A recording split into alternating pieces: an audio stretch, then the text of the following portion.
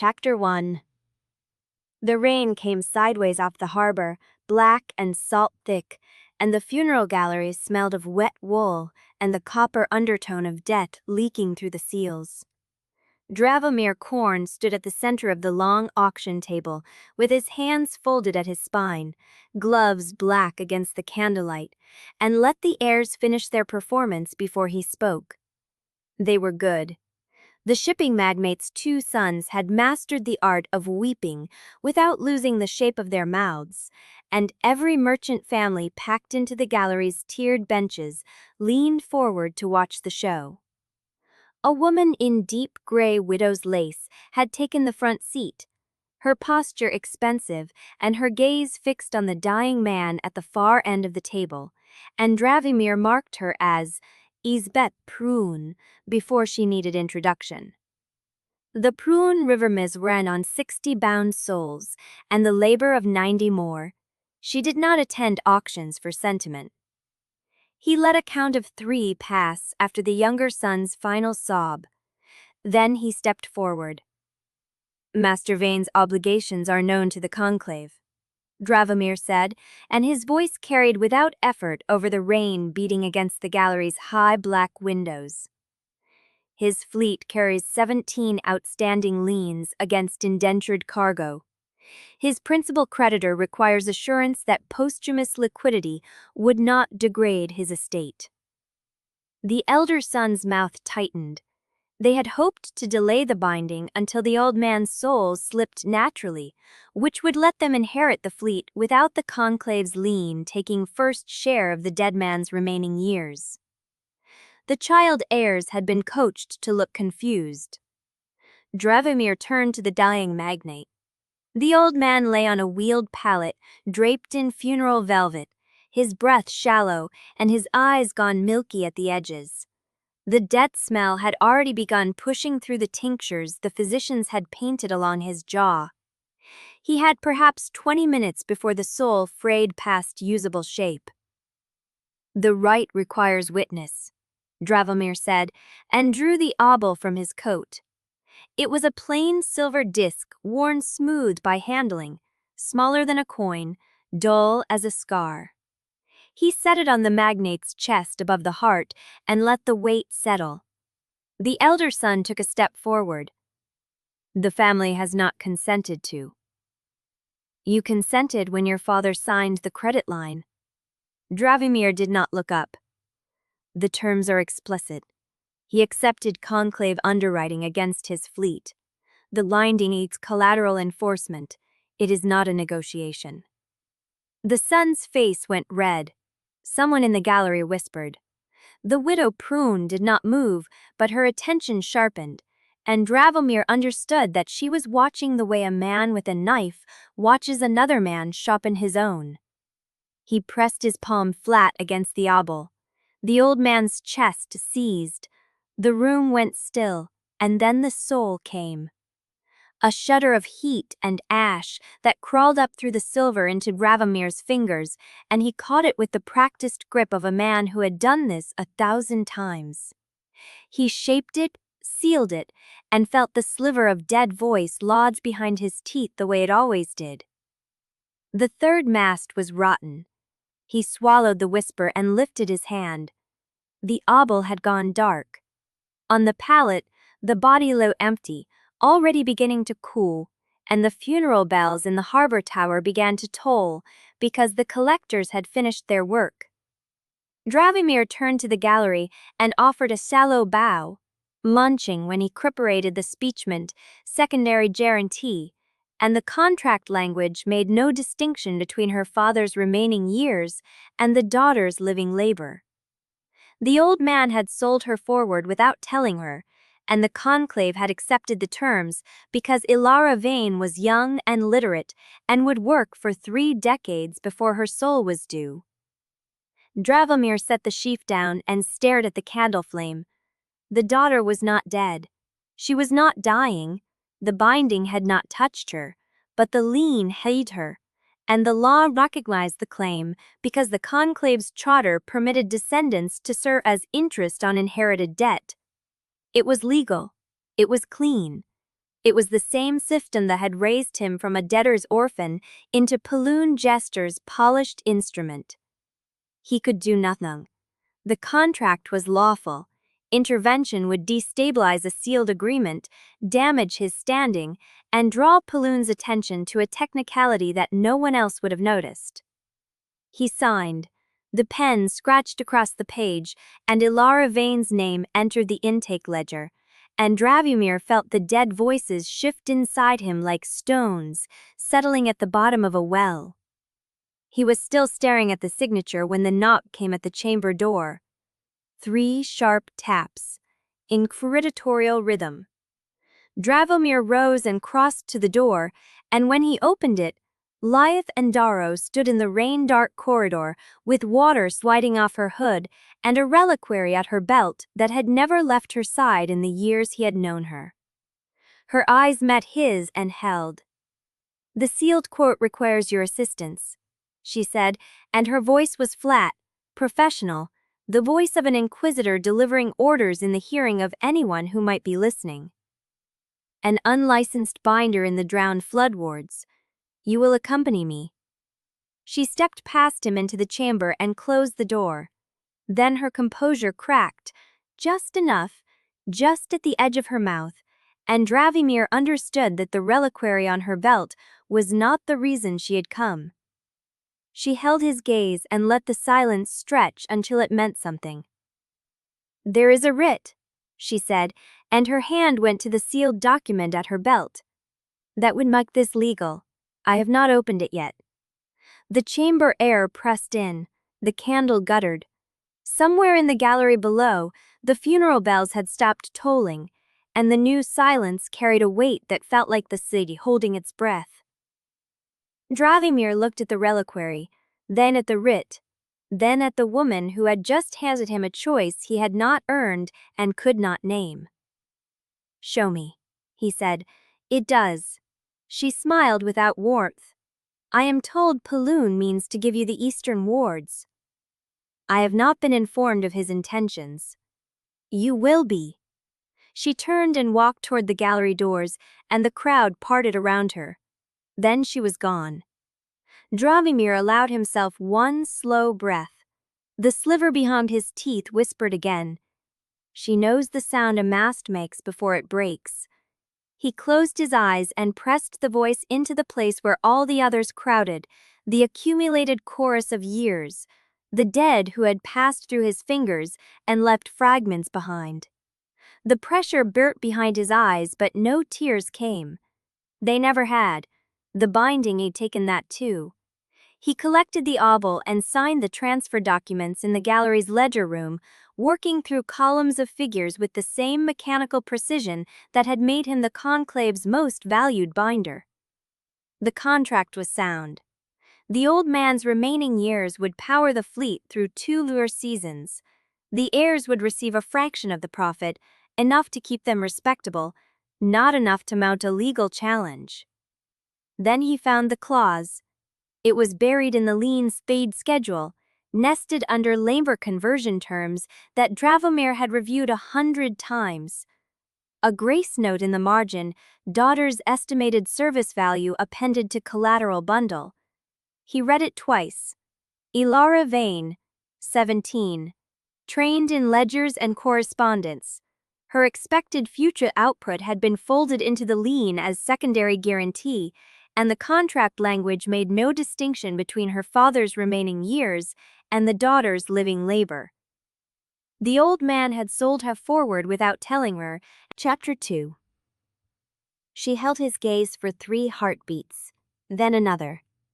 The reliquary at her belt caught the candlelight, silver chased with ash gilt, the same reliquary she had worn every time he had seen her.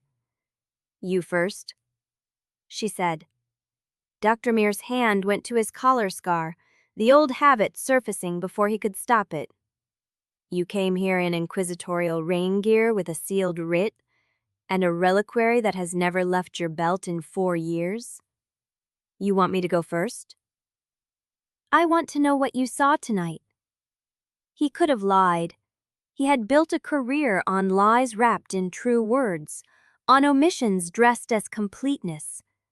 But Lysith knew his face the way Paloon knew his ledgers, and the chamber was too small for distance. "I bound a dying man in front of his children," Jovermer said. "The old man had sold his daughter into the same contract. I signed it. Her name is Ilara Vane. She is 17. Lysith's jaw tightened. "And you did nothing." "The contract was lawful." "That is not what I asked." The silence between them stretched until it carried the weight of every binding he had ever performed, every signature, every soul he had folded into ledgers, and Lysith had watched him do it for years without flinching, because her faith in him was the one thing he had never learned to price. "Show me the writ," he said. She drew it from her belt and held it out, seal unbroken, the paper still creased from whatever courier had delivered it. "Mother Kalza signed this. It authorizes conclave assistance in tracking an unlicensed binder operating in the drowned flood wards. 3 bodies gone missing from lawful collection. A 4th if the harbor watch is correct. And you came to me because you want me to find the binder. I came to you because I wanted to see whether you would still say yes." Drothelmere took the writ and turned it over in his fingers. The seal was genuine. The handwriting was Mother Kalza's. Sharp, exact. The script of a woman who measured sin in grains. He could refuse. He could claim technicality, procedural delay, any of a dozen excuses that Paloon would accept because the conclave owed the court nothing except what fear demanded. But Lysith had brought him the writ unopened. She had given him the chance to choose before the order was official. "When do we leave?" he asked. Something shifted behind her eyes, relief perhaps, or grief, which wore the same face in bad light. "Dawn," she said. "The tide in the flood wards rises at midday. We have until then to find her before the water hides the traces." She took the writ back and tucked it into her belt, and for a moment her hand rested on the reliquary. The gesture was unconscious. He had seen it 100 times, but tonight it carried a weight he could not name. "Lysith?" She looked up. "The reliquary," he said. "What is in it?" Her composure held. It always held, that when the question mattered most. "You know I cannot tell you." "I know you have worn it every time I've seen you. I know you never set it aside, not even in prayer. I know it is sealed with a rite that would kill anyone who forced it open." She did not look away. "You know me, Drothelmere. You have always known me. Trust what you know." The words caught against his collar scar like a thread told taut. He wanted to press. He wanted to demand. But she had come to him with an unopened writ, and the trust that required was larger than any mystery she carried at her belt. He stepped closer. The chamber had grown cold. Rain ticked against the window glass, and the candle flame wavered as if the air between them had thickened. Drothelmere raised his hand and touched her jaw, and she did not flinch. "If they find us," he said, "the pyre will not discriminate. Inquisitor and binder burn the same." "I know. And if I am seen entering the flood wards with you at dawn, there will be questions that no writ can answer." "I know." He lowered his hand to the reliquary at her belt, not to open it, not to test its seal, only to feel the weight of it against his fingers. "Then why did you come to me personally?" Lysith caught his hand and held it against the reliquary, and for one breath the silver casing was warm from her body heat, and Drothelmere felt something pulse through the metal that was not his heartbeat. "Because I am tired of pretending," she said, "that the only way to keep you safe is to keep you distant." She pulled his hand from the reliquary and pressed it to her chest over her heart, and the gesture was not surrender. It was choice, explicit and deliberate, The same kind of choice she had made by bringing him the writ unopened. He kissed her. She tasted of rain and ash and something older, something that had been waiting in the dark of her mouth since the first time she had looked at him and seen a man instead of a weapon. He kissed her because the alternative was to speak, and speech would have shattered what the kiss could hold. Her hands found his collar scar, traced the silver line that circled his throat, and Dravimir went still. "Does it hurt?" she asked. "Every day. Does it control you?" He wanted to say yes. He had said yes for years, to Paloon, to himself, to every ledger that required his obedience. But Lysith's fingers were on his scar, and her eyes were opened, and the lie refused to form. "I do not know," he said. She kissed him again, softer this time, and the truth of his answer passed between them like a wound shared. Later, when the candle had burned to a stub and the rain had softened to drizzle, Dravomir lay across the bed with Lysith's head on his chest and the reliquary pressed against his ribs.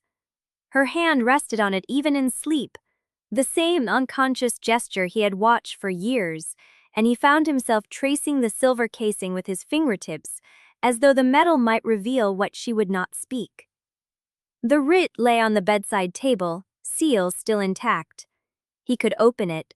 He could read Mother Gall's exact orders and know what the court had authorized and what it had not.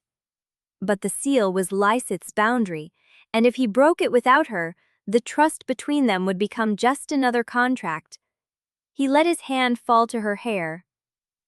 The flood wards waited. The unlicensed binder waited. Dawn would come, and he would walk into the drowned quarter with an inquisitor at his side and a lie at his throat.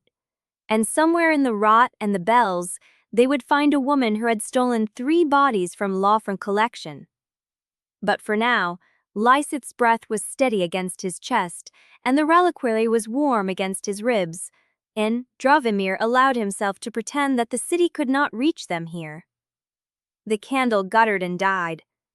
In the dark, a voice rose from the slivers lodged behind his teeth, not Lysith's voice, not Master Vane's, but a woman's, thin and distant and desperate. The third body was not dead when they took it. Dravomir's eyes opened. The voice did not repeat itself. The slivers settled, and the dark was silent again. And he lay awake until the first gray light touched the window glass, and the flood wards began to call. Chapter 3. Dawn came gray and wet over the flood wards, the light thin as old linen through the rain that never quite stopped. Dravomir had walked these streets before, but always with conclave seals on his coat and a ledger runner at his shoulder, never with an inquisitor at his side. Her hood pulled low and her reliquary hidden beneath the folds of a plain travel cloak. The air changed as they descended. Above, the spire district smelled of ash and salt and the brass polish of ledger houses. Here, the rot clung to everything, wood and stone and skin alike, the breath of the drowned quarter rising from the canals that served as roads and graves and sewers in equal measure. Lysith walked close enough that her sleeve brushed his when the alleys narrowed. She had not spoken since they passed the first shrine bell, and Dravomir did not push. The night in his chambers still sat between them, not as distance, but as weight, the kind of silence that held more than speech could carry. A ferryman pulled past on the black canal, his flatboat loaded with wrapped bundles. Bodies bound for the conclave furnaces, or bodies bound for the gutter shrines where families paid what little they had for a blessing before the collectors came. In the flood wards, the distinction often blurred. "Third body," Lysith said. Her voice was low, pitched for his ear alone. "The one that was not dead when they took it." "The voice from my teeth?" "If the slivers are speaking, they are drawing from something you touched during the binding. Something tied to the wards." Dravomir touched his jaw. The woman's voice had not returned since the gray light came, but he felt it still, a scrape at the back of his skull like a splinter working its way out. They passed a shrine where a gutter priestess sat among candle stubs, her hands moving over a clay reliquary too crude to hold anything but dust. She watched them pass with the flat gaze of someone who had learned not to see the city's agents. "There," Lysith said. She stopped at a canal crossing where the stone steps were worn smooth by generations of feet. A door stood half open at the base of a collapsing tenement, and beside it, fresh ash had been scattered in a pattern Drivomir recognized. Conclave collection mark. But the ash was wrong. It had been laid by someone who knew the right but lacked the authority to seal it. "She was here," he said. "The unlicensed binder." Lysith pushed the door open. The room inside was small and damp, with a cot against the far wall and a single window that looked onto the canal's black water. The smell of sickness clung to the blankets, rot and fever sweat, and something else. Something that made the slivers in Dravomir's teeth hum. A child's shoe sat on the floor, scuffed leather with a broken buckle. Lysith picked it up. "They took the body before the collectors arrived. This is where the third one came from."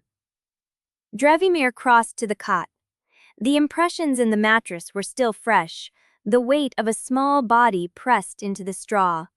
He touched the blanket and felt the cold of a soul that had lingered too long after the flesh had failed. "Whoever did this," he said, "they are not stealing for profit. They are stealing to give time." "Time for what?" "Goodbye." The word hung between them. Lysith set the shoe down carefully, as if it might break, and Dravomir saw her hand tremble once before she stilled it. They searched the tenement in silence. Nothing useful. The family had gone, taken by a neighbor or scattered into the undertunnels where the city's reach grew thin. But the ash pattern repeated at a second door, and a third, each one a marker left by someone who only writes well enough to perform them, but not well enough to own them. By midday they had traced the trail to a warehouse at the edge of the wards, where the canal turned brackish and the shrine bells fell silent. The door was barred from inside. Dravimir looked at Lysith. She had her hand on the reliquary at her belt, and the gesture was so habitual that he almost missed the tension in her shoulders. "If we go in," she said, "we find her, and then we decide what to do with her." "The writ says to assist." "The writ says to track and detain. Mother Kausa wants a bonder punished for heresy." Lysith met his eyes. "She did not say what happens to the families." Dravimir thought of Ilara Vane, 17 years old and already marked for service, of the child's shoe in the damp room, of the voice from his teeth that had warned him before he knew what the warning meant. He pushed the door open. The warehouse was dark and cold, the windows shuttered against the rain. Rows of empty crates lined the walls, and at the far end a singing candle burned on a crate that had been draped with a clean cloth. A woman knelt beside it. She was young, younger than Dravomir had expected, with the rough hands of a gutter worker and the hollow eyes of someone who had seen too much death too quickly. A clay reliquary sat on the cloth before her, and she was whispering to it. She did not look up when they entered. "You are too late," she said. "She is already gone." Lysith drew her hood back. "We are not here to take her." The woman's hands stilled. She looked at Lysith's face, at the reliquary at her belt, at Dravomir's coat and the silver scar at his throat, and she understood exactly what had found her. "Then why?" Dravomir stepped forward. The candle flame guttered, and the slivers in his teeth began to hum. "Tell us who taught you the right," he said, "and we will let the families go. You never share the Beni Ind." The candle flame guttered as Dravomir stepped closer, and the woman's hands curled around the clay reliquary like she meant to shield it with her body. "I asked why," she said, "not what you want." Lysith moved to Dravomir's left, flanking without cratting. You have been marking homes with conclave ash, performing rites you were never licensed to touch. 3 bodies stolen from lawful collection, and a 4th we found in a tenement this morning. The 4th was a child, the woman said. She died in her mother's arms while the fever took her voice first. No last words, no blessing, just silence and a breath that stopped. Her gaze held Lysith's without flinching. The collectors would have taken her before the mother finished weeping. I gave them 3 days. 3 days to say what the fever stole. Dravimir studied the clay reliquary. Crude work, unfired, the surface already cracking where the trapped soul pressed against its walls. He had seen better bindings in gutter shrines, and those had collapsed within a week. You are not trained for this, he said. The rite you are using, it is unstable. That vessel will shatter before the moon turns, and when it does, the soul inside will tear apart instead of passing. You are not giving them time. You are damning them to a slower death. The woman's jaw tightened. I know what I am. Then you know the sealed court burns binders who perform unauthorized rites. And the conclave... He stopped. The slivers in his teeth had gone still, and that silence was worse than the hum. The conclave Bustgrost. The placements, the timing, the way you sealed the rooms, someone showed you. He stepped closer, and the candle flame bent away from him. Give me a name, and I will let you walk.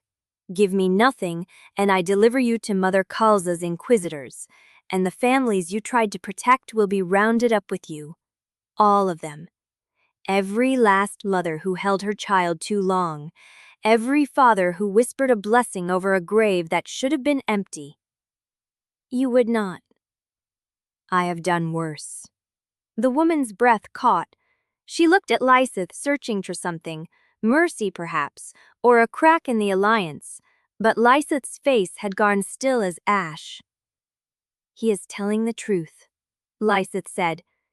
He had done worse, and he will do it again if you force his hand.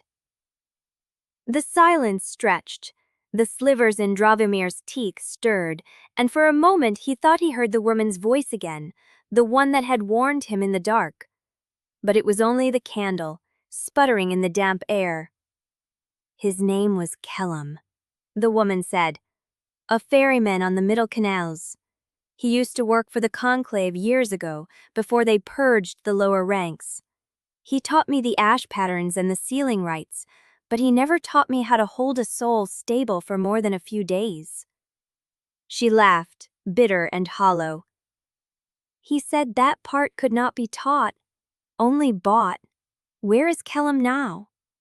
Dead. 6 months ago. The conclave found him anyway, even though he had stopped binding. They took him to the furnace galleries, and someone in the ledger houses wrote him off as a maintenance expense. Dravimir closed his eyes. The pattern was familiar. The conclave did not forgive desertion, and it did not forget a trained binder who had learned its secrets. The purge Kellum had fled had only caught up to him later, slower than the first wave, but just as thorough. He is gone, he said, so there is no one left to name. No one you could find. Then the trail ends here. The woman stared at him. You are going to let me go. I am going to let the families go. Dravomir pulled a folded sheet from his coat, the report he would have to file before the day's end. You will vanish into the undertunnels and never perform another rite in Hallebrand. If I find you again, I will not offer a deal. He set the report on the crate beside the candle. Then he took a pen from his pocket and began to write, editing the account with the same precision he used on ledgers, striking the woman's description, softening the ash marks, omitting the child's shoe and the cracked reliquary, and every detail that would let Mother Kalza's trace the network. We found an amateur, he said as he wrote, a gutter priestess who had learned the ash pattern from a dying woman and performed 2 rites before the souls collapsed. She fled when we entered. We recovered no names, no vessels, no surviving bindings.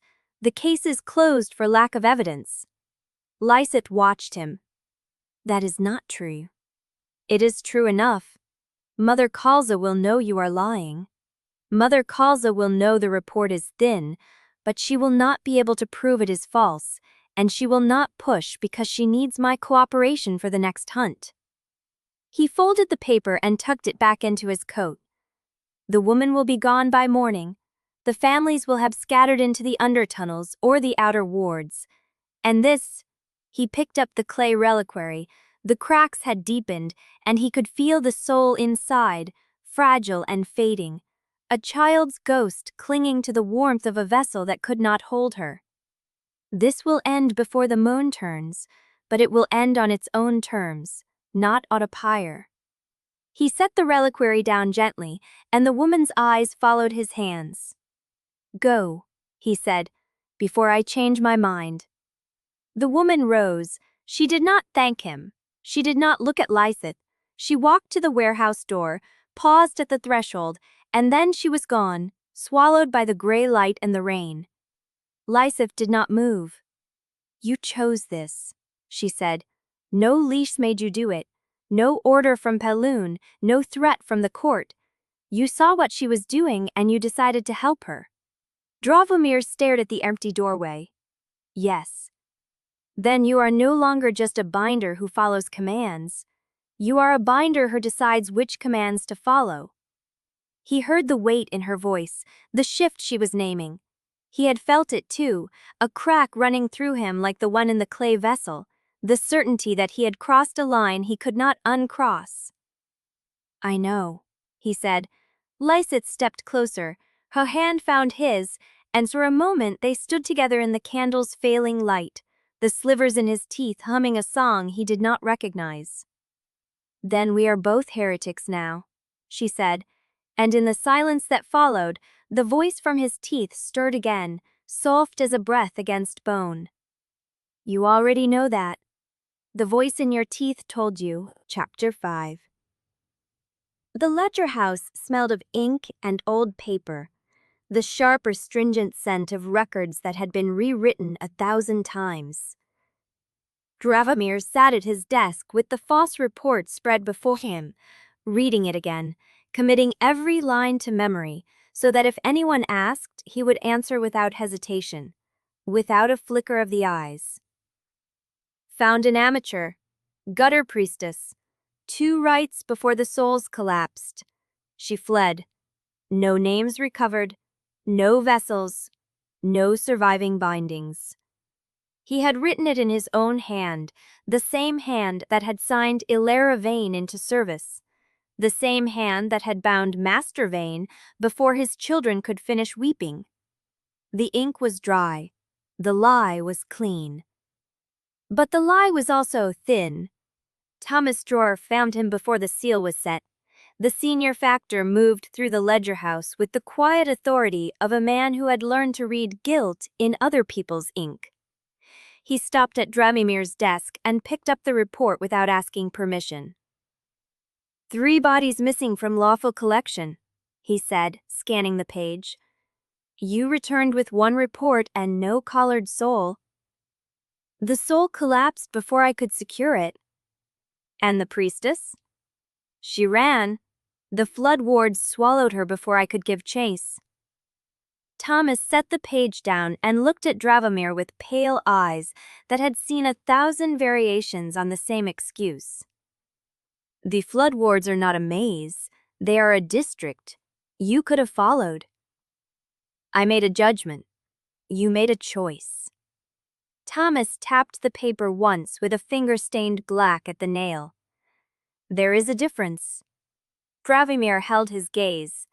The report is complete. If you have an objection, file it. I have no objection. I have an observation. Thomas folded his arms, the movement slow, deliberate, the posture of a man who had already decided what he was going to say. You used to be faster, cleaner.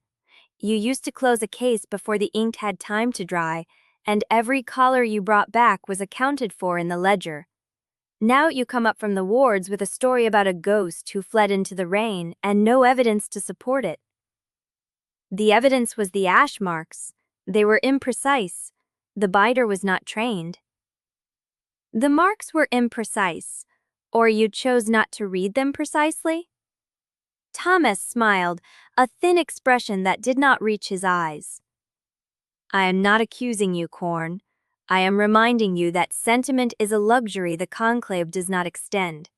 If you are losing your edge, Paloon will notice. And if Paloon notices, he will ask questions that no thin report can answer. Dravamir said nothing. He picked up the seal and pressed it into the wax beside his signature, watching the emblem of the Obol conclave sink into the wrecked surface. The seal was final. The report would be filed, archived, forgotten within a season. But Thomas was already walking away, and the words he had left behind clung like ash on damp skin. The report was accepted by midday. Dravamir watched the ledger clerk stamp it into the intake register, watched the page disappear into the iron cabinet where cases went to collect dust until they were forgotten by everyone except the families who had lost someone. He should have felt relief.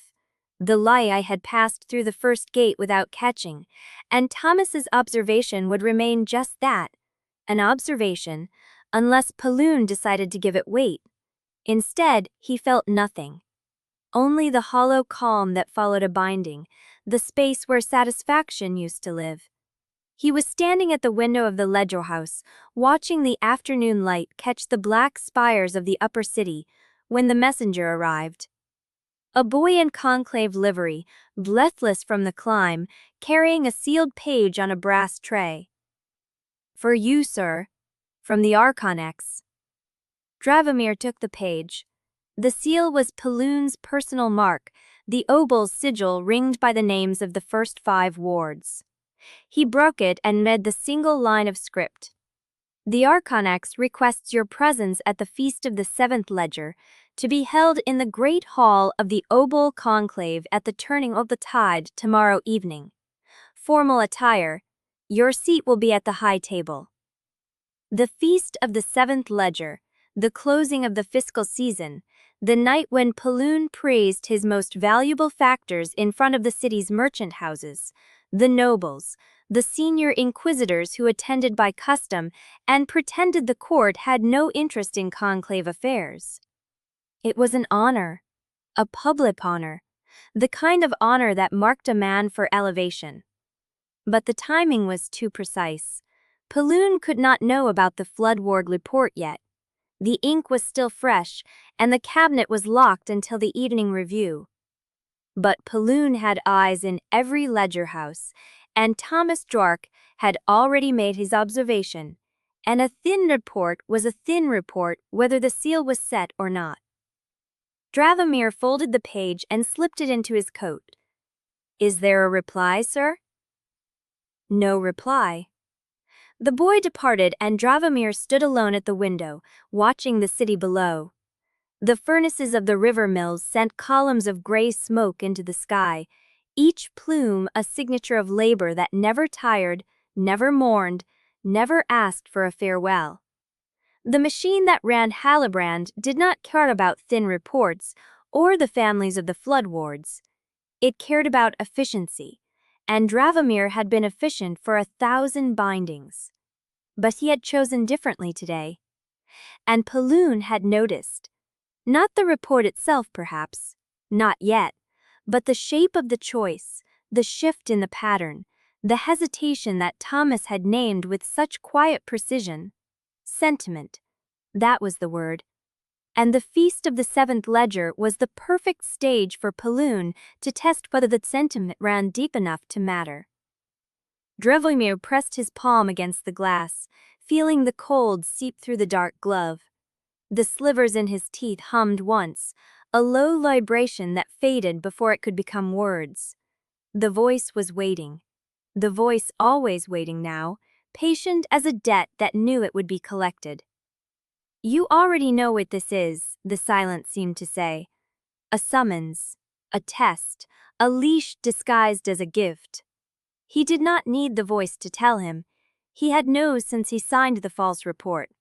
The question was not whether Paloon suspected.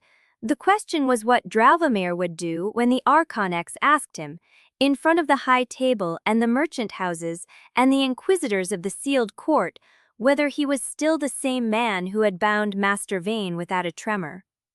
The feast was tomorrow, and Dralvamir did not yet know the answer. Chapter 6. The great hall of the Obol conclave blazed with reliquary light. Dralvamir stood at the high table's curve, the weight of 100 eyes pressing against his shoulders. The room ran with candle glow and polished brass, the long tables crowded with merchants in house colors, factors in ledger gray, and senior inquisitors of the sealed court wearing their ash-white collars and watching everything without appearing to watch at all. The air smelled of roast fowl and beeswax, and the faint copper undertone of bound souls stored beneath the floor. 73 reliquaries lined the walls behind glass. Dralvamir had bound 23 of them. He took his seat and felt the chair settle beneath him like a trap that had not yet sprung. Across the hall, Yabed Trun sat among the merchant houses, her deep gray widow's lace catching the candlelight as she lifted her wine and let her gaze drift over him with the patience of someone appraising livestock. She did not smile. She did not need to. The look said she had already noted his elevation, already factored it into whatever calculation she was running behind those steady eyes. Dralvamir looked away.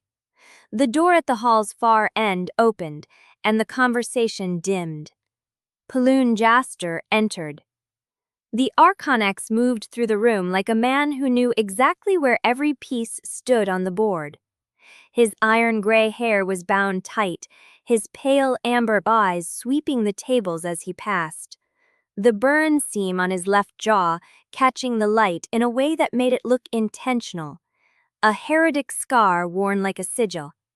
He wore black silk, unadorned except for the Obol brand on his inner wrist, visible whenever he raised a hand. The factors rose. The merchants bowed. Dralvamir rose with them and felt the old reflex settle into his spine. The habit of obedience shaped so deep it no longer needed thought. Paloon reached the high table and turned to face the hall. "Halbrand runs on debt," he said, his voice carrying without effort. "On contracts honored, ledgers balanced, and the labor of those who have paid their final price. The city does not feed itself through sentiment. It feeds through precision." A pause, a sip of wine. The room waited. "And promotion is what I see in Obol factor corn." Dralvamir's name landed in the silence like a coin dropped on a marble. 23 reliquaries on these walls," Paloon said, gesturing at the glass cases.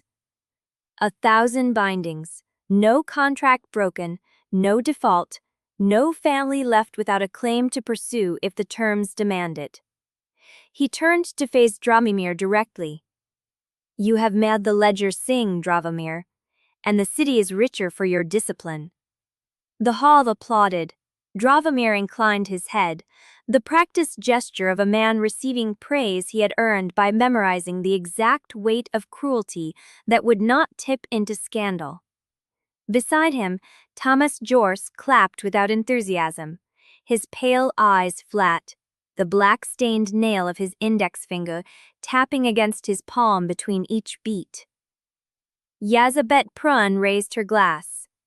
Not a toast, an acknowledgement. Dralvamir's jaw tightened.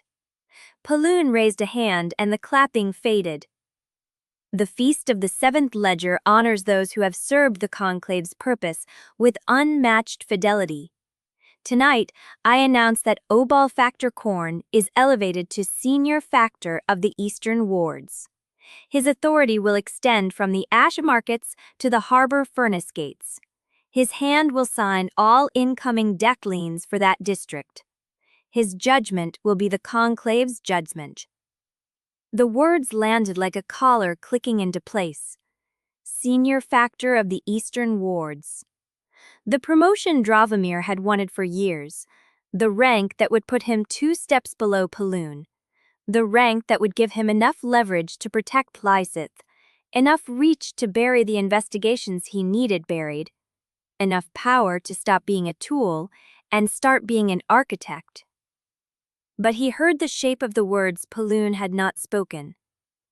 His judgment will be the conclave's judgment, not his own, the conclave's. He rose to accept the sigil ring Paloon extended, a band of iron set with a black polished obol. The room applauded again. The merchants smiled, the thin motion that did not reach his eyes. I own you through your skill, your dependence, your knowledge that no other house in Hallebrand would take a debt-raised orphan with a collar scar and make him senior factor of anything. You are mine because the city knows it, and the city knows it because I have made sure you are indispensable to me. The words were not cruel, they were precise. They were the same words Paloon had used to explain contracts to Dravamir when he was 12 years old, hungry and terrified and desperate to be useful and to keep. The Eastern Wards are yours, Paloon continued, but the soul that runs them is still mine. Remember that when you make decisions that affect the conclave's reputation. A senior factor who acts on sentiment invites scrutiny. And scrutiny, Dravamir, opens ledgers that should stay closed. Dravamir met his gaze. I understand, Archonix. Good. Paloon smiled, a thin motion that did not reach his eyes. I raised you to understand. I raised you to be the future of Hallebrand's stability. He turned and walked back toward the hall, leaving Dravamir alone among the ledgers. The slivers in Dravamir's teeth hummed, a low vibration behind his tongue. You are mine. The voice in his teeth was silent. It did not need to speak. The words Paloon had said aloud were echo enough. Dravamir pressed his palm flat against the stone wall and felt the cold seep through his glove, through his skin, into the bone beneath. He had wanted this. He had worked for this. The promotion was the tool we needed to keep Lysith safe, to bury investigations, to carve out a pocket of power where they could exist without the pyre waiting at the end of every glance. But Paloon had named the cost with perfect accuracy. The Eastern Wards were his. The soul that ran them was not. And across the hall, Mother Kalza was watching Lysith, and Lysith was watching the door where Dravamir had disappeared, and the threads of the evening were already braiding into a knot that would not hold. Dravamir straightened his coat, adjusted the new sigil ring on his finger, and walked back into the light. Chapter 7. The shrine room was 3 floors below the feast hall, a forgotten alcove where the stone still held the cold of the old city. Dust filmed the unlit candles and the effigy of some minor saint whose name Dravamir had never bothered to learn. Lysith was already there, her white collar loosened, her back against the wall. She had left the feast first. That was the rule. She always left first, and he waited the count of 50 before following, and by the time he found her, she had already undone the top button of her robe, her fingers trembling in a way they never did when she held a writ.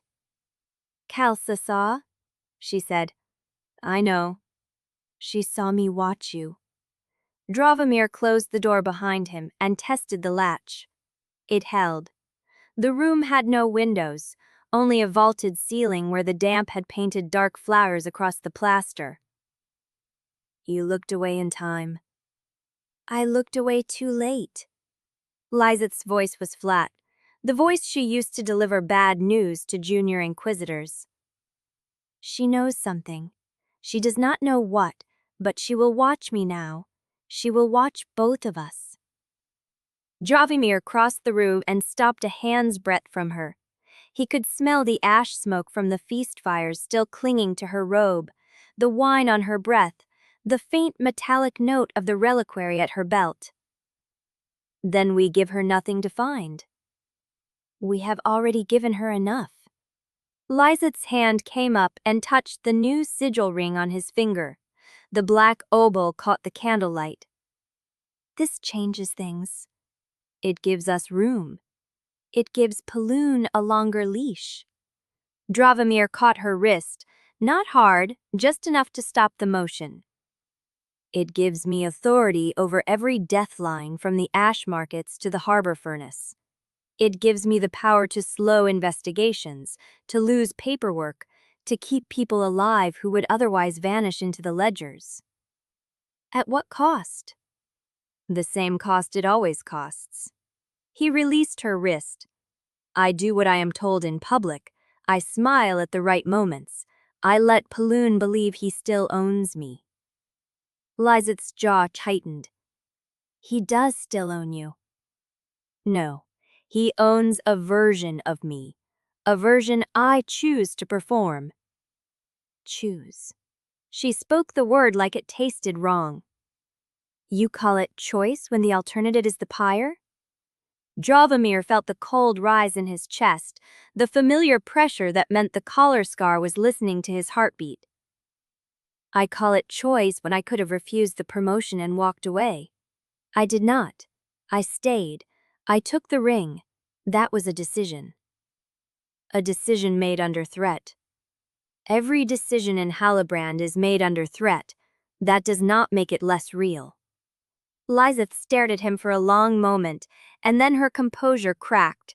She stepped forward and pressed her forehead against his chest, her fists balled against his coat, her breath coming in short, sharp pulls. I watched you stand at that table, she said, her voice muffled.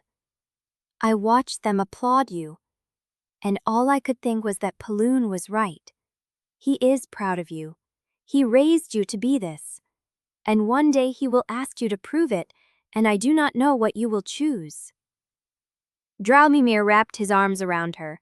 The heat of her body seeped through the layers of wool and linen, and for a moment he let himself pretend the room was larger, the city farther, the noose less tight.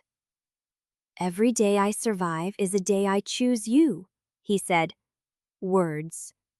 I mean them. Words are cheap in Hallebrand. She pulled back and looked up at him, her eyes wet but her voice steady. Promises are cheaper. The only thing that costs in this city is truth. Then tell me what truth you want. Lyset's hand moved to the reliquary at her belt. Her fingers traced the sealed latch, the same motion she made 100 times a day, a habit so ingrained she probably did not notice she was doing it. I want you to survive, she said, but I also want you to be worth surviving for. The words hung between them, sharp as a blade. Dravimir opened his mouth to answer, but the first bell rang before he could speak. Low, distant. The bell of the mortuary district. Lyset's hand froze on the reliquary. That is not a death bell, she said. No. The second bell rang, closer, and then a third, and Dravimir recognized the pattern. Emergency seizure. Manual activation, which meant no binder was available at the collection house, which meant something had gone wrong at the intake gates. A third bell. A fourth. Multiple bodies, Lyset said. Dravimir was already reaching for his coat. The fifth bell rang as he opened the door, and somewhere below the night watch began to shout, Chapter 8. The mortuary bells faded behind him as he crossed the threshold of the estate transfer wing. The new sigil ring cut into his finger, the black obol catching the candlelight from the wall sconces. He squeezed his palm until the edge bit. The night clerk looked up from a stack of ledgers, pale and startled. Senior Factor, we were not told. I am telling you now. Dr. Mir let the ring catch the light. The Vane estate. Where is the liquidation file? The clerk's throat moved. The Vane assets were fast-tracked under the emergency protocol. Master Vane's debts were tied to 3 merchant houses and a mill contract. The processing is already complete. Complete. The daughter was transferred to the debt service wing this morning. The contract was signed, sealed, and filed. Her father's mark was on the secondary collateral clause. Dromimir had read that clause. He had watched the ink dry on it. He had said nothing. Show me. The corridor narrowed as they descended. The air grew thicker, carrying the smell of ink, dust, and the faint copper note of dried blood from the sealing chambers. The clerk stopped at an iron door and unlocked it with a brass key. Inside, a row of ledgers stood on wooden shelves, each one tagged with a name, a date, and a debt code. The clerk pulled a thin folder. Elira Vane, age 17, trained in ledgers and correspondence, assigned to the Prune River Mills, Textile Division, living service term of 15 years to satisfy the outstanding lien on her father's cargo fleet. Dromimir opened the folder. The seal was clean. The signatures were in order. Her father's mark, the conclave's stamp, a witness mark from Thomas Jort's office. Everything was legal. Everything was irreversible. Where is she now? The holding room at the end of the hall. The induction binder arrives at midnight. Dromimir closed the folder. He could feel the slivers behind his teeth, quiet but present, waiting. He walked to the end of the hall. The holding room was small, windowless, furnished with a wooden bench and a single candle burning low in a clay dish. The girl sat with her hands folded in her lap, her back straight, her gray eyes fixed on the wall. She looked up when the door opened. Senior Factor. She knew his face. She had watched him from the gallery at the auction. She had seen him step forward when her father's breath stopped. You are the one who did it, she said. You made it final. I executed the contract your father signed. Before he died. Before I could speak. She did not raise her voice. Is that how it works? You wait until they cannot change their minds? Dromimir felt the cold rise in his chest, the familiar pressure that meant the collar scar was listening to his heartbeat. The law is the law. The law. Elira stirred. Her chains rattled against the bench. Is the law all you have left? The question hung in the cold air. He had no answer. He had never needed one before. He was the conclave's most valued binder, the man who could justify almost any atrocity if it preserved order and kept one person safe. But the person he was trying to keep safe was not in this room. You are being assigned to the Prune Mills, he said. Textile Division, 15 years. If you perform well, the term may be reduced. I know what the contract says. I know what it means. She looked at him and her gray eyes held no anger, only exhaustion. I just wanted to know if the man who made it final had anything left besides the words on the page. The slivers stirred. Dromimir turned and walked out. The door closed behind him. The clerk was waiting in the corridor, clutching the ledger. Senior Factor, the induction binder. I know the schedule. He walked past the clerk, past the iron door, up the stairs, through the corridors that bled together in the dim candlelight. The ring on his finger felt heavier than it had an hour ago. The slivers hummed, a low vibration that settled in his jaw. He had done nothing. He had told himself it was strategy. If he halted the procession of Elira Vane, he would expose his own heresy. Mother Kalza was already watching. Thomas was waiting for a reason to report weakness to Paloon. Any move to free her would be a declaration of war he was not ready to fight. Words, Lisette had said, words are cheap in Halbrand. He reached the main corridor of the estate wing and stopped. The cold air from the harbor funneled through the open archway, carrying the smell of salt and ash. A runner was approaching, boots slapping against the stone. A messenger in conclave livery, his coat wet with rain, a sealed envelope in his hand. Senior Factor, Prune. Dravomir took the envelope. The seal was black, stamped with the emergency mark of the Eastern Ward's mortuary intake. He broke the seal and read. A child, age 9, dying to the Slunwar tenements. The debt chain was traced through 3 generations of contracts, all collateralized against a single lien held by the conclave. If the child died unbound, the lien would collapse, and the entire debt structure for the Eastern ash markets would destabilize. The order was clear. The binder was required to perform the collar immediately. The slivers in his teeth hummed, and the voice came through, low and unmistakable. Choose. Dravomir held the paper. The candlelight flickered. The ink was fresh. The child was not yet dead. And somewhere in the holding room below, Elira Vane sat waiting for a midnight she could not stop. He had hidden behind the law once tonight. The law was asking him to bind a child. Chapter 9. The paper trembled in his grip. The child was not yet dead. The child was 9 years old, dying in a flood ward tenement, while the Obol conclave counted the debt chains that would collapse if she passed unbound. Dravomir forwarded the order and placed it in his coat. The runner waited, breath misting in the cold air. Senior Factor, the duty binder at the intake gate is asking for confirmation. The contract is prepared. They are only waiting on your signature. I will attend the intake chamber personally. The runner blinked. Sir, the order authorizes any licensed binder. I said I will attend. The runner bowed and retreated. Dravomir stood in the corridor, the candlelight throwing his shadow long against the stone. The voice had spoken. Choose. The slivers were quiet now, as if the word had cost them something. He walked.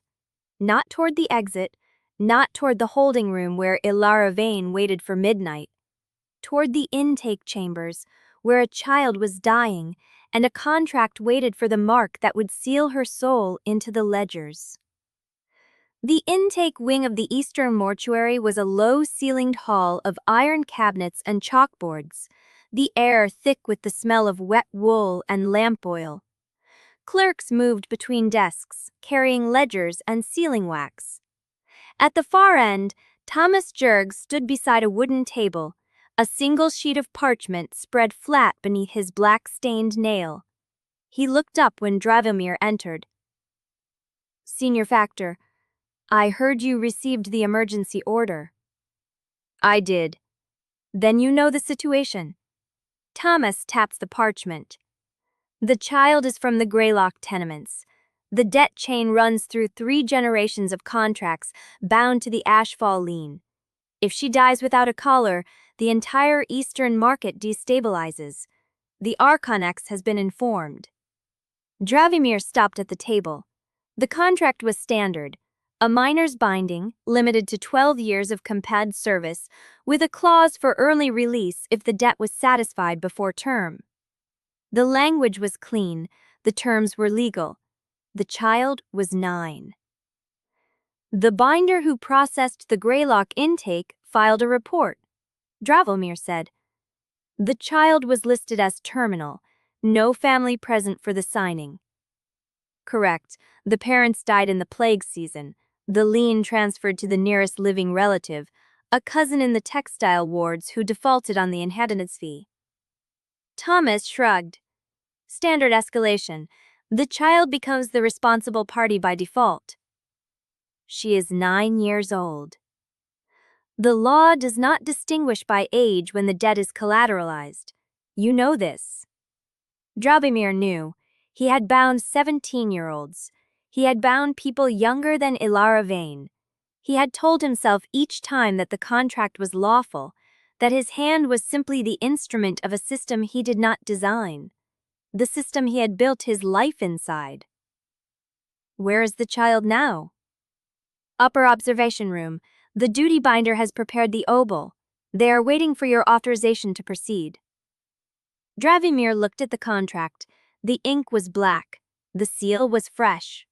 The signature line waited, empty, for the mark that would turn a dying girl into a later asset. I will examine the child first. Thomas's pale eyes narrowed. That is not standard procedure. I am the senior factor of the Eastern Wards. I will examine the child before I authorize a binding. The silence stretched. Thomas's black-stained nail tapped once against the table. Very well. The observation room was small, white-walled, lit by a single lamp. A cot stood against the far wall, and on the cot lay a child so thin the blanket barely rose with her breathing. Her hair was dark, matted, spread across a pillow that had not been changed in days. Her eyes were closed. Her lips were pale. A clerk stood by the door, holding a tray with an obol and a sealed vial of consecrated oil. Senior Factor. The clerk bowed. The binder is ready. We only need the mark. Dravimir walked to the cot. The child's chest rose, fell. The space between breaths stretched longer than it should. He had done this 1,000 times. He had stood beside 1,000 deathbeds, waiting for the exact threshold, the moment when the soul loosened enough to be caught and collared before it could slip into whatever came after. He had never hesitated. Those who try to keep what they love alive, the unlicensed binder had said, they are the ones who break the seals. My name is Dravimir Korn, he said. I am the senior factor of the Eastern Wards. I am here to determine whether a binding is necessary. The child's eyes did not open. The debt chain, the clerk said, requires... I know what the debt chain requires. He stood there. The lamp flickered. The child's breath came and went. He could do it. He could mark the contract, authorize the obol, and walk away. The child would not know. She would pass from fever into service without ever waking, and the Eastern Ash Market would remain stable. Paloon would approve. Thomas would have nothing to report. Mother Khalsa would see only a factor doing his duty. He thought of Ilara Vane's gray eyes. Is the law all you have left? He thought of Lysith's voice, low and honest in the dark. Words are cheap in Halbrand. No. The word came out flat, final. The clerk blinked. Senior Factor. I said no, the binding is not authorized. Behind him, the door opened. Thomas stepped into the room, his pale eyes fixed on Dravimir's back. Explain. The contract is procedurally flawed. Dravimir turned, his voice steady, his face empty. The child was listed as terminal without an independent medical verification. The collateral transfer from the deceased cousin was never witnessed by a conclave factor. The chain is incomplete. The chain is standard. The chain is incomplete. Chapter 10. The summons arrived before dawn, carried by a lyried messenger with Prune River Mills embossed on the cuff. Dravimir read it twice by candlelight. The phrasing was courtly, unhurried. Widow Prune requested his presence at the Eastern Mills for a private tour of the new furnace wings. She wished to congratulate the senior factor of the Eastern Wards in person, away from the conclave's formal tables. He understood the invitation for what it was, an offer, a test, a chance to see which way the wind moved before Paloon's answer arrived. He went. The mills sprawled along the eastern canal, where the water turned brown with ash and tannin. Smoke rose from 3 stacks, gray and steady, and the sound of looms reached him before he crossed the threshold. A foreman met him at the gate, checked his name against a slate, and led him through the weaving hall. The looms ran without weavers.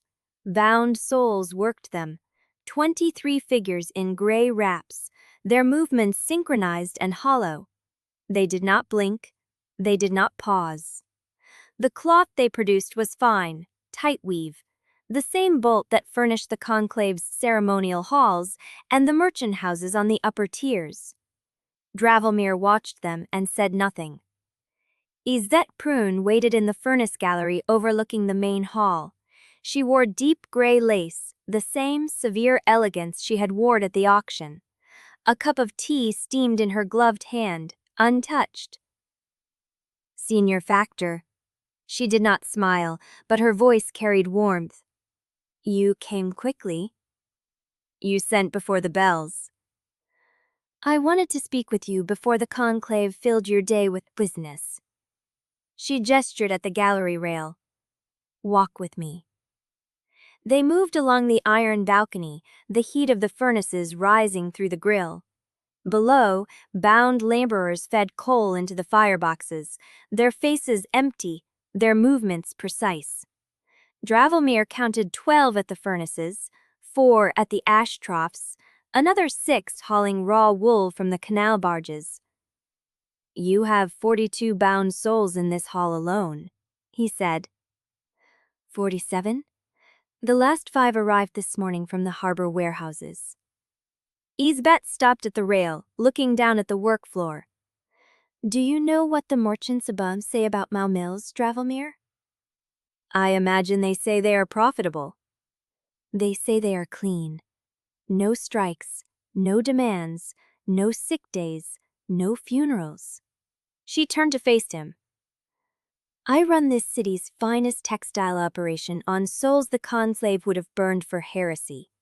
And the sealed court signs my export permits because half their vestments are woven on these looms. The words hung in the ash-warm air. Dravelmere did not answer. Isabet studied him with the same calm appraisal she had used at the auction, the feast, every time their paths had crossed.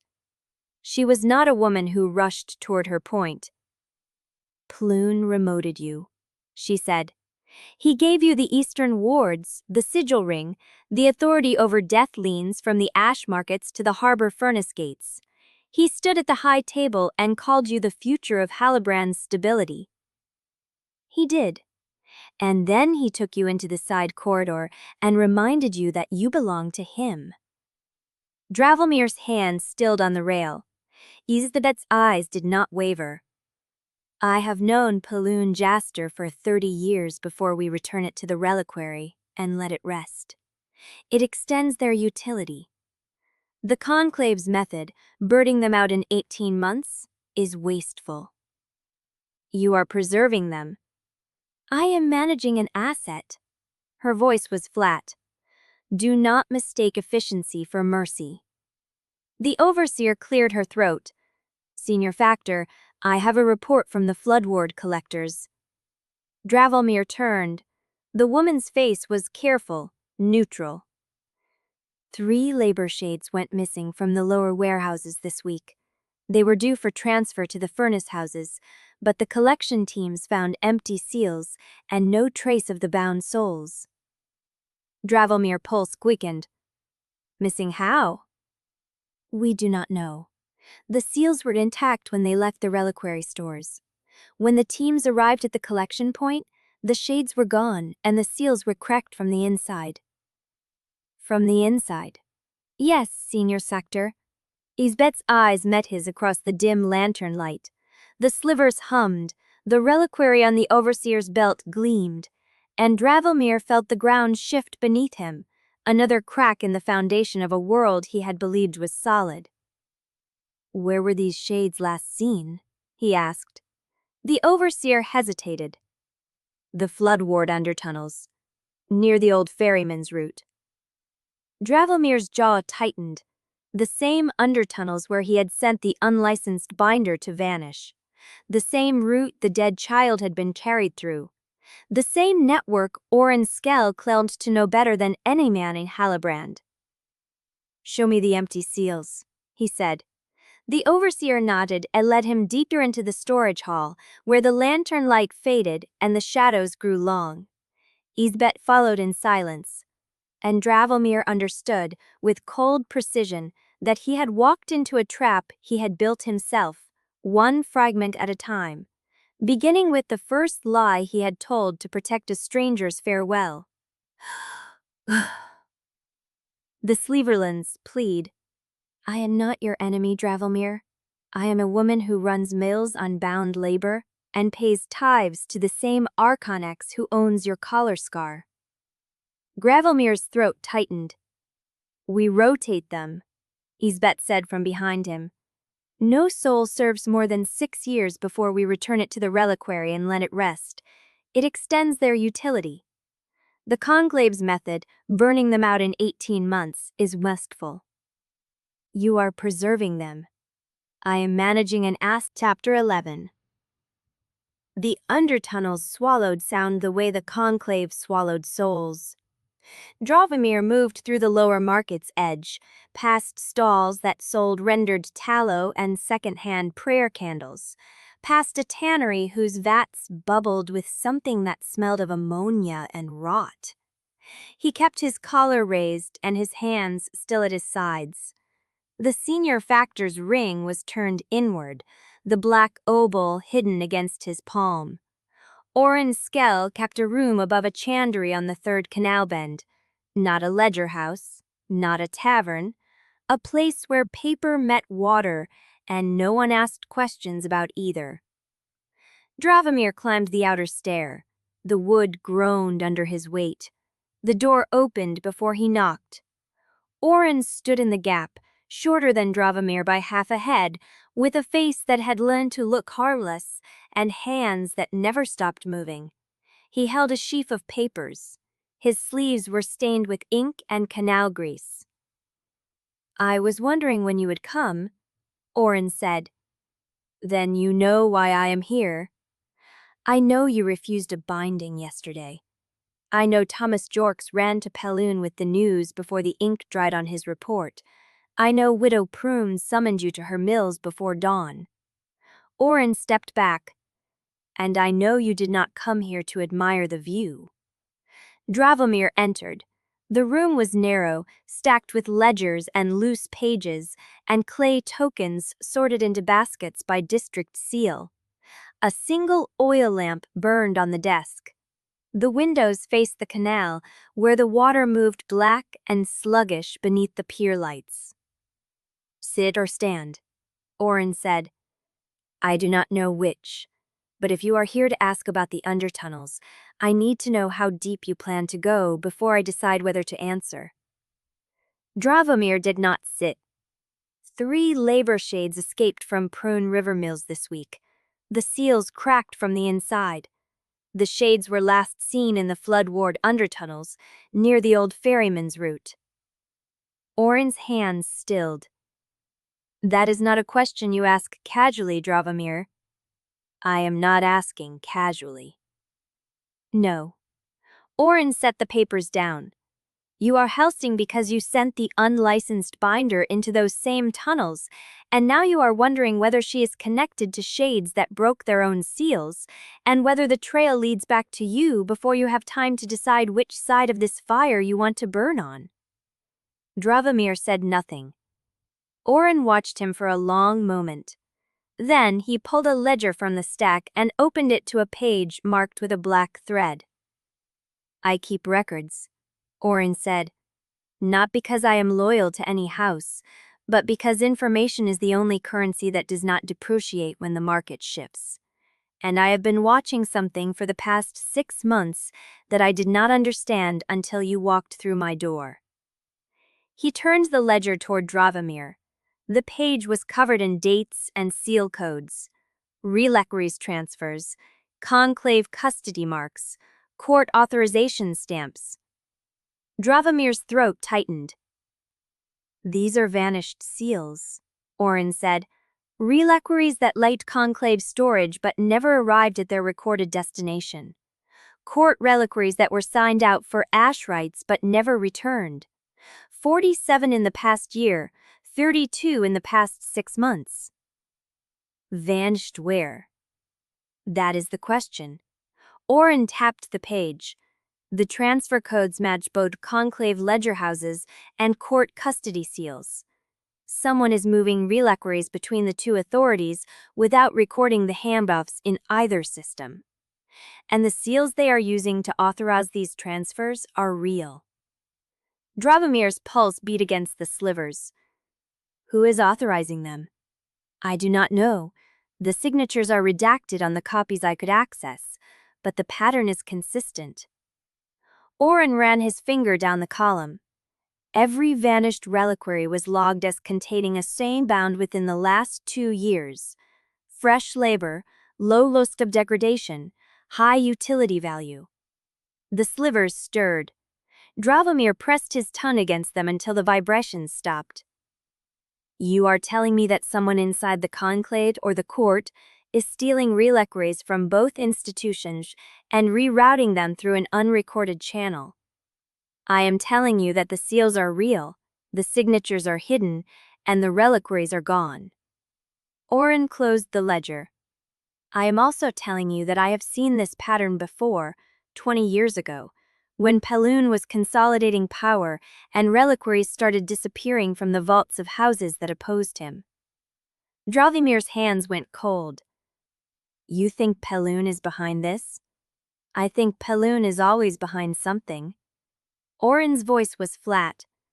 The question is whether you want to know what he is building, or whether you want to stay useful enough to survive whatever comes next. Because those are two different paths, and I do not think you can walk both. Dravomir looked at the ledger, at the columns of vanished seals, at the dates that tracked backward through the months he had spent climbing, binding, pretending the machine was just a machine. Who else has seen this list? No one who is still alive to talk about it. Orrin's jaw tightened. The man who helped me compile it, a ledger scribe from the court archives, was found in the canal 3 weeks ago. The conclave ruled it a suicide. His hands were bound behind his back when they pulled him out. The slivers hummed. Dravomir felt them this time, a low pulse, like a second heartbeat behind his teeth. Where are the reliquaries now? I do not know, but I know someone who might. Orrin's eyes met his. There is a woman hiding in the undertunnels near the drowned chapel. She used to handle seized reliquaries for both the court and the conclave before she disappeared. She has records burned into her memory that no ledger house would dare commit to paper. Dravomir's chest tightened. The same undertunnels where the unlicensed binder had vanished. The same route the shades had taken. The same network that kept surfacing every time he tried to dig deeper into the lies he had helped build. You want me to find her? I want you to decide whether you are still asking questions because you want answers, or because you want to feel like you are doing something while the fire burns toward you. Orrin set the ledger aside. Because if you go into those tunnels, Dravomir, you will not come out the same man who walked in, and I need to know whether that man is someone I can still afford to owe. Chapter 12. Sister Malin caught her in the cloister passage between the tribunal chamber and the reliquary vault, a narrow throat of black stone where the incense from the morning session still hung in layers. Lysith stopped when she saw her. Malin stood with her back to the grated window, arms crossed, face unreadable.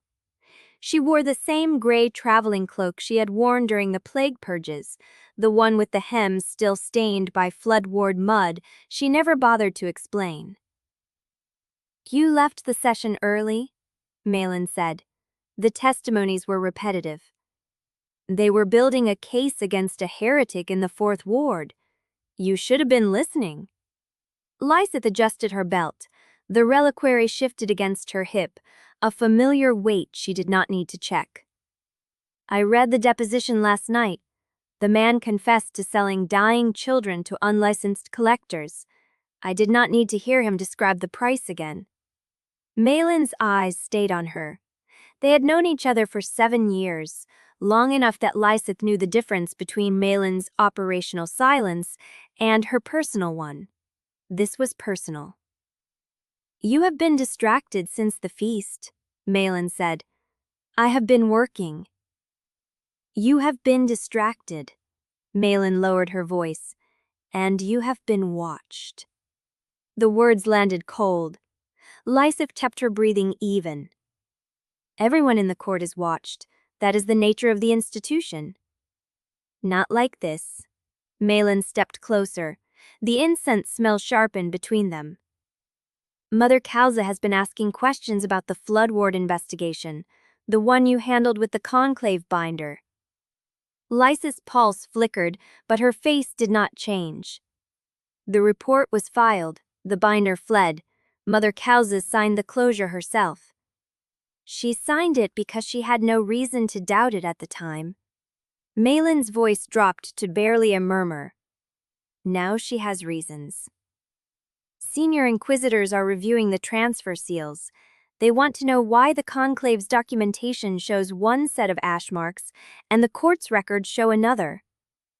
The slivers in Dravimir's teeth, the falsified report, the lie they had built together. Lysith kept her hands still. The flood wards are chaotic.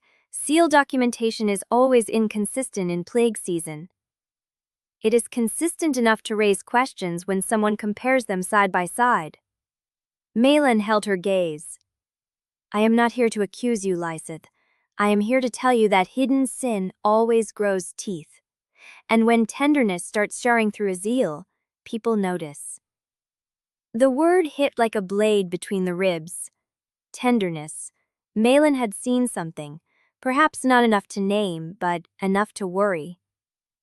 I do not know what you think you saw, Lysith said carefully.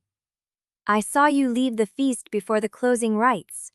I saw you return with your collar slightly misaligned, as if you had adjusted it in haste. And I have seen you touch that reliquary more times in the past month than in the entire year before. Lysith's hand had drifted toward her belt without permission. She stopped it. The reliquary is my responsibility. Everything is your responsibility now. Malin's voice was soft, almost kind. That is what I am telling you. If there is something in that report that would not survive close scrutiny, you need to prepare for what comes when the scrutiny arrives, because it is arriving, Lysith, faster than you think. The bell for the next session tolled somewhere above them. Malin stepped back, her face returned to its professional blankness. I have said what I came to say. The rest is your choice. She turned and walked toward the tribunal chamber. Lysith stood in the cloister passage for a long moment, breathing incense and stone, and the cold certainty that the ground beneath her had begun to crack. She went to find Dravimir. The conclave tower rose 9 floors above the ledger house, its windows dark against the late afternoon sky. Lysith took the servants' stair, moving through corridors she had memorized during the months of stolen meetings, timing her steps to avoid the patrol rotations. She reached his door on the 5th floor. It was ajar, not much, a finger's width, the kind of gap left by someone who had closed it in haste. Lysith stopped. She listened. No voices, no footsteps, just the distant hum of the furnace vents and the creak of the building settling. She pushed the door open with 2 fingers. The chamber was empty, but it had been searched. Drawers stood open, their contents rearranged in ways that were almost careful. The inkwell on his desk had been shifted 3 fingers to the left of its usual position.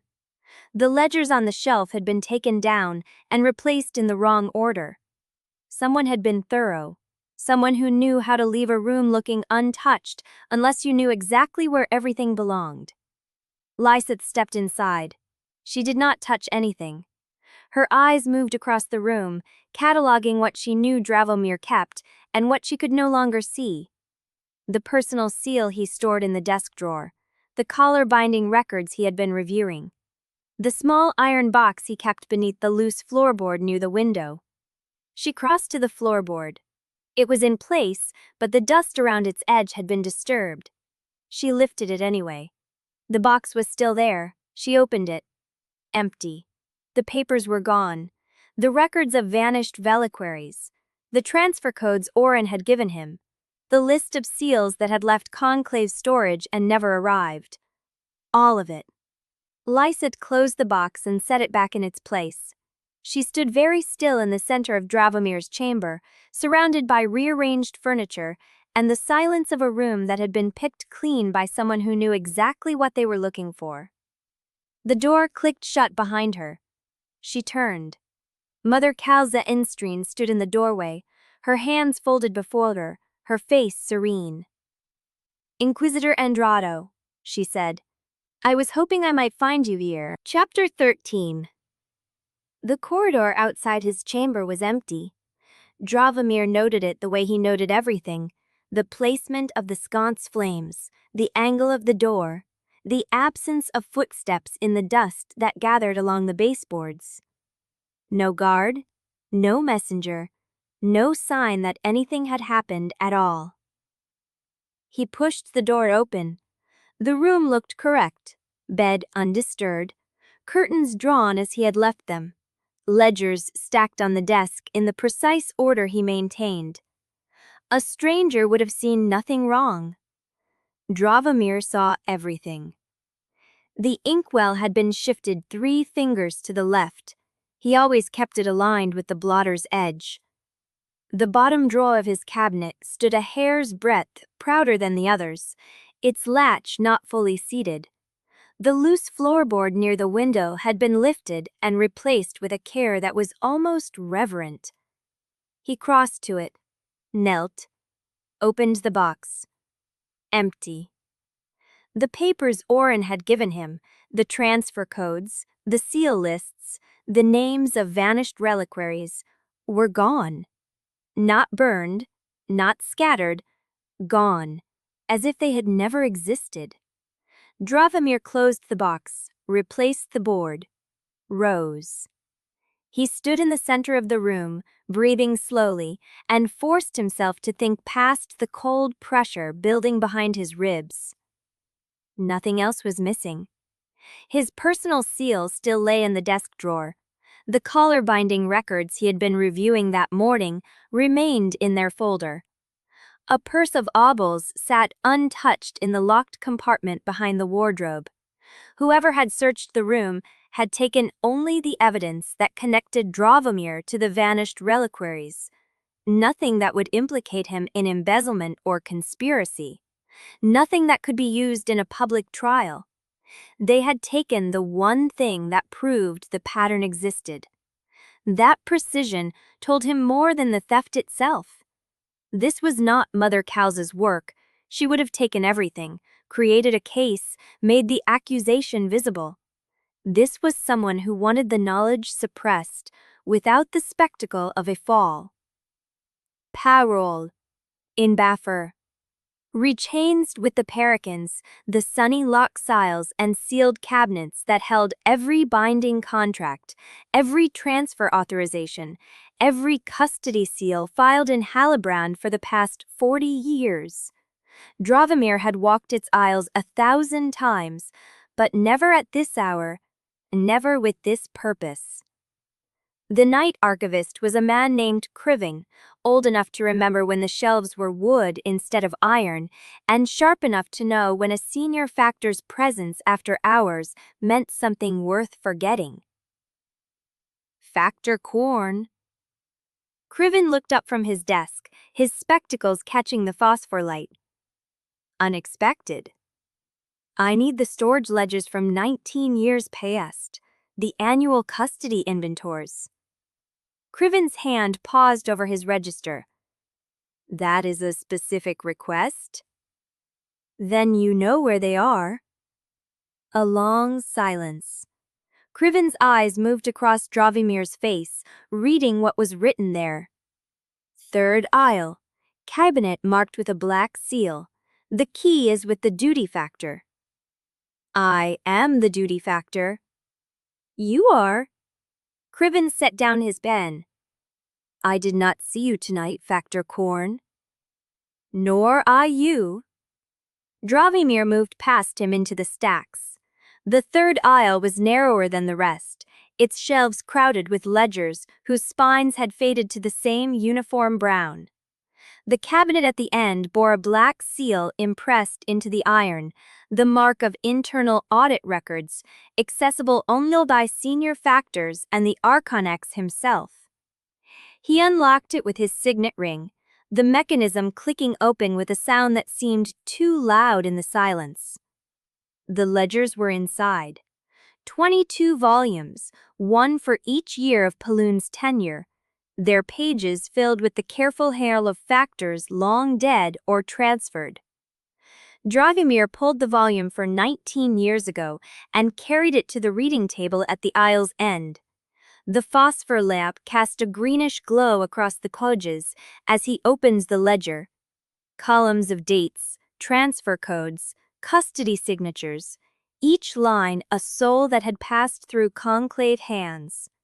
He worked backward from the current year, cross-referencing the codes that Orrin had shown him, the transfer patterns that matched both conclave ledger houses and court custody seals.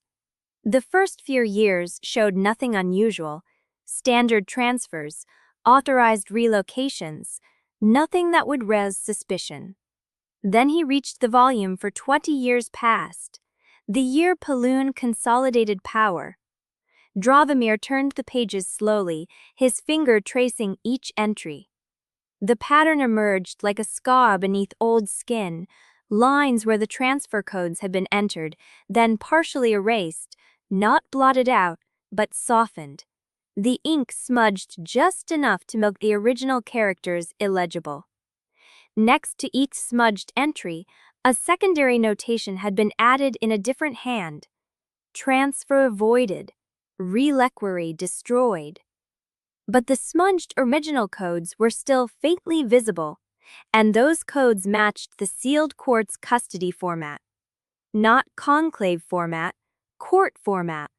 Someone had been using court custody codes to authorize reliquary transfers through conclave ledgers, then erasing the evidence and replacing it with destruction notices. Dravimir leaned closer to the page, his breath stirring the phosphor glow. The pattern was identical to what Orrin had found in the current year.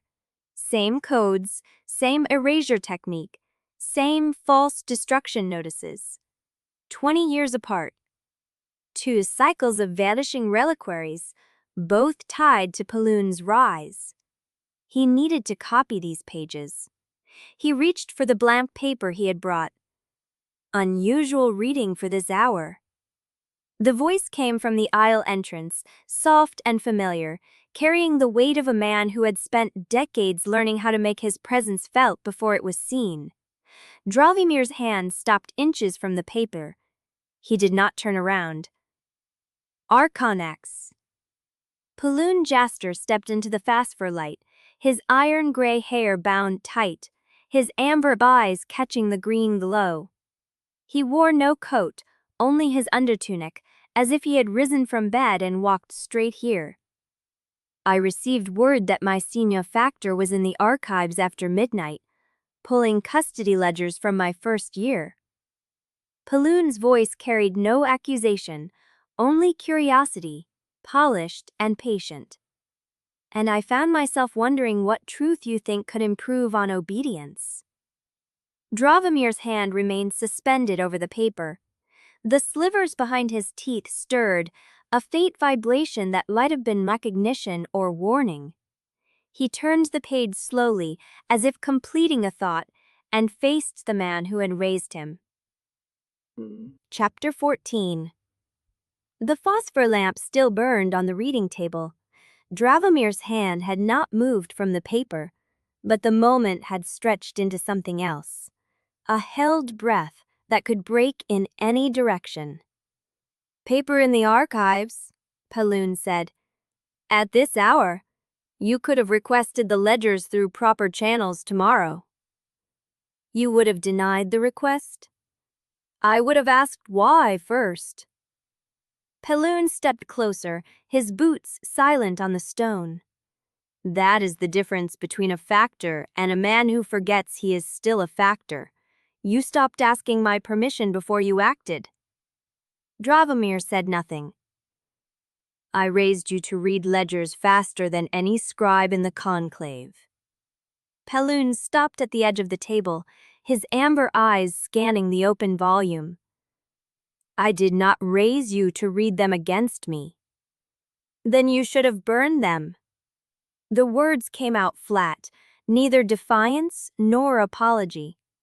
Dravimir watched Peloon's face for the flicker of anger that would tell him how deep the wound went. It did not come. Peloon pulled the ledger toward him and looked at the page Dravimir had been reading. His finger traced the smudged entry, the false destruction notice, the faint court custody code beneath. You understand what this means, Peloon said, not a question. 2 cycles, 20 years apart, the same codes, the same erasures, the same false notices. Good. Peloon closed the ledger. Then you understand why I am not going to punish you for finding it. Dravimir's pulse stuttered. Peloon set the ledger aside and leaned against the shelf, his arms crossed, his posture almost casual. You think I am stealing souls, building a private army, preparing to overthrow the court's leash on the conclave. I do not know what you are building. Then you have not been looking hard enough. Peloon's eyes held Dravimir's. The 47 reliquaries that vanished this year? They did not vanish. They were transferred to sealed court custody, under writs signed by Mother Kalza herself, then recorded as destroyed in our ledgers to prevent the merchant houses from asking why the court needed 2,000 fresh souls in 12 months. Dravimir felt the floor tilt beneath him. The court is taking them. The court has always taken them. Peloon spoke with the patience of a man explaining arithmetic to a slow student.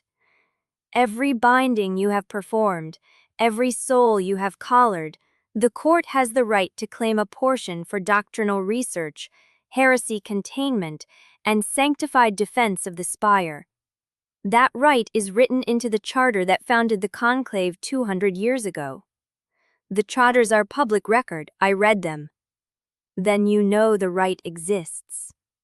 I know the right is invoked rarely, not in volumes that require 47 falsified transfers. Peloon's mouth curved, not a smile but something older, sadder. The court is preparing for war, Dravimir, not against the conclave, against something in the undertunnels that has been waking for the past 3 years. The escaped shades, the cracked seals, the rogue binders who teach death rites to gutter women, those are not isolated incidents. They are the first symptoms of a rot that runs deeper than any ledger. A rot you have known about for 20 years. 20 years ago, I suppressed the first outbreak. I burned the reliquaries, executed the binders who had been corrupted, and rebuilt the court's trust in the conclave by taking the blame for the purge. Peloon pushed off the shelf, stepping closer. That is how the system works. The court handles doctrine. The conclave handles commerce. When the line blurs, men like you and me clean the border. Dramimir's throat tightened. The scribe who helped Orrin Skell compile the list was killed by court operatives, not by me.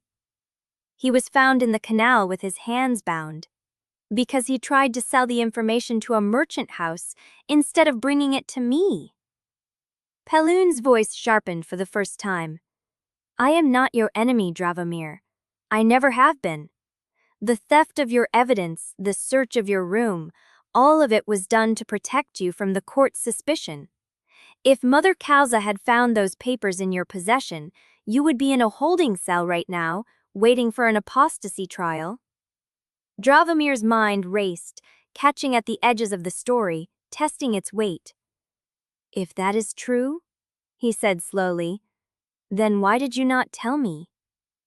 Because the court watches anyone who knows, and because I needed you exactly where you were, efficient, respected, trusted by the merchant houses. Peloon's voice dropped. I needed you untainted by the knowledge until I was certain you could carry it without breaking. The silence stretched between them, thick as canal silt. Dravimir thought of Lyath, of her reliquary, of the way her hand had trembled when Malin warned her.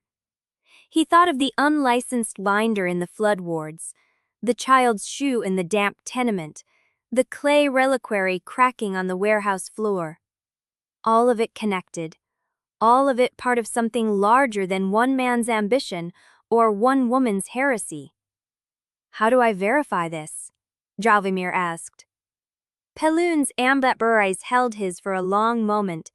Then he reached into the collar of his undertunic and pulled out a chain.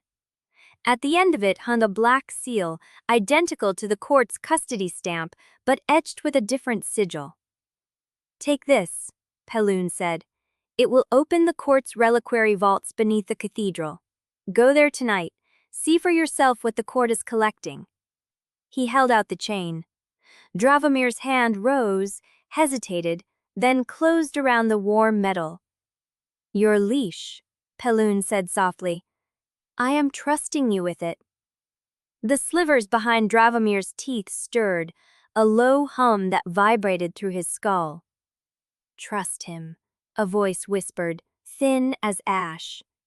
He could not tell if it was his own thought or the slivers answering something he could not yet hear. Chapter 15.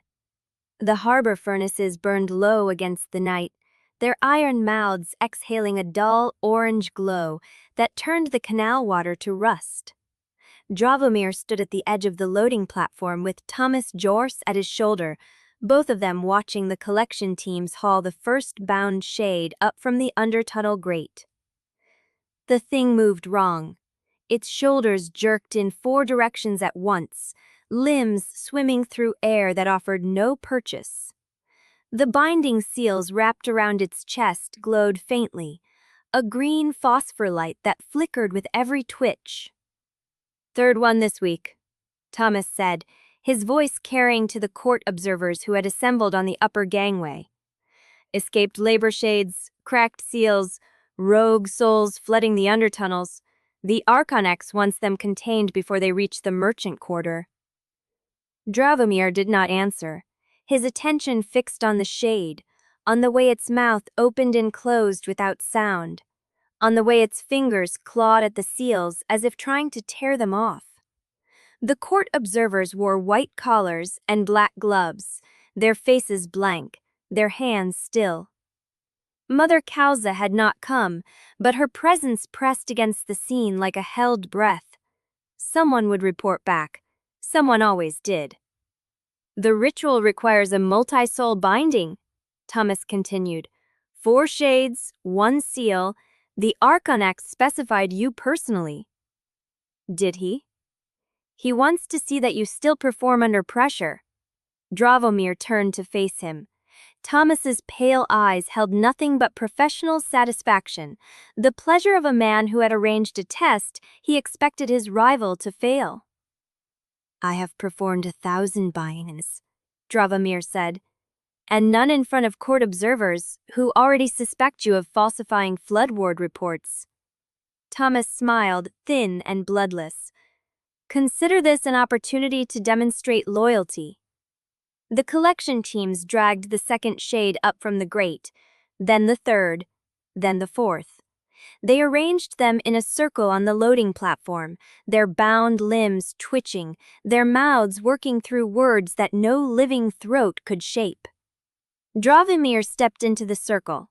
He had performed multi-soul bindings before. 3, 5, once, 9, during the plague season when the mortuary intake had overflowed and the conclave needed to contain 200 dying souls before they could be harvested. The ritual was demanding, but manageable, a question of focus and will and the precise application of the Obol rite.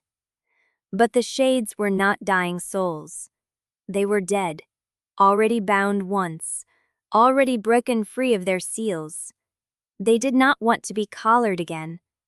The first shade turned its head as Dravomir raised his hand. Its eyes were empty sockets filled with green light, but he felt its attention, heavy and cold, pressing against his chest. He began the rite. The words came automatically, the old liturgy he had recited 1,000 times. The obol at his throat warmed as he drew on its power, the silver collar scar tingling with the familiar pressure of magic gathering in his chest. The second shade began to twist against the seals. "Steady," Thomas said from somewhere behind him. Dravomir ignored him. He extended his will, reaching for the first shade, wrapping it in the ritual's structure. He could feel its resistance, a pulling back that was almost human, almost desperate. It did not want to return to the Reliquary. It did not want to be owned again. Neither did the second, or the third, or the fourth. The ritual began to pull at him, a drag on his concentration that he had not anticipated. The shades were not fighting individually. They were fighting together, their resistance linked, their refusal synchronized in a way that should have been impossible. The slivers behind his teeth began to hum. Dravomir tried to push through. He tightened his grip on the first shade, forcing the obol right deeper, demanding submission through the raw weight of institutional authority. The shade buckled, its resistance cracking, and for a moment he felt the binding take hold. Then the third shade screamed. It was not a sound from the shade's own throat.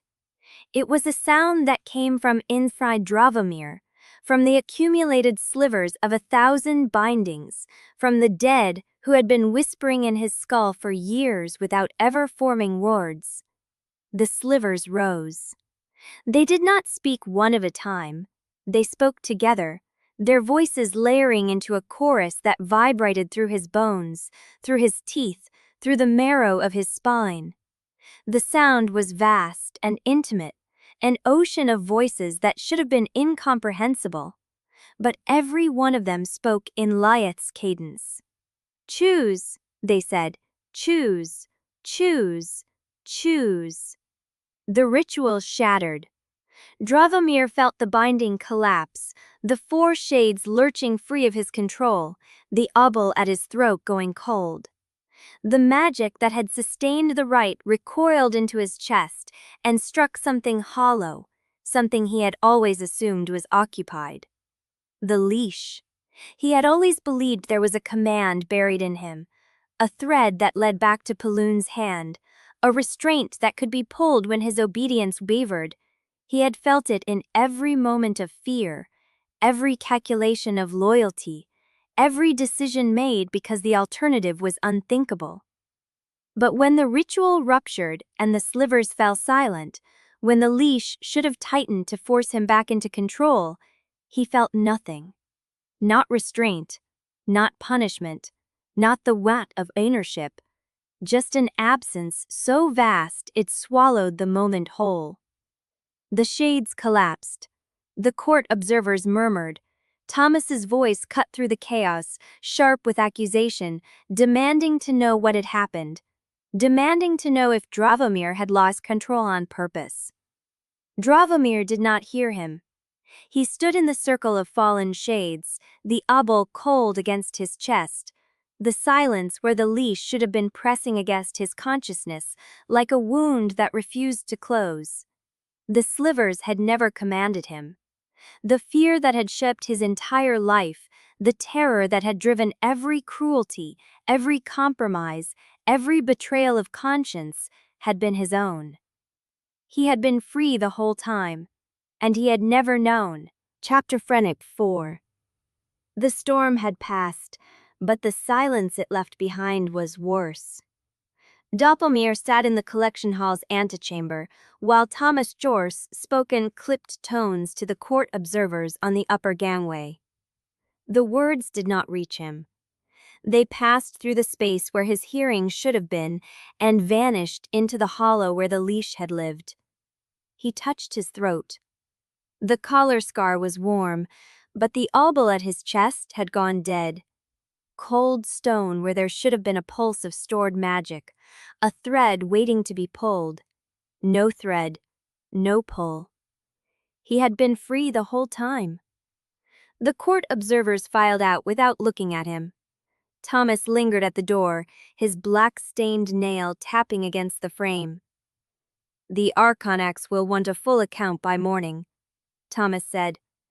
"I will tell him the ritual was compromised by your accumulated slivers, that the shades resisted in coordination, that you lost control."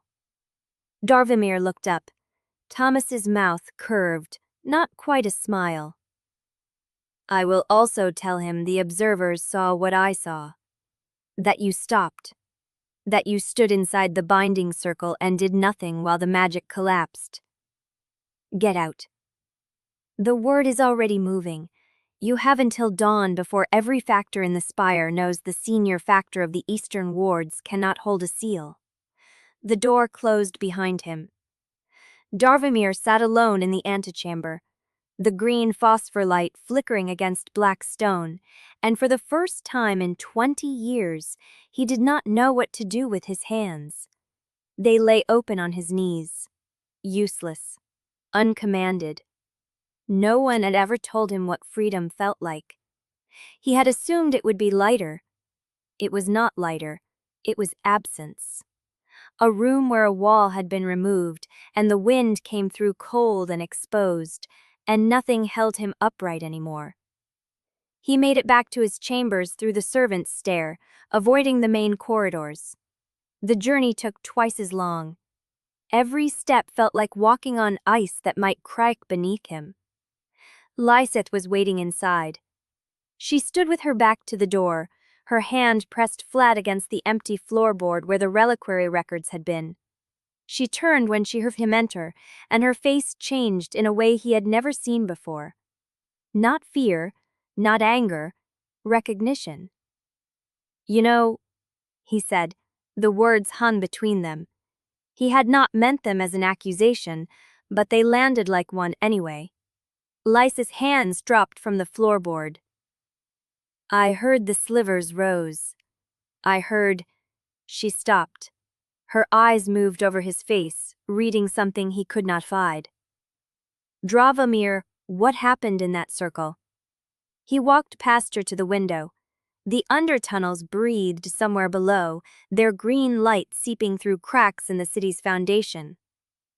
"I did what I have done 1,000 times. I opened the rite. I reached for the shades."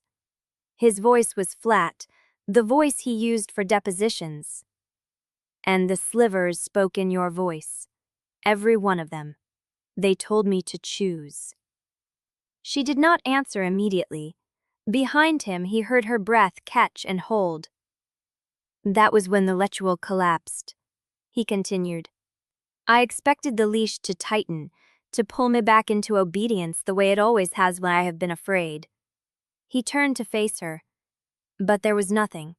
No command, no restraint, just an absence where I had believed ownership lived.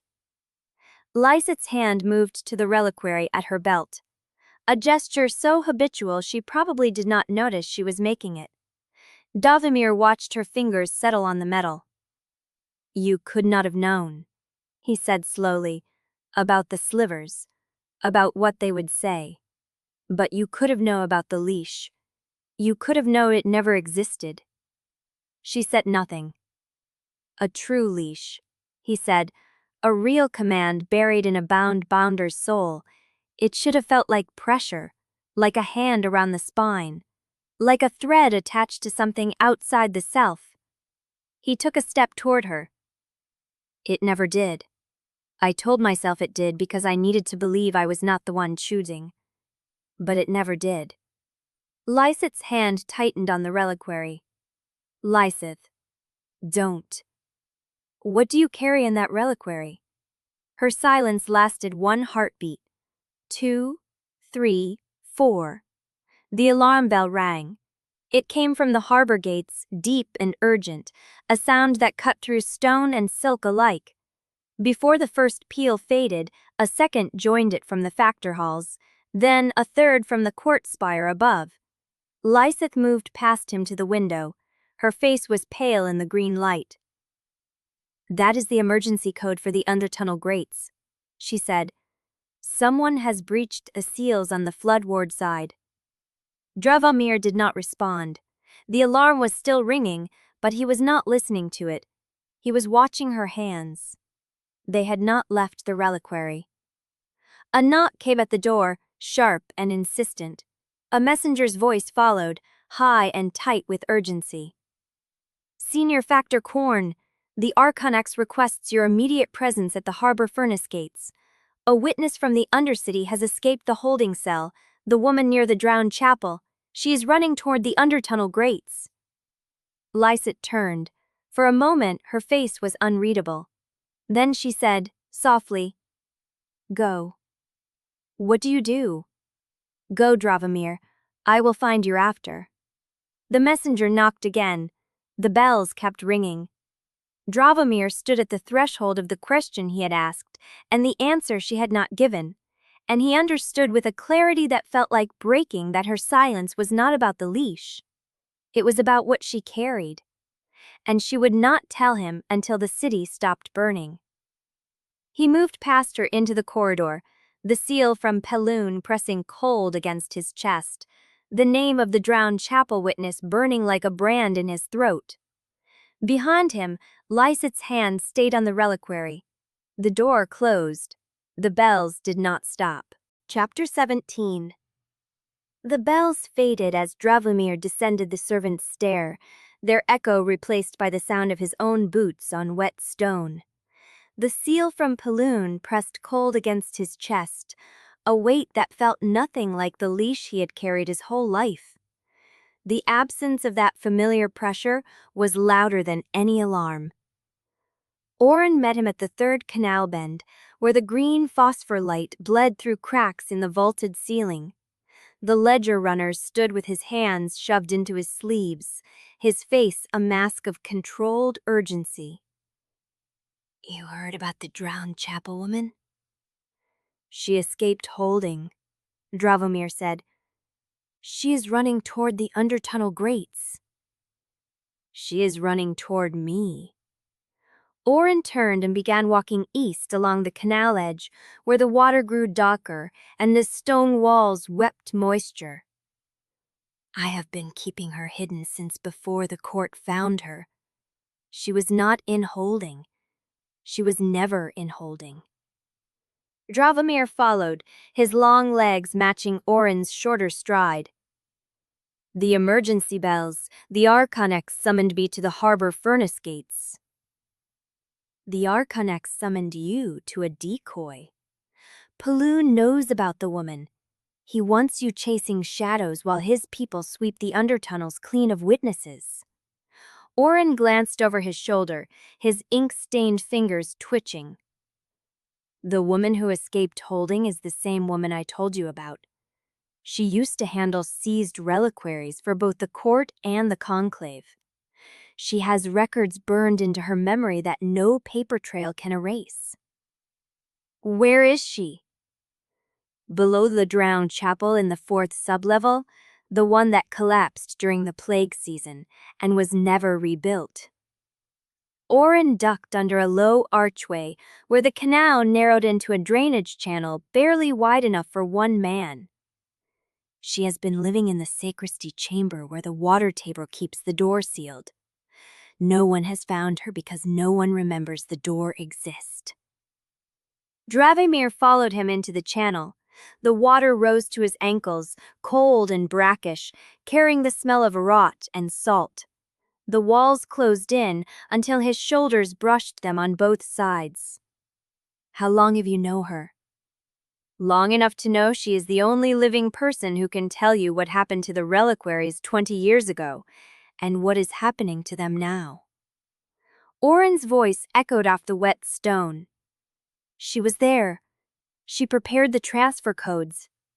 She watched the court operatives seal the vaults after Pelune burned the corrupted binders."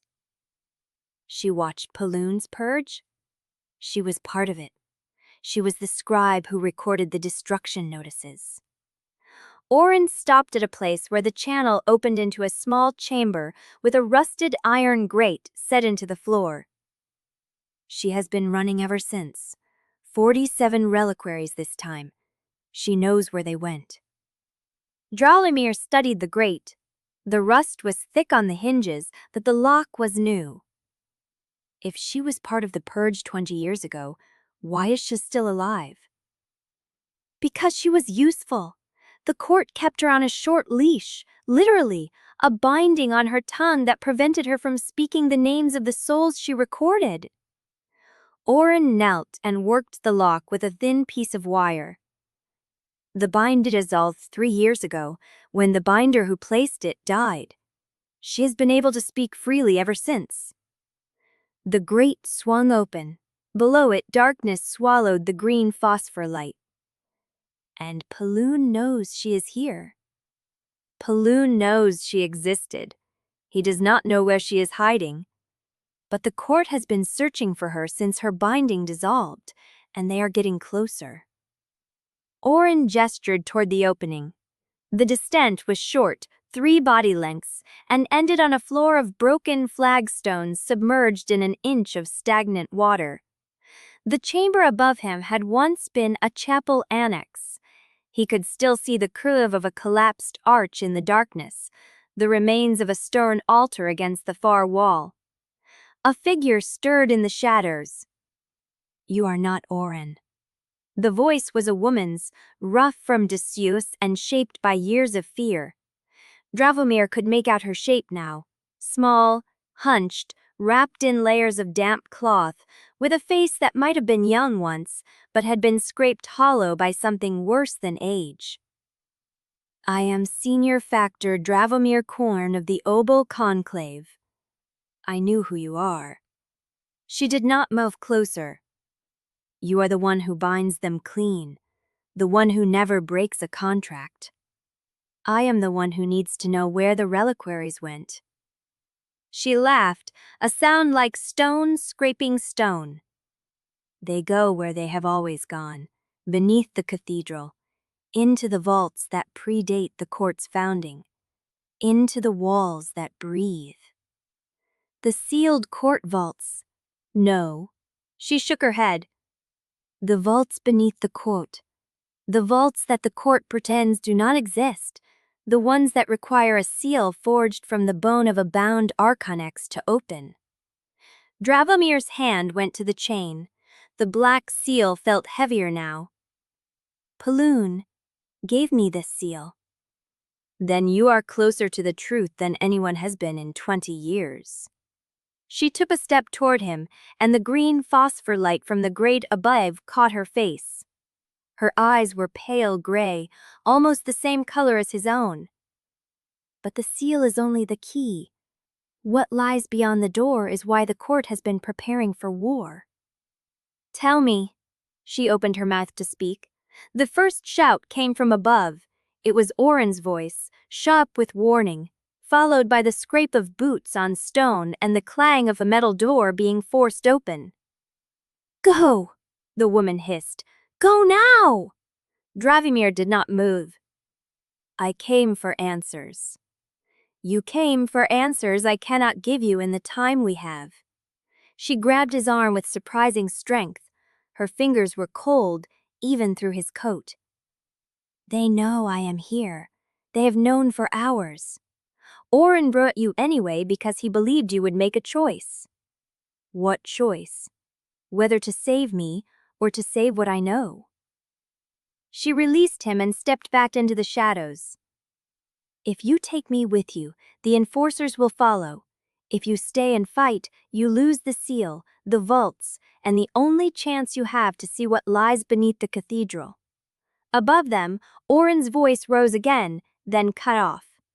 The silence that followed was worse than any alarm. Dravomir looked at the woman. Her eyes were steady, waiting. "The pattern," he said. 20 years ago and now, it is the same, isn't it?" "It is the same, and it is reaching the end of its cycle." "What cycle?" "The cycle that turns souls into fuel." She took another step back until the darkness swallowed her completely. "Go, Senior Factor. Go while you still can, and when you reach the vaults, remember this. The court did not start the war. They are only trying to finish what someone else began." The boot steps above grew closer. Dravimir stood at the edge of the shaft, the seal burning against his chest, the woman's words burning in his mind. He climbed. He pulled himself through the grate, sealed it behind him, and ran into the channel without looking back. Behind him, the enforcers' voices filled the drowned chapel chamber, followed by a sound that stopped him mid-stride. It was not a scream. It was a laugh, hollow and triumphant, and it was the woman's. Then the laughter cut off, and the corridor was silent except for the water and the distant ringing of bells that had not stopped. Dravomir pressed his hand against the black seal and kept running. He had the key. He had part of the story. But the seal was cold now, and he understood with a certainty that felt like falling that the woman had known she would not survive the night. She had told him what she needed him to know, and she had let him go. Chapter 18. Orrin found him in the channel where the undertunnel joined the canal bend, standing in the dark with the black seal still pressed against his chest. The bells had stopped ringing. The water ran black around his boots. "You left her." Orrin's voice came from the shadows ahead, low and raw, stripped of the careful ease he wore above ground. He stepped into the sickly phosphor light from the grate above. Blood ran from a cut at his temple, dark against his skin, and his sleeve was torn at the shoulder. His hands were empty. "You heard her," Dravomir said. "She chose to stay."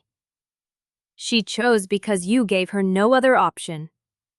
Orrin moved closer, and for the first time in the years Dravomir had known him, there was no calculation in his face. Only fury. "I brought you to her because I believed you would find another way.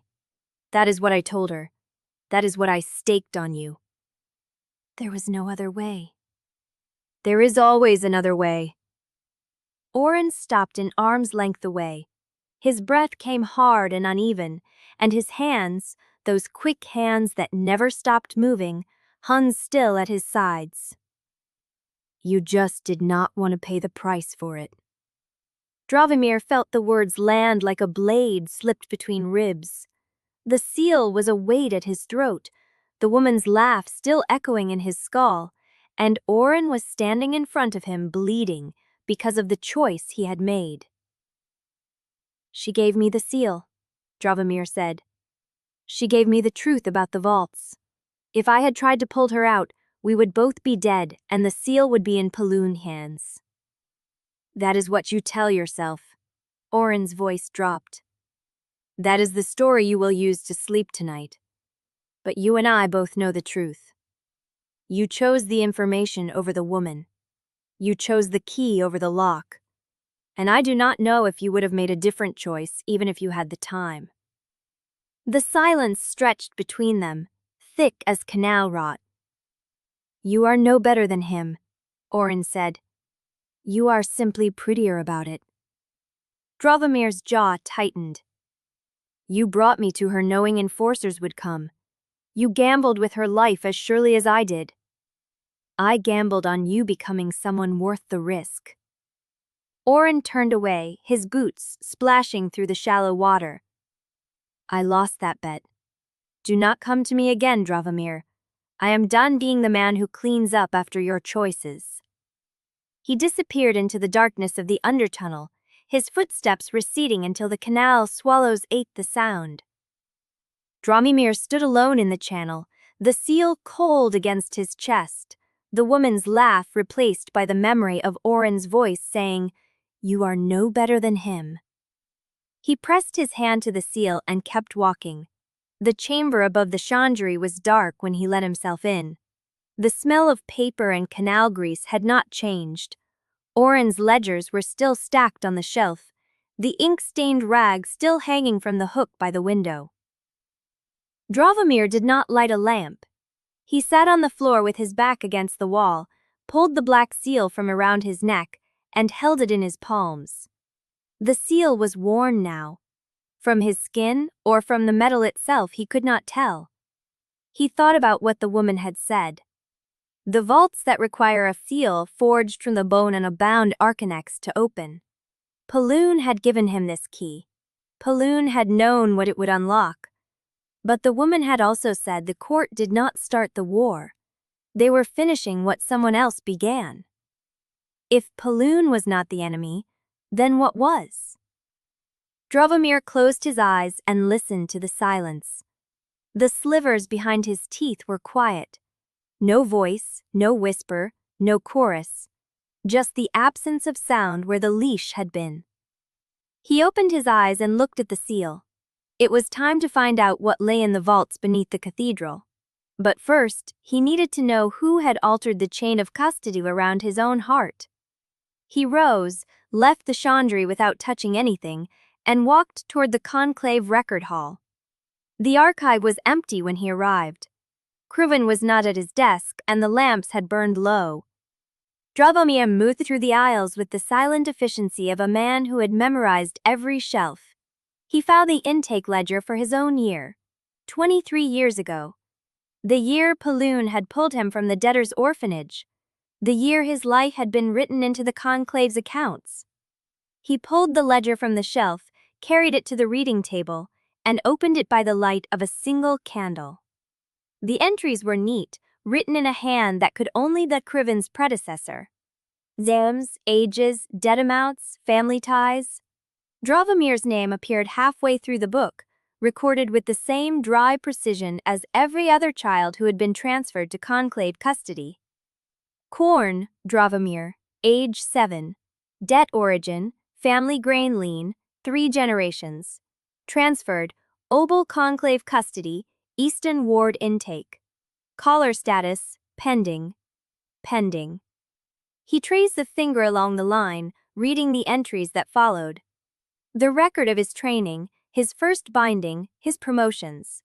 Each stage marked with a date and a signature.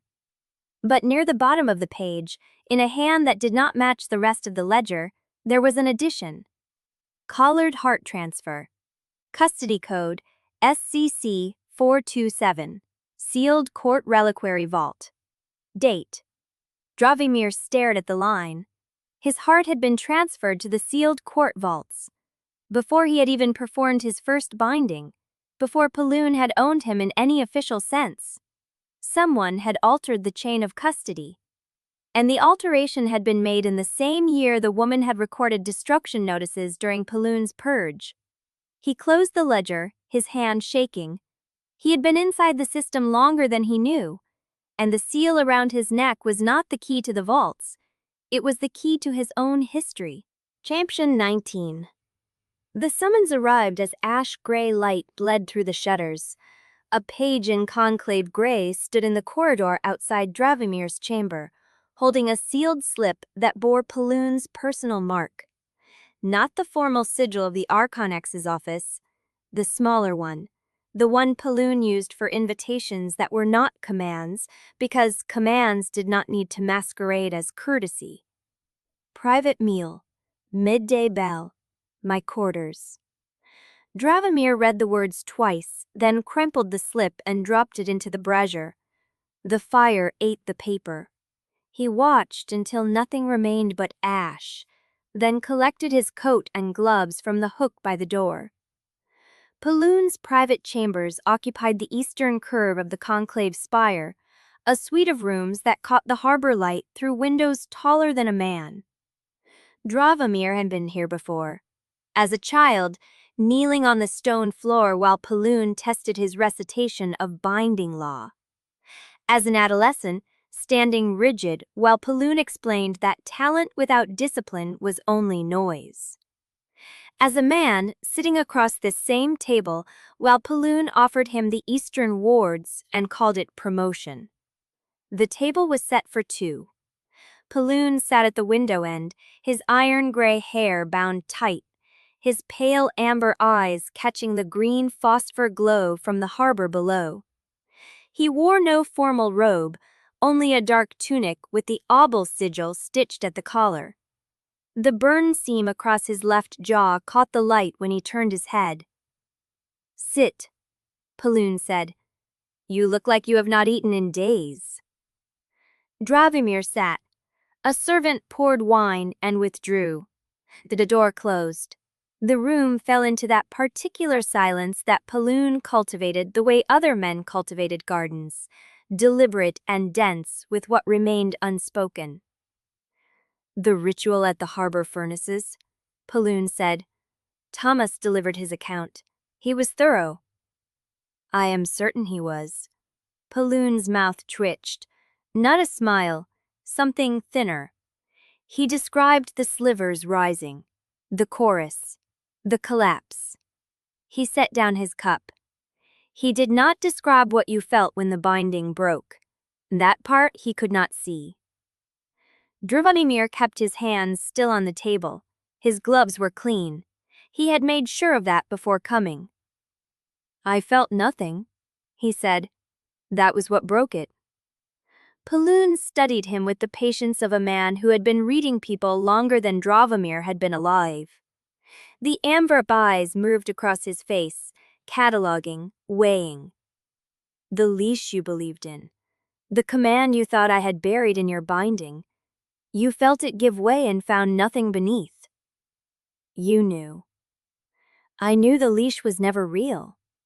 Paloon said it without emphasis, the way a man might confirm the tide would rise.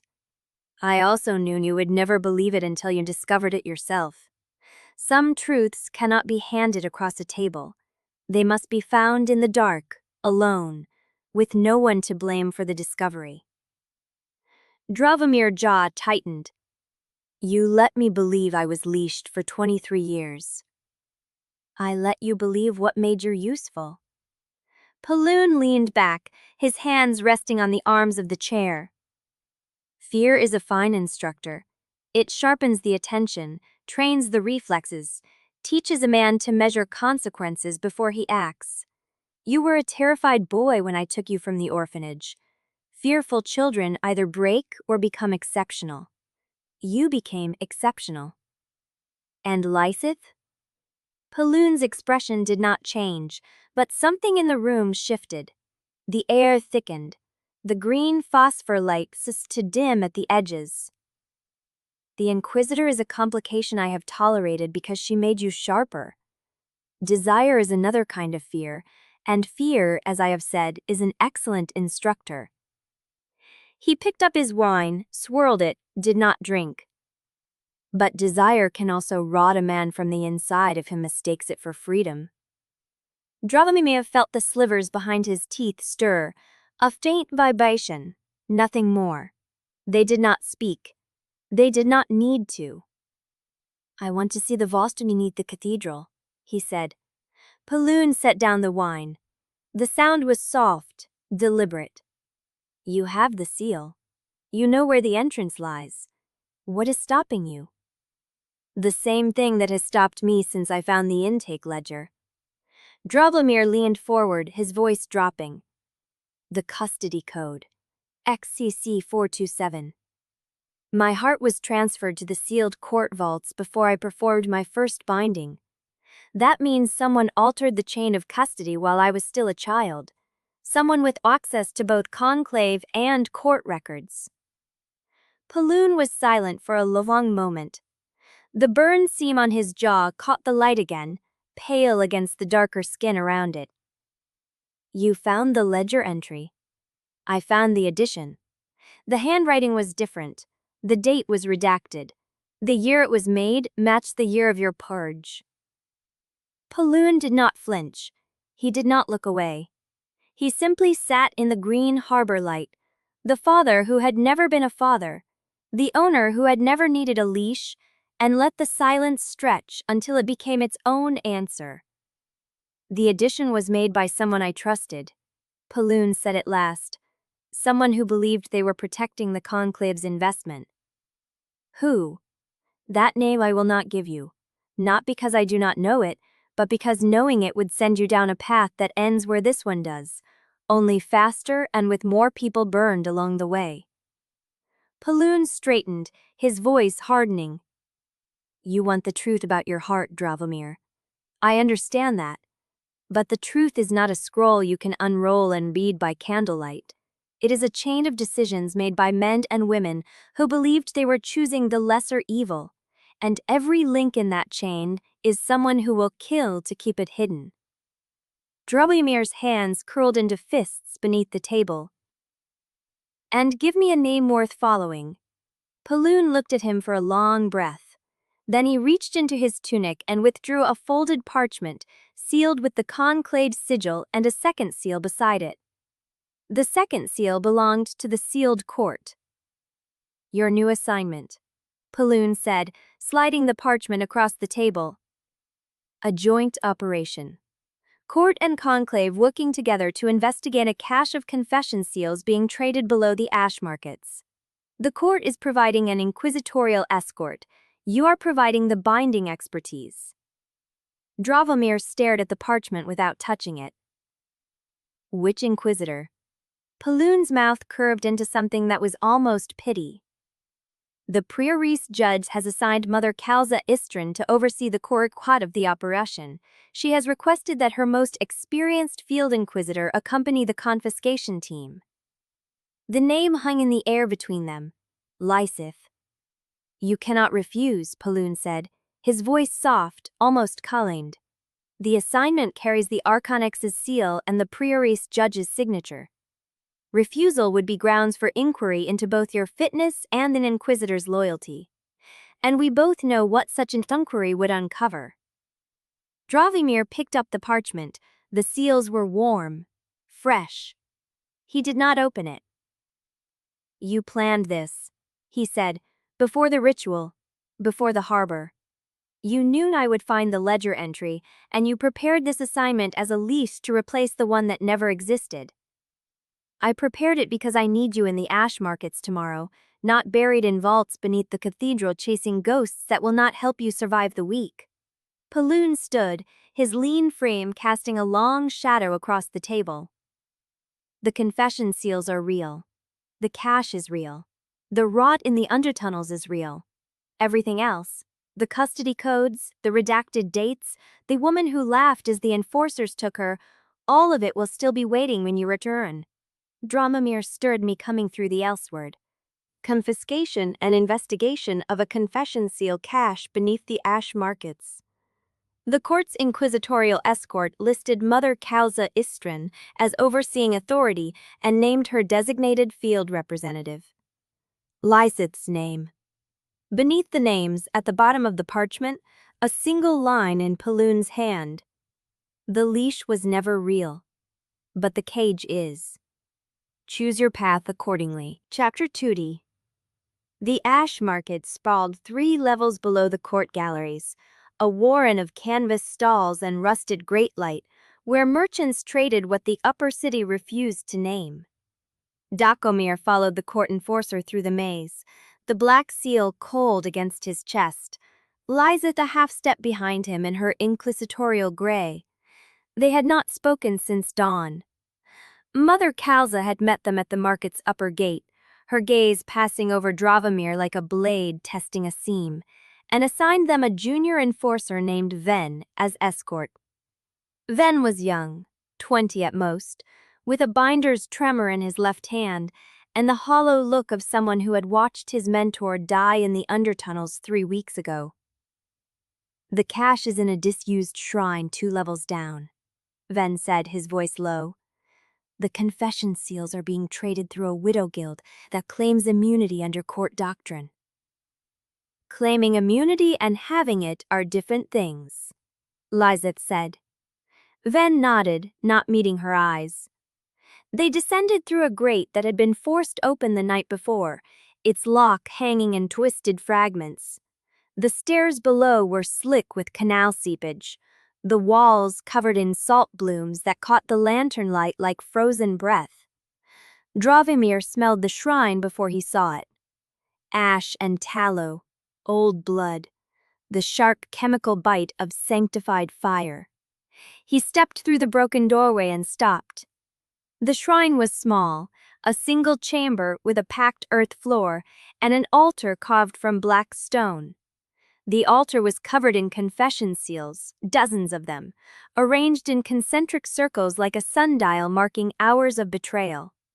But it was not the seals that held his attention. It was the bucket beside the altar. Iron, half full of ash. The ash was gray and fine, the color of soul ash left after a proper sanctified burning.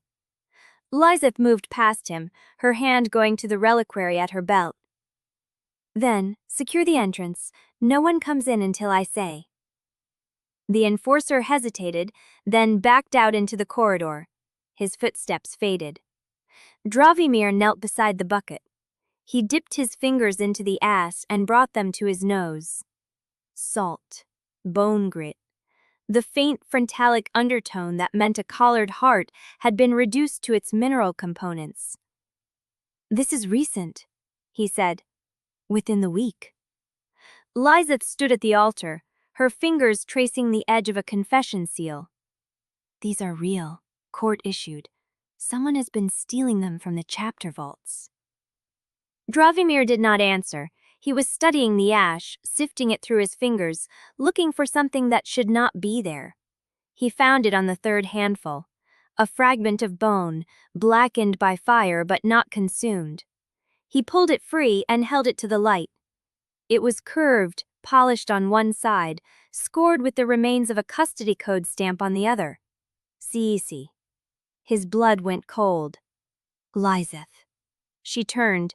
He held up the fragment. She looked at it, and something flickered behind her eyes, there and gone. Sanctified fire, Dravimir said slowly, is supposed to destroy colored hearts completely, to release the soul and leave nothing behind. That is the doctrine, is it not? It is. Then why is there a custody code fragment in the ash? Lizeth did not answer. She stared at the fragment in his hand, her face unreadable. Dravimir stood, the ash still clinging to his gloves. The sanctified fire is not destroying the hearts. It is burning them just enough to disguise the transfer, and then someone collects the residue. The codes survive because they are meant to survive. That is a serious accusation, Lizeth said. It is a serious pattern. He stepped closer, lowering his voice. The same pattern you have been hiding from me for years. The same pattern that put my heart in the sealed court vaults before I was old enough to hold a seal. Lizeth's hand tightened on the reliquary. I know what you are going to ask, she said. Then answer before I ask. I cannot. The words fell between them like ash. Dravimir stood motionless, the bone fragment cold against his palm, and watched her not look away.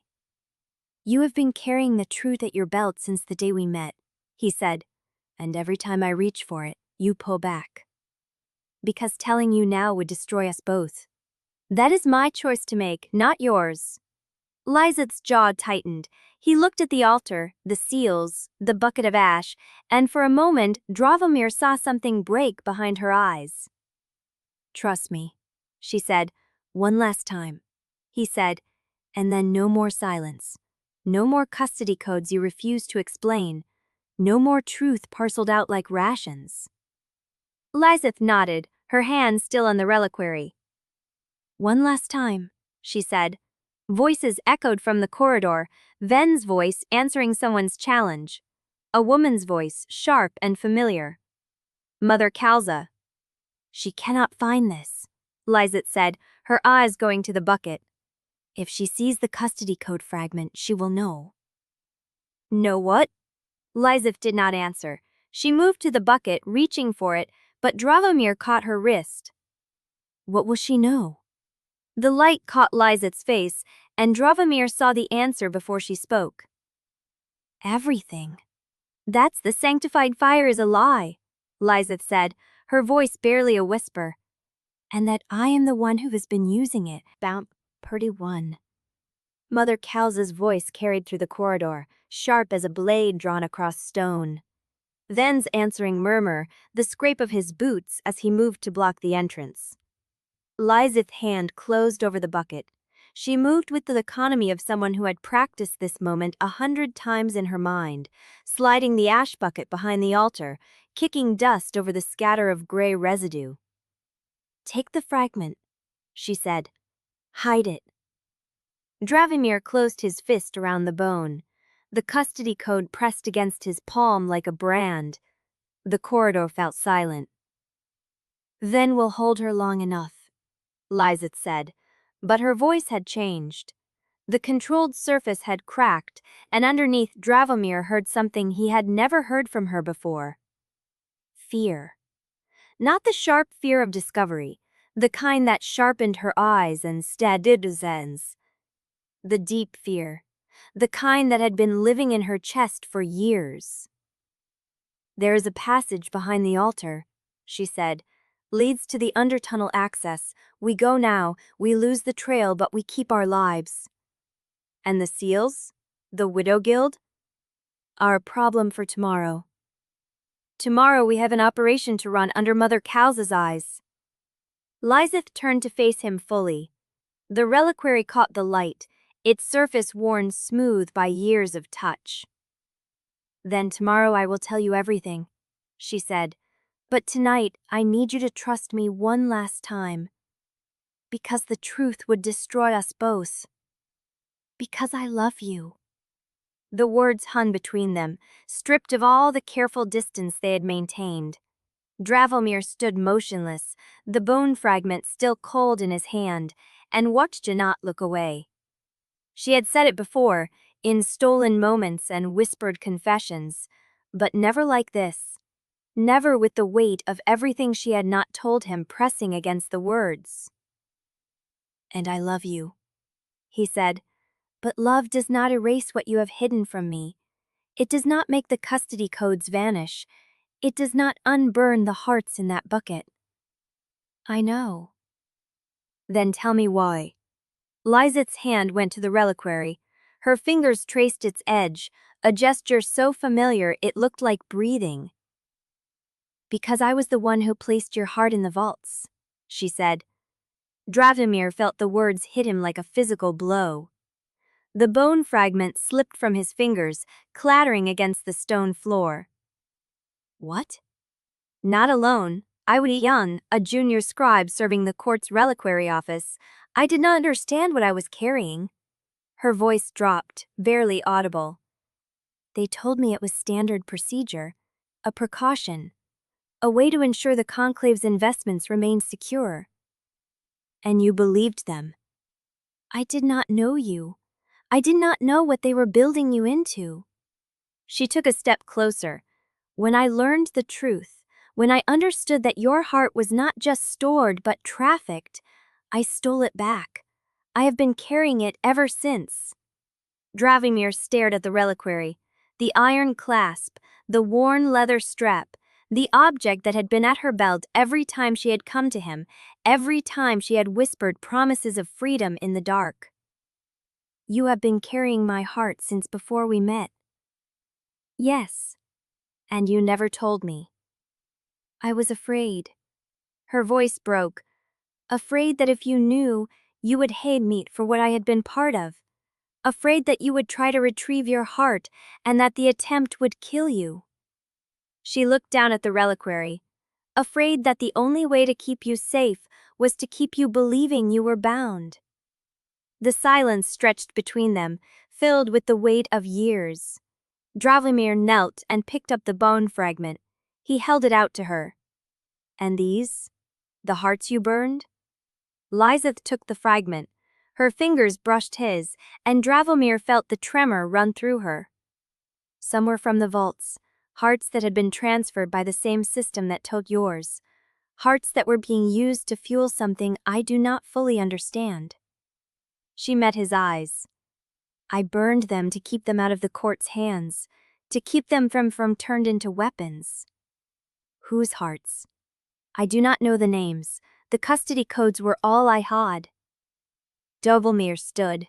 The chapel walls seemed to press closer, the incense smoke coiling around them like a living thing. "You have been waging a private war against your own order for years," he said, "burning collar hearts, hiding evidence, stealing from the vaults you were sworn to protect." "Yes. And you never asked for help. You were not ready to hear the truth." Lizeth stepped closer, close enough that he could smell the ash on her clothes, the salt of her skin. You are ready now. I can see it in your eyes, the way you look at the leash that never was, the way you hold Paloon's seal. Then tell me everything. I will, but not here. She touched his face, her palm warm against his cheek. We need to get out of this shrine before Mother Kalza decides to override Ven. We need to get to a place where the walls do not have ears. And then? Then I will show you what is in the reliquary. Her eyes held his. And you will decide if you still want to love me afterward. Javimir caught her wrist gently and pressed his lips to her palm. I already know the answer. Do not be certain. She pulled her hand free, but her fingers lingered against his. The truth will cost you. It will cost both of us. And once you know it, you cannot unknow it. Then I will carry the cost. Lizeth looked at him for a long moment. Then she reached behind the altar and pressed a panel in the stone. A section of the wall slid open, revealing a narrow passage that sloped down into darkness. This way, she said, before she finds the lock. She took his hand and Dravomir followed. The passage closed behind them, sealing them in darkness. The incense smell faded, replaced by the damp rot of the undertunnels. Dravomir felt the reliquary brush against his thigh as Lizeth moved ahead.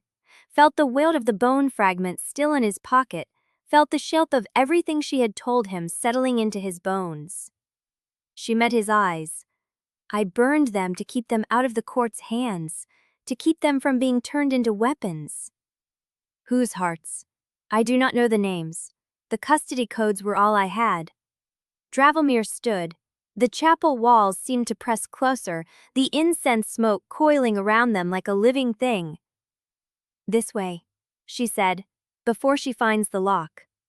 She took his hand and Dravomir followed. The passage closed behind them, sealing them in darkness. The incense smell faded, replaced by the damp rot of the undertunnels. Dravomir felt the reliquary brush against his thigh as Lizeth moved ahead, felt the weight of the bone fragment still in his pocket, felt the shape of everything she had told in his bones. She met his eyes. I burned them to keep them out of the court's hands, to keep them from being turned into weapons. Whose hearts? I do not know the names. The custody codes were all I had. Dravomir stood. The chapel walls seemed to press closer, the incense smoke coiling around them like a living thing. This way, you need to get out of this shrine before Mother Kalza decides to override Ven. We need to get to a place where the walls do not have ears. And then? Then I will show you what is in the reliquary. Her eyes held his, and you will decide if you still want to love me afterward. Dravomir caught her wrist gently and pressed his lips to her palm. I already know the answer. Do not be certain. She pulled her hand free, but her fingers lingered against his. The truth will cost you. It will cost both of us. And once you know it, you cannot unknow it. Then I will carry the cost. Lizeth looked at him for a long moment. Then she reached behind the altar and pressed a panel in the stone. A section of the wall slid open, revealing a narrow passage that sloped down into darkness. This way, she said, before she finds the lock. She took his hand and Dravomir followed. The passage closed behind them, sealing them in darkness. The incense smell faded, replaced by the damp rot of the undertunnels. Dravomir felt the reliquary brush against his thigh as Lizeth moved ahead, felt the weight of the bone fragment still in his pocket, felt the shape of everything she had told him settling into his bones. He did not know if he was walking toward truth or toward a deeper trap, but he was walking with her. The corridor curved, and ahead he saw the faint glow of phosphor lamps. Voices echoed from somewhere above, distant and urgent. Mother Kalza was hunting them. And the truth waited in the vaults below. Chapter 22. The corridor curved into darkness, the phosphor glow receding as Lizeth led him deeper into the undertunnel. The stone walls wept moisture, and the air thickened with rot. Behind them, a grinding sound, The passage door sliding open. Lyath stopped. Her hand tightened on his. She found it faster than I expected. How far to the nearest exit? 3 minutes, if we run. She turned, her face half lit by the distant glow. But she will have enforcers at every grate by now. She did not come alone. Then we do not run. Dravomir pulled her back toward the chapel. We walk back in as if we never left. Are you insane? She caught us leaving. She did not catch us hiding. He released her hand and stepped past her, his boots finding purchase on the wet stone. You were examining the shrine alone. I arrived after you. We have nothing to conceal except the ash bucket and the passage. Lyath stared at him, her mouth a tight line. Then she nodded and followed. They reached the hidden door just as Mother Kalza's voice rang through the chapel. Seal every entrance. I want the shrine locked before Vespers. Dravomir pressed the panel. The stone slid open, and they stepped back into the incense-thick air. The chapel was no longer empty. Mother Kalza stood at the altar, her hands resting on the stone, her gaze fixed on the spot where the ash bucket had been. Beside her stood Sister Malin Uvo, her face pale in the reliquary light, and 2 senior inquisitors in full court regalia. Ven was nowhere in sight. Factor Corn. Mother Kalza's voice carried no surprise. I had not expected to find you here. Praeroris Judge. Dravomir inclined his head, letting his hands fall to his sides, open and unthreatening. I was following Inquisitor Andara's request. She wished to inspect the shrine before the market seals were logged for the night. That is correct, Mother. Lyath stepped past him, her voice steady, her posture shifting into the precise, controlled stance of an inquisitor on duty. I found irregularities in the Widow Guild's confession seal stock. I asked Factor Korn to confirm the Conclave's side of the transfer documentation. At this hour, in a disused shrine, without a formal request on record. The formal request is at my desk, sealed and waiting for your signature. Lyath met Mother Kalza's gaze without flinching. I did not anticipate that your evening patrol would extend this far into the ash markets. Mother Kalza's smile was thin, precise, and cold. My evening patrol extends wherever I decide it extends, Inquisitor. You know this. I do, Mother. That is why I did not waste time sending a runner to the court chancery. I assumed you would arrive before the ink dried. The silence that followed was brittle, stretched thin as a binding seal under pressure. Dravomir kept his breathing even, his hands still, his face a mask of professional deference. He could feel the reliquary against Lyath's hip, could feel the weight of the bone fragment in his pocket, could feel every second of the performance settling into his bones like a cage tightening. Mother Kalza studied them both. Her gaze moved from Lyath's face to Dravomir's, then down to the altar, to the clean stone where the ash bucket had been. You removed evidence from this shrine.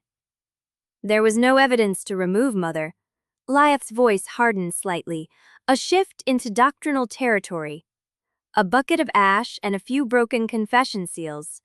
The Widow Guild's traitors had already fled when I arrived.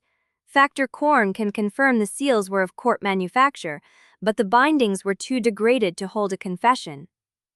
Degraded! The storage conditions were inadequate.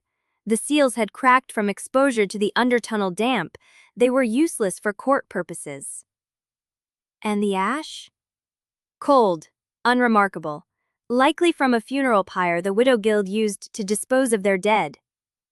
Mother Kalza's eyes narrowed. You are certain the ash was ordinary? I burned a sample myself, Mother. Lyath's voice did not waver. Standard sanctified fire test. The residue was consistent with mortal ash.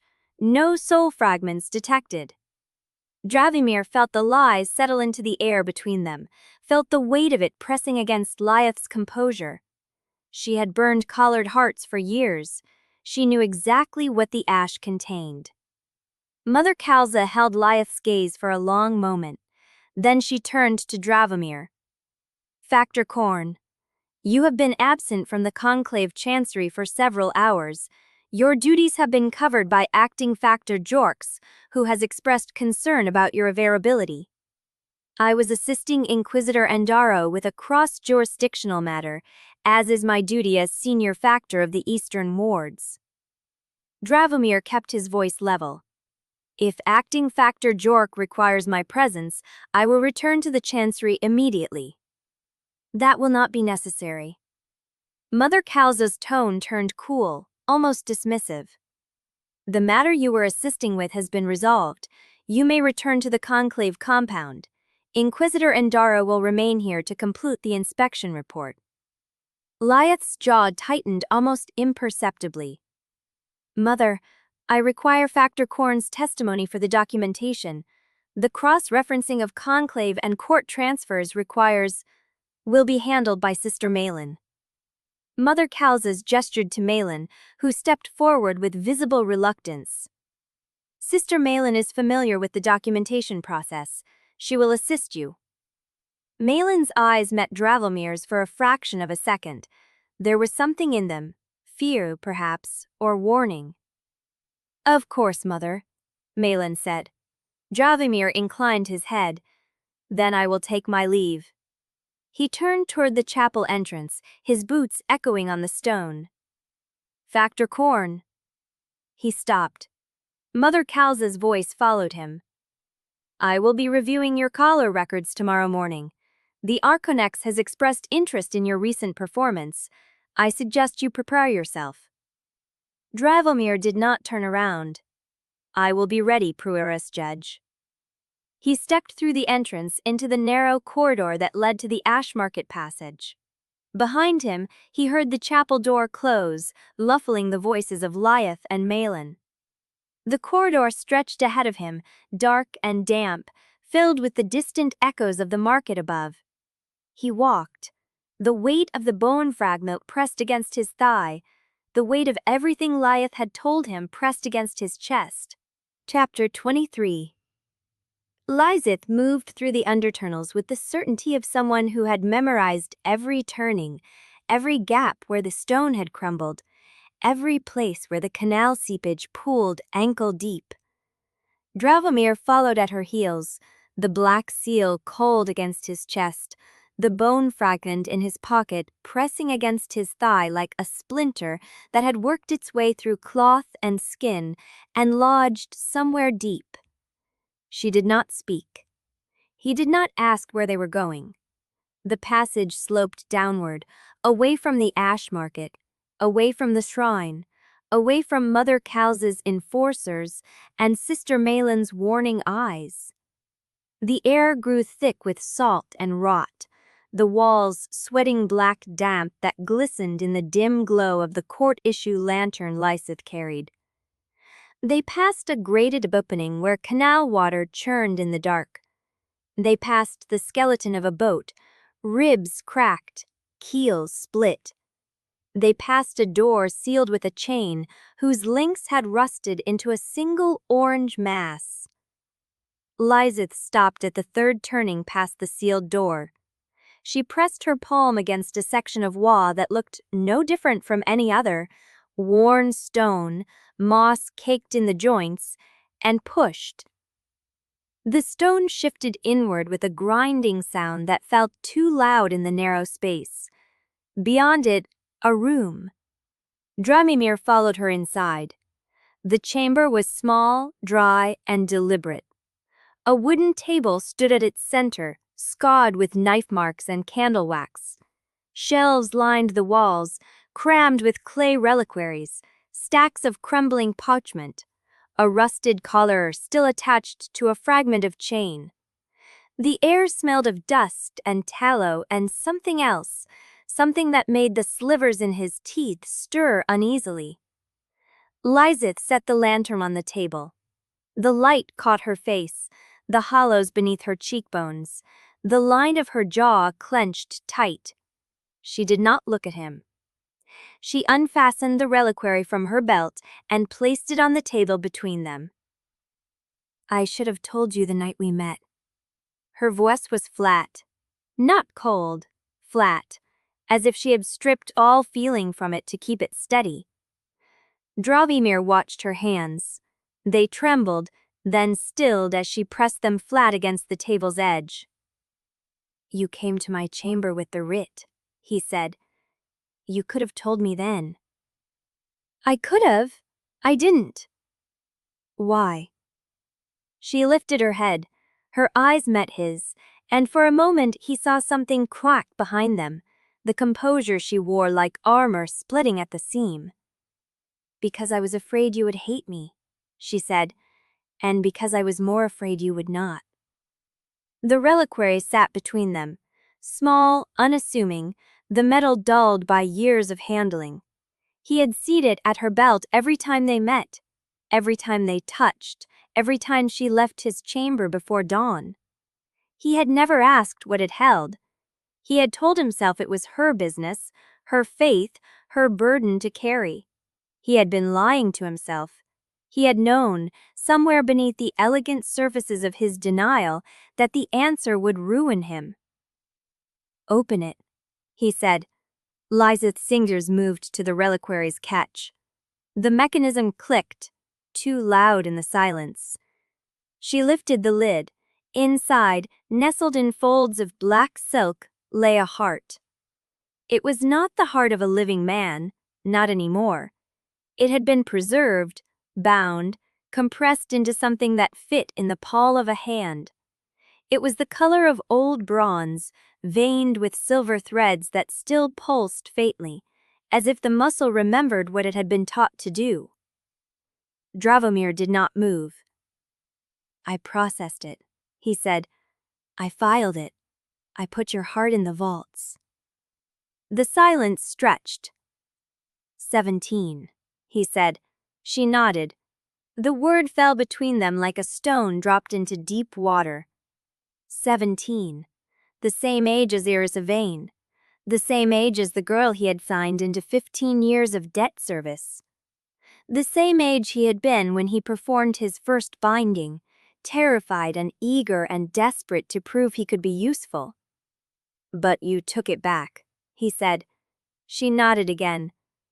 3 years later, I had learned enough by then to understand what I had helped do.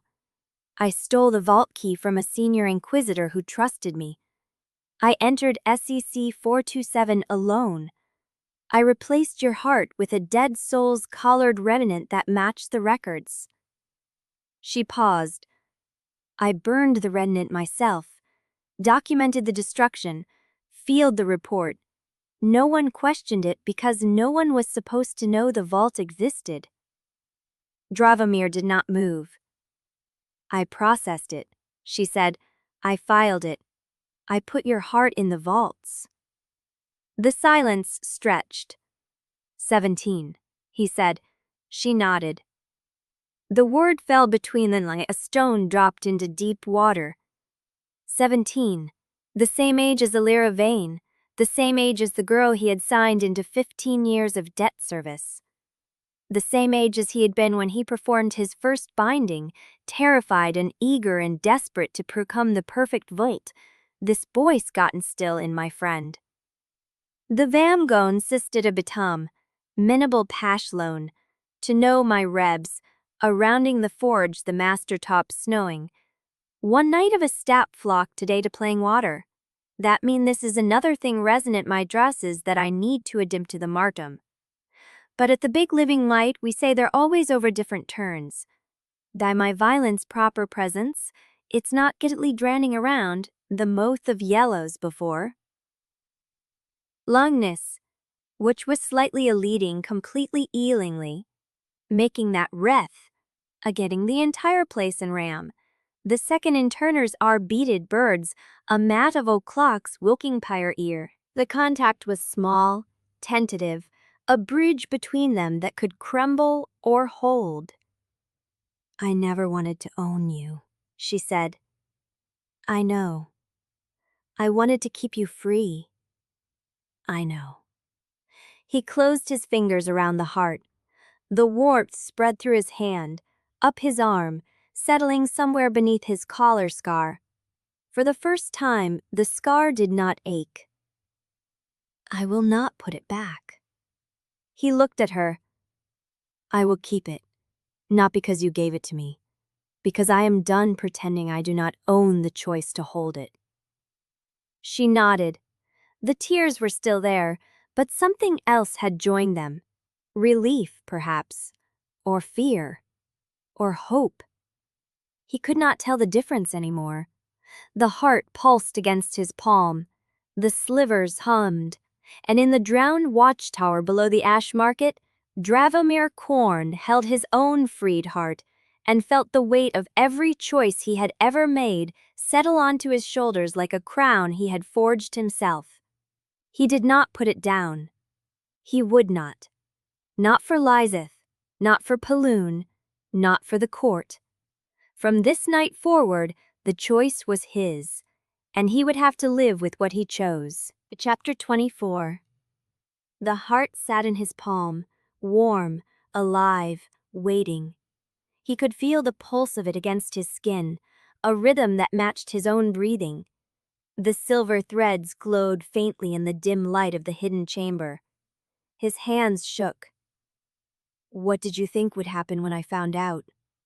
The question came out quiet, not the storm he had expected. Lizeth stood against the table's edge, her hands gripping the rusted iron. Her face was wet, raw, bare. I thought you would hate me. Did you think that would stop me from finding out? She turned away. He set the heart down on the table between them. The pulse did not stop. It beat against the wood like a second heart living in the space between their bodies. Look at me. She did not.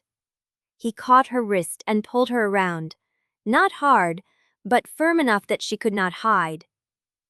You kept the leash lie for years. You let me believe I was owned. You let me build a life on that fear. His voice rose, not with heat, with something colder. You became the keeper of my freedom, and you called it love. She tried to pull free. He held the tarks out into the table between them. The pulse did not stop. It beat against the wood like a second heart living in the space between their bodies. Look at me. She did not. He caught her wrist and pulled her around, not hard, but firm enough that she could not hide. You kept the leash lie for years. You let me believe I was owned. You let me build a life on that fear. His voice rose, not with heat, with something colder. You became the keeper of my freedom, and you called it love. She tried to pull free. He held. And I am supposed to be grateful. I did it to keep you alive. You did it to have power over me. Her face went still. The tears stopped. Something else surfaced, harder, older. I was 17 when I placed your heart in the vault. I was 20 when I stole it back. I had no power. I had nothing. I was a scribe who watched them mark you as property. Then you should have told me. And what would you have done? She stepped closer. The anger in her voice matched his now. What would Dravomir Korn, rising star of the Obol conclave, have done with the knowledge that his soul was sitting in a sealed court vault under the Arcanex's personal seal? He opened his mouth. She did not let him speak. You would have tried to take it back. You would have been caught.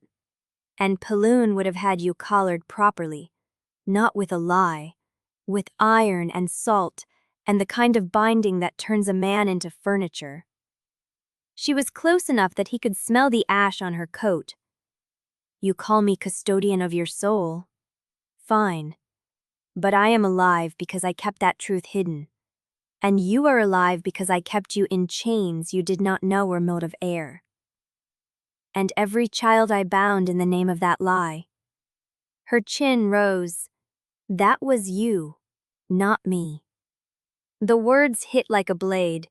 He felt them open something inside him that he had refused to touch since the vaults, since Orrin's voice cutting off, since Elira Vane's gray eyes. You think I do not know that? I think you want me to carry it for you. He struck the table with his palm. The sound echoed off the stone walls. The heart jumped. Every time I bound someone, I told myself the leash forced me. Every time I signed a child into service, I told myself I had no choice. And you gave me that excuse. You forged the lie I hid behind. She did not flinch. You loved the lie. He stopped breathing. You loved believing you had no choice. It made the work clean. It made the blade someone else's fault. She stepped forward, her voice dropping. I gave you a leash that did not exist, but you chose to wear it. You wore it like a badge. You wore it like salvation. She was right. He felt the truth of it settle into his bones, heavy and cold. I wanted to be the one who freed you, she said. I wanted to matter.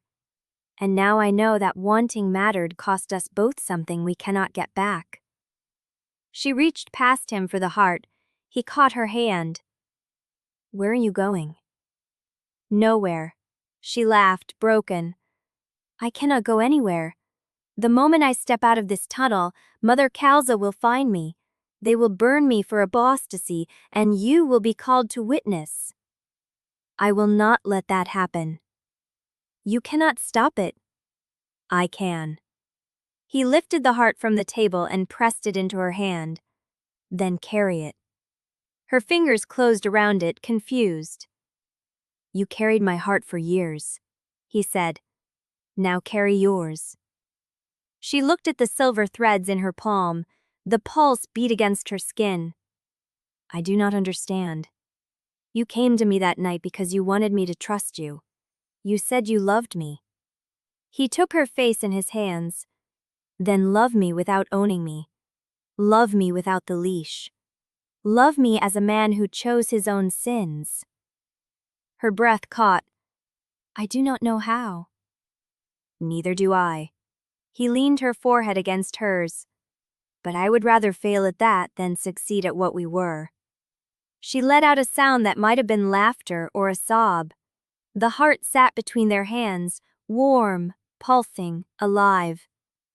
For a long moment, neither of them moved. Then she kissed him. It was not gentle. It was not the soft, careful kiss of the shrine room or the stolen corridors. It was desperate and hungry and tasted of salt and ash. Two people who had cut each other open and decided to stay.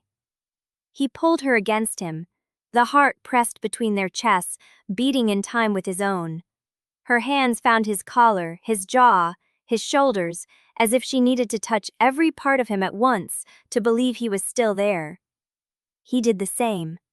The rusted collar on the table caught the light. The reliquary lay open, and in the secret chamber beneath the ash market, Dravomir Korn held Lyethit Antro and felt the weight of every choice they had made settle around them like the first honest noon after years of twilight. When they finally pulled apart, the silver threads of his heart cast shadows across her face. What happens now? It was her voice, cracked, exhausted, hopeful in a way that hurt to hear. He looked at the chamber door. Dawn is coming. Kalza will be waiting. Then we face her. She wiped her face with the back of her hand. Together? He picked up the heart. Together. He placed it into her hand. Then carry it.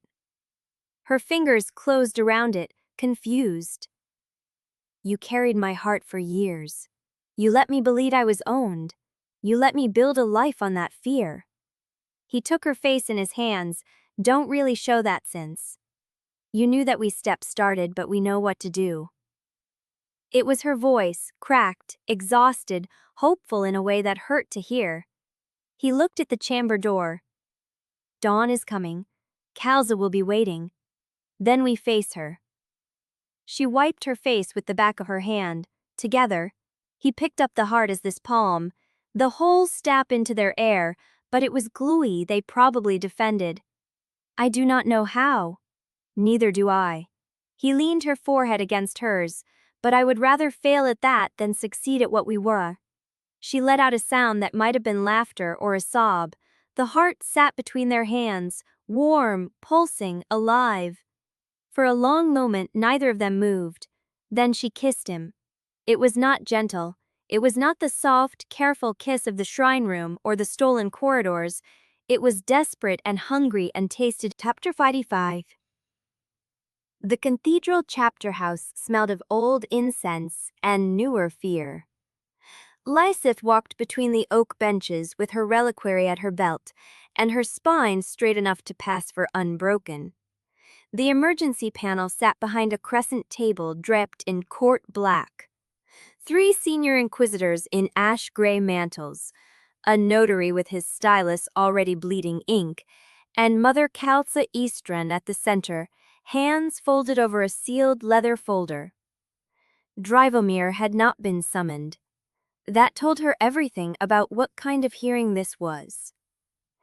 Sister Malin Uvo stood at the side wall with her hands clasped behind her back, her face a mask of professional emptiness that did not quite hide the tension in her jaw. She had been assigned as witness, not counsel, a signal of how the court wanted this read. Procedural, not punitive. A review of practices, not a judgment of the woman. The lies people told themselves when the pyre was already lit. Inquisitor Anaro. Mother Kalsa did not rise. You have been called to clarify certain discrepancies in the flood ward investigation of the 5th week of autumn rains. Lysith stopped at the designated mark on the floor. 3 feet from the table, far enough to be supplicant, close enough to be questioned. I am prepared to clarify, Mother. Kalsa opened the leather folder. Her fingers moved across the pages with the slow precision of someone who already knew every word. The binder you pursued in the drowned wards was described in your initial report as an amateur practitioner operating alone, using Antike Reichs learned from gutter sources. You stated the souls she had collected collapsed during your intervention, and that no names or vessels were recovered. That is correct. And yet the Conclave's senior factor Korn submitted a report that varied from yours in key details. Lysith kept her breathing even. Senior factor Korn and I conducted separate investigations before coordinating. Our reports naturally emphasize different aspects of the same operation. Naturally. Kalsa turned a page. His report mentions a child's shoe, yours does not. The image surfaced unbidden. The small, scuffed leather shoe in the damp tenement, the family's silence, the way the mother had looked through Lysith as if she were already a ghost. Because I did not consider it relevant to the binding investigation. His report also mentions the binder spoke to the reliquary as if the soul inside could hear her. You omitted that as well. I considered it theatrical. The woman was desperate and unlicensed. Her prayers to her own work were not evidence of a functional bond. Kalsa's pale eyes lifted from the folder. You did not consider it unusual that an amateur gutter priestess would address a clay vessel as if expecting an answer. The question hung in the incense-thick air. Lysith had walked into this room expecting scrutiny. She had expected Malin to be constrained, Kalsa to be sharp, the panel to be an audience for a performance already written.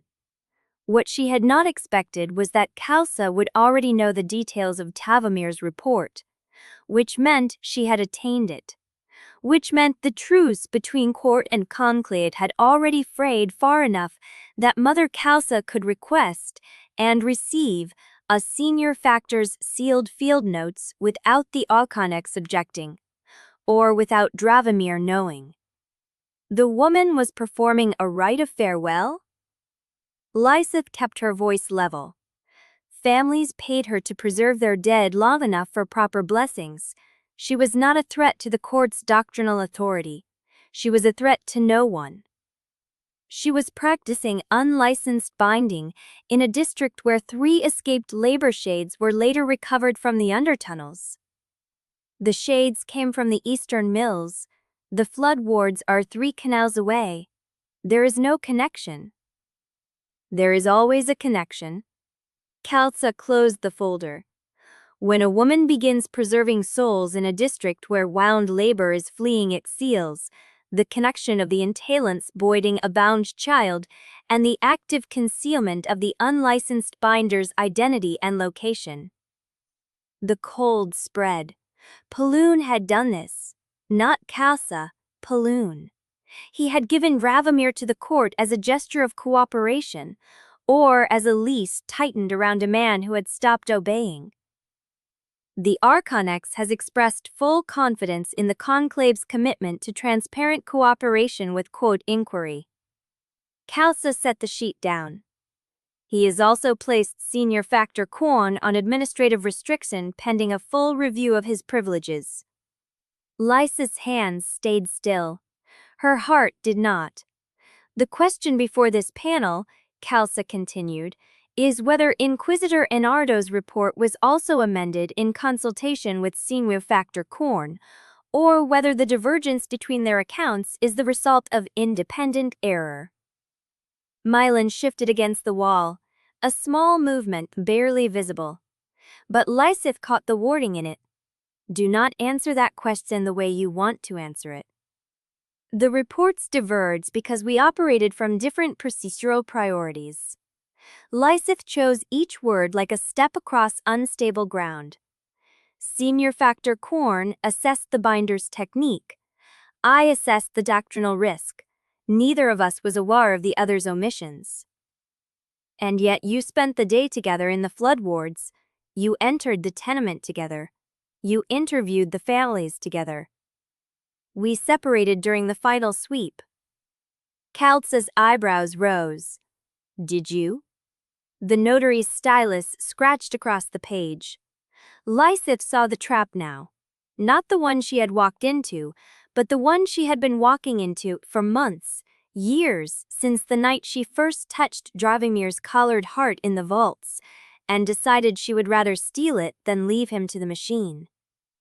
Every lie she had told had been a thread, and Khalsa had been pulling them, one by one, waiting for the whole cloth to unravel. I am prepared to submit to a full review of my field reports from the past 3 years. Lysith lifted her chin.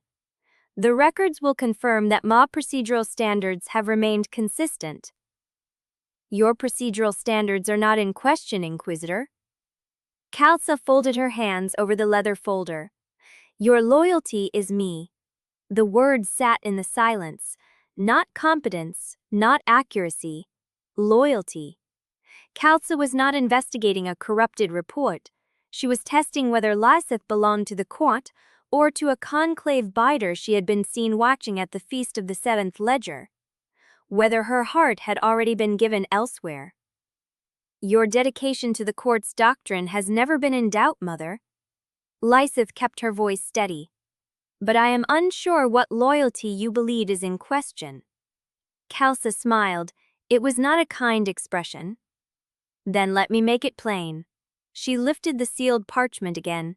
The Archonix's submission includes a food document, a personal letter from Senior Factor Korn to his factor, Thomas Jorse, in which he acknowledges that his relationship with a court inquisitor has compromised his judgment.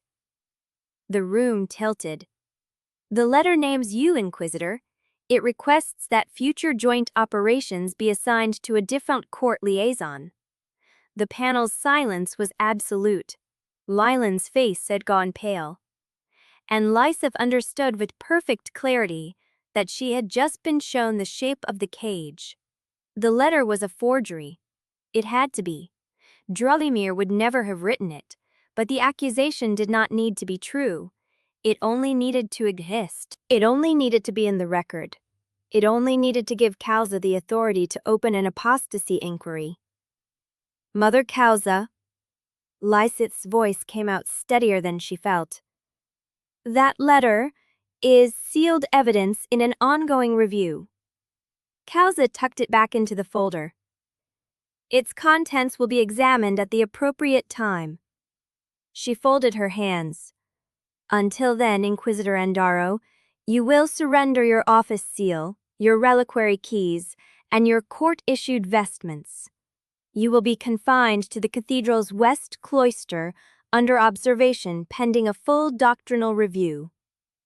The notary wrote. The panel watched, and Lysith felt the floor beneath her become ash. Chapter 26. The conclave compound had not changed. The same black stone corridors, the same iron torch brackets casting the same green-tinged light on the same sealed doors. But Dravomir felt the difference in the air the moment he stepped through the eastern gate. The way servants found reasons to look at their hands when he passed. The way the junior factor at the intake desk did not rise when he entered, only nodded and returned to his ledger as if a senior factor arriving after dark was not worth the ink to record. He walked to his chamber. The door stood ajar. Inside, someone had been through his desk. Not the surgical precision of Pelun's agents the night the records vanished. A rougher hand. Drawers pulled too far, papers stacked at wrong angles, the inkwell displaced from its usual corner on the left. Thomas Jorce's work, letting him know the space was no longer his alone. Dravomir closed the door and stood in the silence, letting the facts settle around him like cold water rising. Lysith confined to the west cloister, his privileges suspended, his field notes in Kalza's hands, the forged letter sitting in a leather folder with his name on it, and his heart warm against his chest, beating in a rhythm that matched no leash he had ever worn. He should sleep. He did not. He sat at the desk and read through the papers Thomas had shuffled, looking for what had been taken and what had been left as message.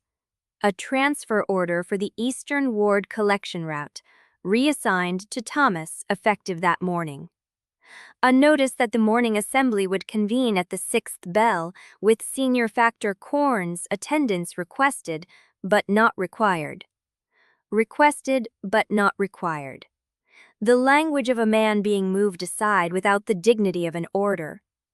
He was still holding the notice when the knock came. The page was young, maybe 14, with the glassy composure of someone who had been told to deliver bad news and expected to catch the anger for it. She held out a sealed slip. From Widow Porn's courier, Senior Factor, delivered to the lower gate with instruction for your hand only. Dravomir broke the seal.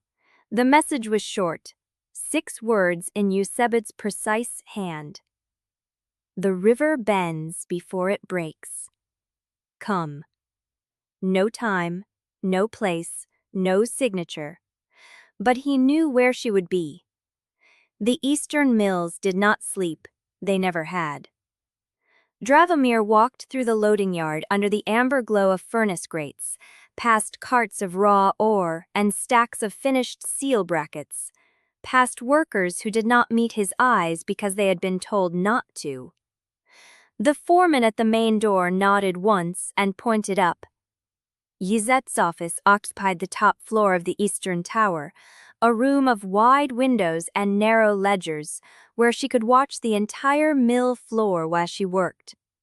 She was standing at the window when he entered, her back to him, her gray lace catching the furnace light.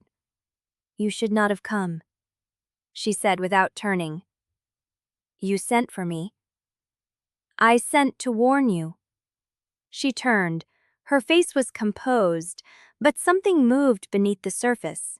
Not fear, calculation sharpened by worry. Pelun submitted the addendum 4 hours before Kalza's panel convened. He had it ready before you left the ash market. Dravomir said nothing. He is not acting from anger, Dravomir. He is acting from necessity. The market has been bewinting since your binding failure at the harbor.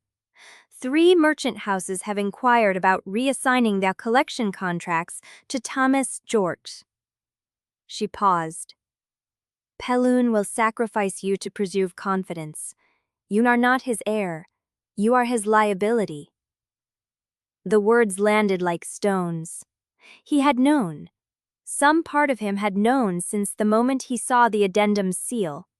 But hearing it spoken aloud in Eusebet's flat, muchant voice stripped the last thread of plausible denial. Then I am already condemned. You are already inconvenient. She stepped closer.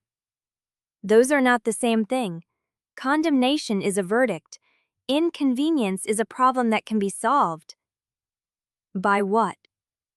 By giving him something more valuable than your destruction. She studied him. You have something he wants, something he has been trying to keep hidden. The vaults, the records, the truth about what the court is storing beneath the cathedral.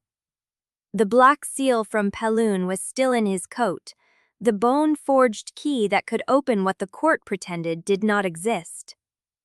Yzette saw his hand move to his chest. I do not need to know what it is, she said.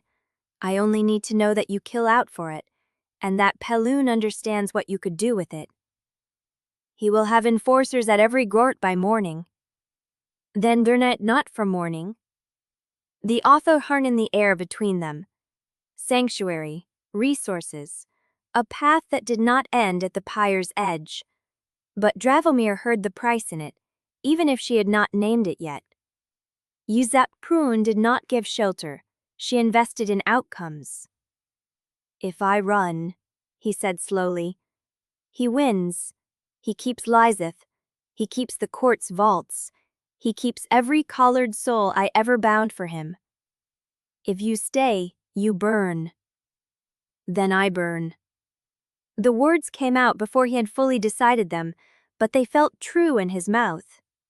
He had spent his life bargaining with power, trading obedience for safety, telling himself the leash made the blood someone else's fault.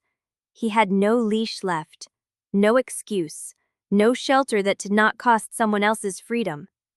He would not let Thomas Jorks inherit his duties, while Lyseth sat in a cloister waiting right for Calza's doctrinal review to become a death sentence. He would not let Pelun bury the truth in another 20 years of false notices. Yuzap watched him for a long moment. Then she nodded. You will not last the week. Her voice carried no judgment, only fact. But if you survive it, send word. I will remember that you chose the fire.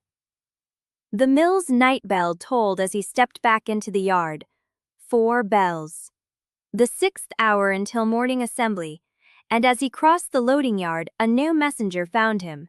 Not a page this time, a senior clerk in conclave black, carrying a leather folio sealed with the Archonex's personal mark. Senior Factor Corns, you are summoned to the record hall for a review of your collar records. Immediate attendance required. The clerk did not wait for a reply. He simply turned and walked toward the compound, expecting Dravomir to follow. And Dravomir went because the cage had closed, and he needed to see what evidence they held against him before the lock turned. The record hall was empty of scribes. Only Thomas Jorks stood at the central table, a stack of ledgers open before him, his pale eyes catching the lamp glow. Behind him, the iron cabinet that held the intake records stood with its door ajar. Senior Factor. Thomas did not look up. I have been instructed to conduct a full audit of your collar history, all transfers, all bindings, all custody codes. He turned a page. Beginning with yours. Chapter 27. The corridor to the record hall felt narrower than it should, the lamps burning low as if the compound itself had begun to conserve its resources for worthier tenants. Dravomir walked with his hands loose at his sides, the freed heart warm against his chest beneath the coat's lining. The collar scar had not ached since he had taken it back from Lyeth's reliquaries. He kept it expecting it to tighten, to remind him of the leash that had never existed. But the skin remained quiet, a kind of freedom he had not earned yet. Thomas waited in the record hall with ledgers spread across the central table, but Drivomir never reached him. A page intercepted him at the hall's threshold, a boy of 11 or 12 with the Arcanex's black seal pinned to his collar and a folded slip in his hand. Senior Factor, the Arcanex requests your presence before the audit begins. The boy's voice carried no deference. Peloon's messengers learned early that power flowed from the one who sent them, not the one they addressed. Drivomir took the slip. No wax, no seal, just a single line in Peloon's cramped hand. The Green Chamber. Come alone. He folded it into his coat and followed the boy up the servant's stair. The Green Chamber occupied the third floor of the Arcanex's private tower, a room Drivomir had entered exactly 4 times in 23 years. Each visit had marked a turning point: his first promotion, his first major binding, his first public failure, and the reprimand that followed. And now this. The page opened the door and stepped aside. Inside, the walls breathed with bound light. Green phosphor lamps lined every shelf, casting the room in an underwater glow that made the rows of reliquaries look like sunken treasure. The space was smaller than Drivomir remembered, more cluttered. Ledgers stacked to the ceiling, clay vessels in neat rows, a single desk at the room's center, and behind it, Peloon Jaster sat with his iron-gray hair unbound, spilling over his shoulders like a silver shroud. He wore no formal vestments, only a plain undertunic, the burn seam across his left jaw catching the phosphor glow. Close the door. Drivomir obeyed. The latch clicked and the room's silence deepened, the kind of silence that perched on the chest and waited for permission to lift. Peloon did not rise.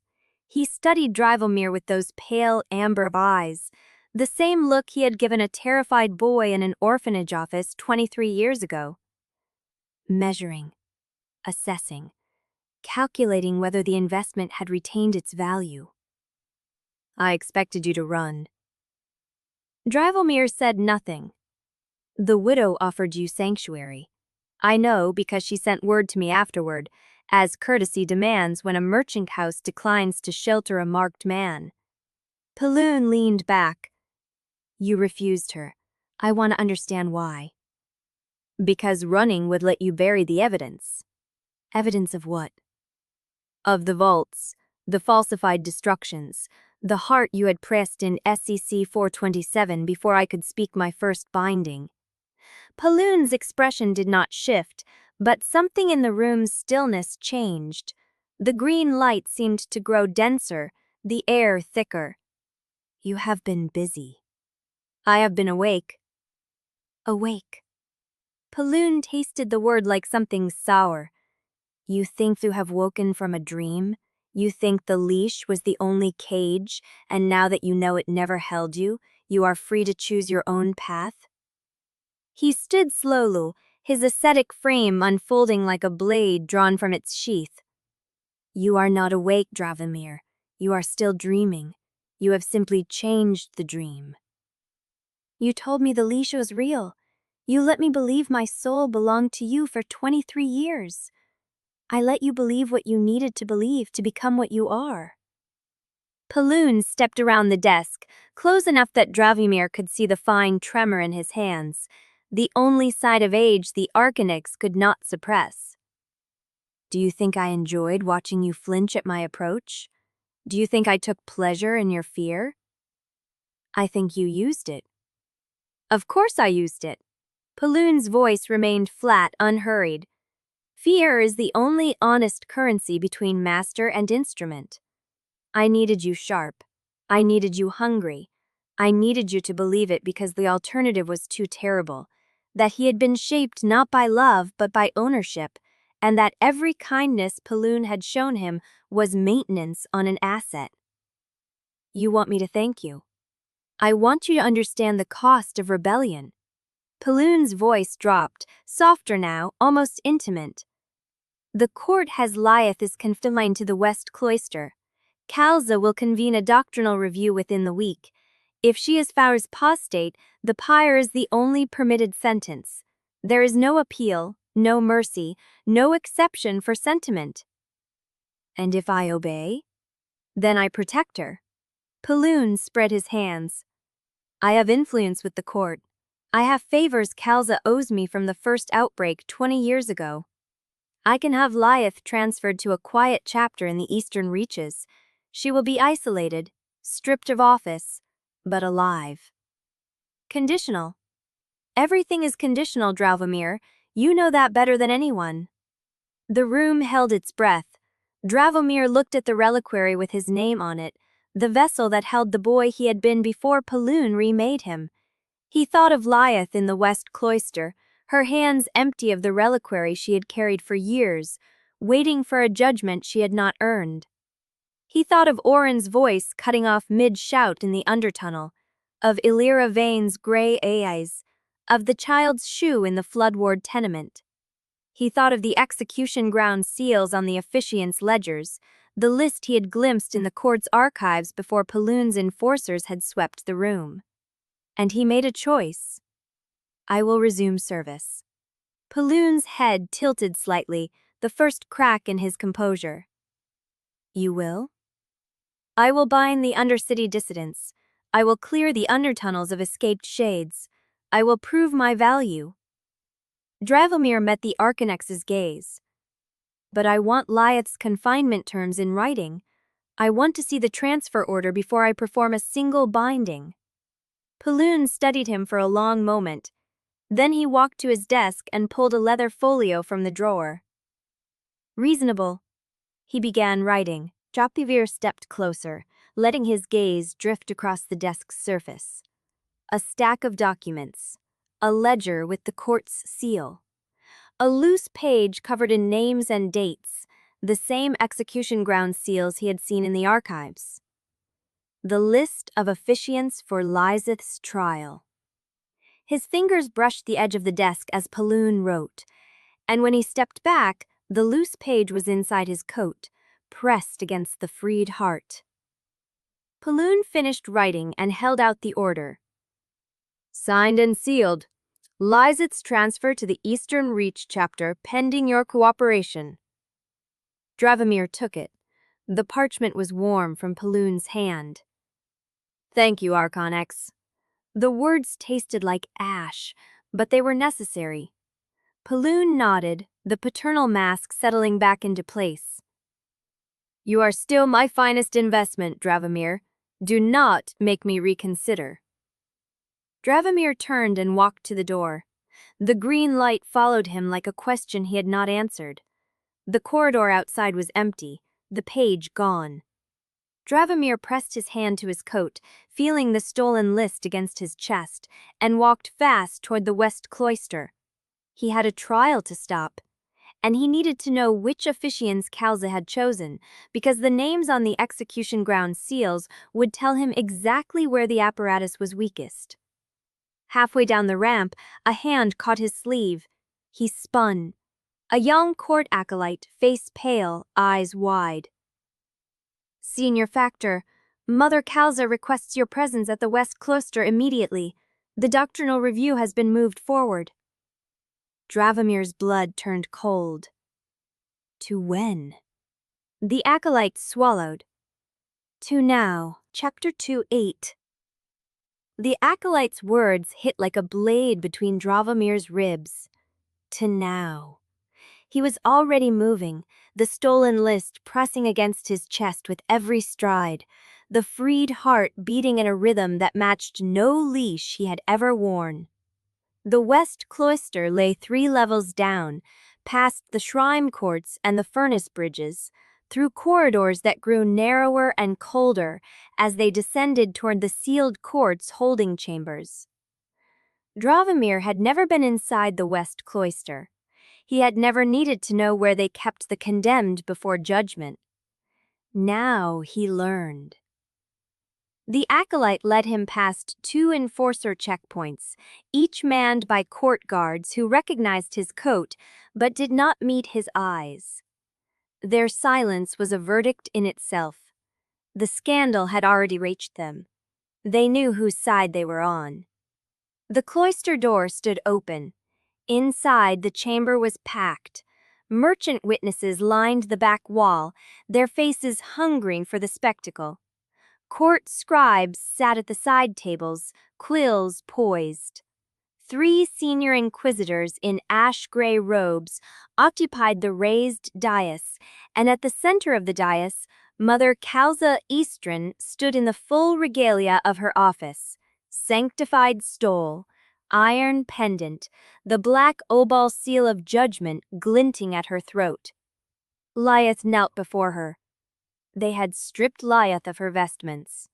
She wore a plain gray shift, no belt, no reliquary, no office. Her hands were bound before her with ordinary rope, not a binder's collar, but the message was clear. She was already less than a prisoner. She was a condemned woman waiting for the sentence to catch up. Kalza did not acknowledge Dravamir's entrance, but her voice carried, "Inquisitor Lyath Endaro, you stand accused of apostasy, heresy, and conspiracy against the sanctified order of the sealed court." Kalza's voice was calm, measured, the voice of a woman who had delivered this speech 100 times. The evidence before us reveals a pattern of divided loyalty that spans years. You have concealed material facts during official investigations. You have maintained an unauthorized relationship with a licensed binder of the Obol conclave. You have compromised the integrity of your office for the sake of private attachment. Lyath's head remained bowed. She did not look up. "These are not accusations of error," Kalza continued, her voice rising slightly, carrying to the merchant witnesses, to the scribes, to the city itself. "These are accusations of betrayal. You swore an oath to the sanctified fire. You swore to place duty above attachment, truth above comfort, the court above the self. And yet you chose attachment. You chose comfort. You chose the self." A ripple passed through the merchant witnesses. Someone whispered Lyath's name like a curse. Kalza let the silence hang. Then she stepped down from the dais, moving closer to Lyath, close enough that her voice could drop to intimacy and still be heard by every person in the room. "You are not accused of incompetence, Lyath Endaro. You were never incompetent. You are accused of knowing the truth and choosing to hide it. That is the only apostasy that matters, not doubt, but deliberate concealment. You knew the binder's report was falsified. You knew your loyalty was divided, and you chose to protect the man you loved rather than the institution that shaped you." Lyath's shoulders trembled, but she did not speak. Dravamir stood frozen at the chamber's edge, his hands pressed against his coat, the stolen list and the freed heart both warm against his chest. He wanted to step forward. He wanted to speak. He wanted to tell them that every charge Kalza leveled was true, but that the truth was more complicated than she would ever admit. He did nothing, because any word from him would be used against Lyath. Because Kalza had already won this room. "The formal trial will convene at the execution ground in 3 days, Kalza announced, stepping back to the dais. "The pyre has been prepared, the sanctified fire awaits, and the city will witness what becomes of those who place attachment above duty." She turned to face the room, her gaze sweeping across the merchant witnesses, the scribes, the inquisitors, and then it landed on Dravamir. "The senior factor of the Eastern wards has been requested to attend as licensed binder witness. His testimony will confirm the nature of the falsified report and the extent of the conspiracy." Dravamir's blood turned to ash. Requested to attend. Licensed binder witness. He understood the trap in that single sentence. They were not going to execute Lyath quietly, they were going to make him watch. They were going to make him testify. They were going to make him choose, publicly, in front of the city, whether he would condemn her with his words or damn himself with his silence. And the summons Bobo for Kalza's seal and Paloon's approval. The Archonix had signed off on this. Of course he had. The conditional deal was a lie. The transfer order was a fiction. Paloon had never intended to save Lyath. He had intended to use her as leverage, and when that leverage failed, he had handed her to Kalza as a sacrifice. Drovimir's hand pressed harder against the freed heart. It beat back at him, steady, warm, alive. Kalza dismissed the room. The merchant witnesses began to murmur, filing toward the door with the satisfied air of people who had just watched someone else's life end. The scribes gathered their papers. The inquisitors stepped down from the dais. Drovimir stood where he was. Lyath remained kneeling. She did not look up in their encounters as the gods hauled her to her feet. She did not look at him as they dragged her toward the holding cells. She kept her eyes fixed on the stone floor, as if she had already accepted the sentence. But as she passed him, her fingers brushed his sleeve, once, lightly. A touch that said nothing and everything. Then she was gone. The room emptied. Drovimir stood foreign at the chamber's edge, his hands pressed against his coat, the stolen list and the freed heart both warm against his chest. He wanted to step forward. He wanted to speak. He wanted to tell them that every charge Kalza leveled was true, but that the truth was more complicated than she would ever admit. He did nothing, because any word from him would be used against Lyath, because Kalza had already won this room. The formal trial will convene at the execution ground in 3 days, Kalza announced, stepping back to the dais. The pyre has been prepared. The sanctified friary awaits, and the city will witness what becomes of those who place attachment above duty. She turned to face the room, her gaze sweeping across the merchant witnesses, the scribes, the inquisitors, and then it landed on Drovimir. The senior factor of the Eastern Walds has been requested to attend as licensed binder witness. His testimony will confirm the nature of the falsified report and the extent of the conspiracy. Drovimir's blood turned to ash. Requested to attend, licensed binder witness. He understood the trap in that single sentence. They were not going to execute Lyath quietly. They were going to make him watch. They were going to make him testify. They were going to make him choose, publicly, in front of the city, whether he would condemn her with his words or damn himself with his silence. And the summons bore both Kalza's seal and Paloon's approval. The Archonix had signed off on this. Of course he had. The conditional deal was a lie. The transfer order was a fiction. Paloon had never intended to save Lyath. He had intended to use her as leverage, and when that leverage failed, he had handed her to Kalza as a sacrifice. Drovimir's hand pressed harder against the freed heart. It beat back at him, steady, warm, alive. Kalza dismissed the room. The merchant witnesses began to murmur, filing toward the door with the satisfied air of people who had just watched someone else's life end. The scribes gathered their papers. The inquisitors stepped down from the dais. Drovimir stood where he was. Lyath remained kneeling. She did not look at him as the gods hauled her to her feet. She did not look at him as they dragged her toward the holding cells. She kept her eyes fixed on the stone floor, as if she had already accepted the sentence. But as she passed him, her fingers brushed his sleeve. Once, lightly. A touch that said nothing and everything. Then she was gone. The room emptied. Drovimir stood alone in the west cloister, the stolen list in his coat, the freed heart pressing against his ribs, the summons for his own testimony burning in his memory. He had 3 days.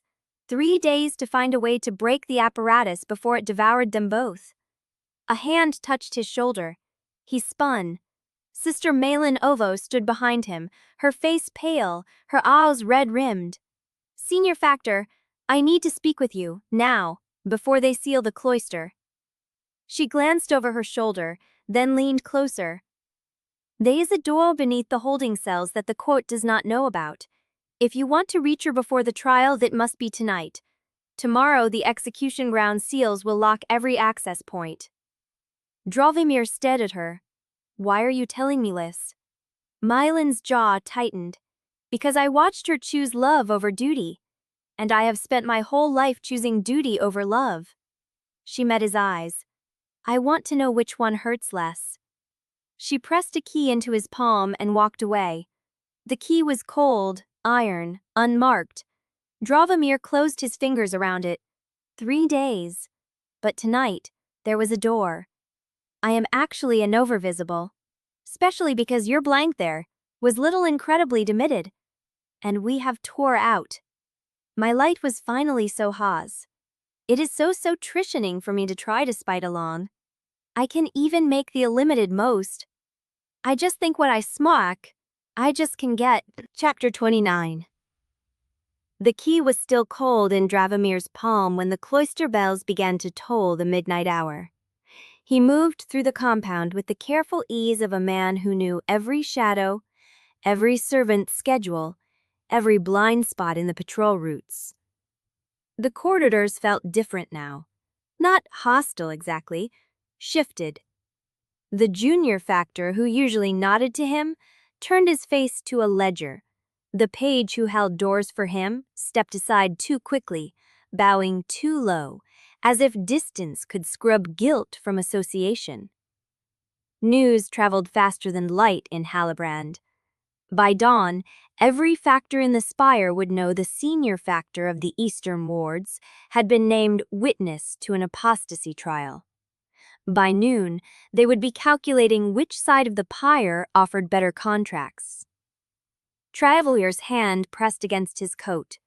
The freed heart beat steady beneath his palm. He reached his chamber without incident, closed the door, and stood in the dark. The iron key from Malin Uvo sat on the table beside the stolen efficient list. 3 days until the pyre. 1 night before the execution ground seals locked every access point. He had hours. A tap at the shutter. 3 knocks. A pause. 2 more. Orrin's signal. Dravomir crossed to the window and slid the latch. The shutters swung inward, and Orrin's skell dropped from the ledge into the room with the practiced silence of a man who had spent his life moving through places he did not belong. You look worse than I expected, Orrin said. You look better than I hoped. Orrin's mouth twitched, not quite a smile. The Undercity heard about the trial, heard about the summons, heard about the pyre. He leaned against the wall, arms crossed. They want to know which man you are now. Which man? The one who burns alone, or the one who brings the fire down with him? Orrin's pale eyes held Dravomir's. Your widow patron put coin on the second option. The mortuary factors are betting the first. The gutter priests are taking both sides and skimming the margin.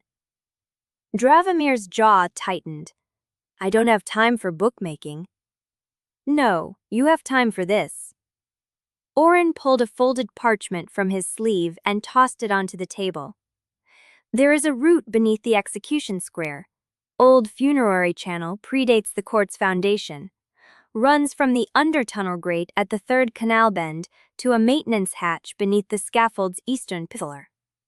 Dravomir did not touch the parchment. Why are you giving me this?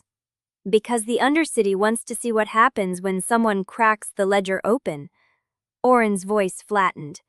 And because I still owe you for the Flood Ward woman. You let her run. I remember.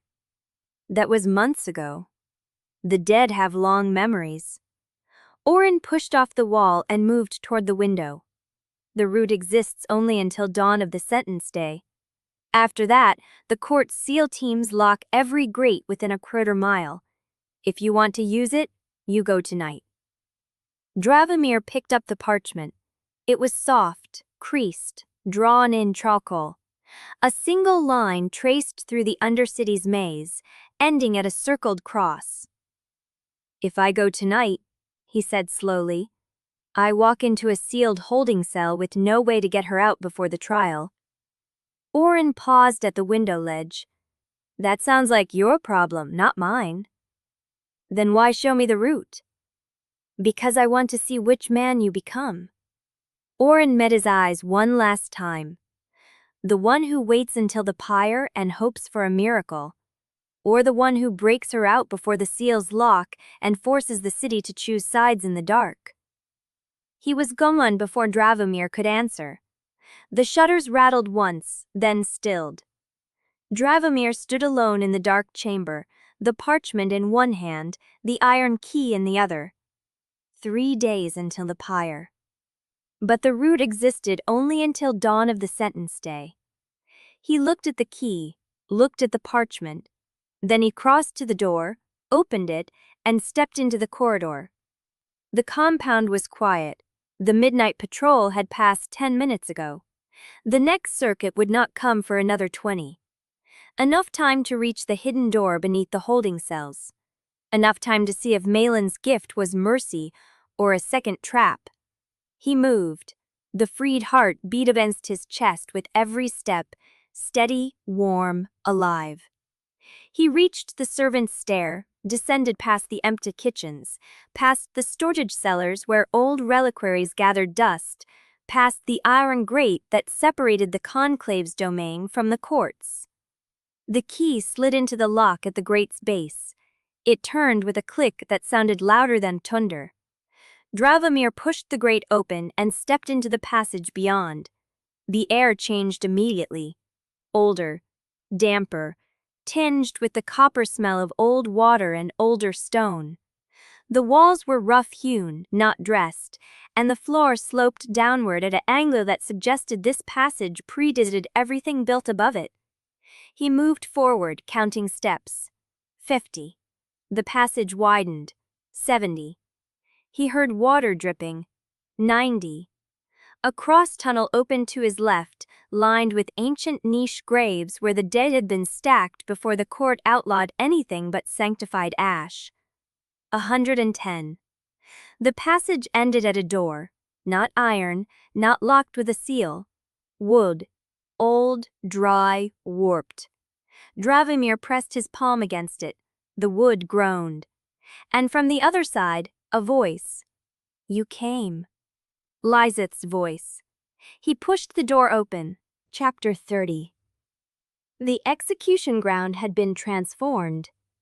Where Dravomir remembered scaffold timbers and iron chains, a temporary court now rose in black and white cloth, draped with sanctified seals that caught the gray morning light. Galleries packed with merchant witnesses, conclave factors, court scribes, and the curious elite who had come to watch an inquisitor burn. He stood at the edge of the witness platform, the freed heart steady against his chest. They had not searched him. Perhaps they assumed a man on administrative restriction carried nothing worth hiding. Perhaps they simply did not care what he carried, because the outcome had been written before the first witness spoke. Mother Kalza Istran sat at the center of the raised dais, her gray vestments immaculate, her hands folded over a reliquary that caught the light with the dull gleam of old silver.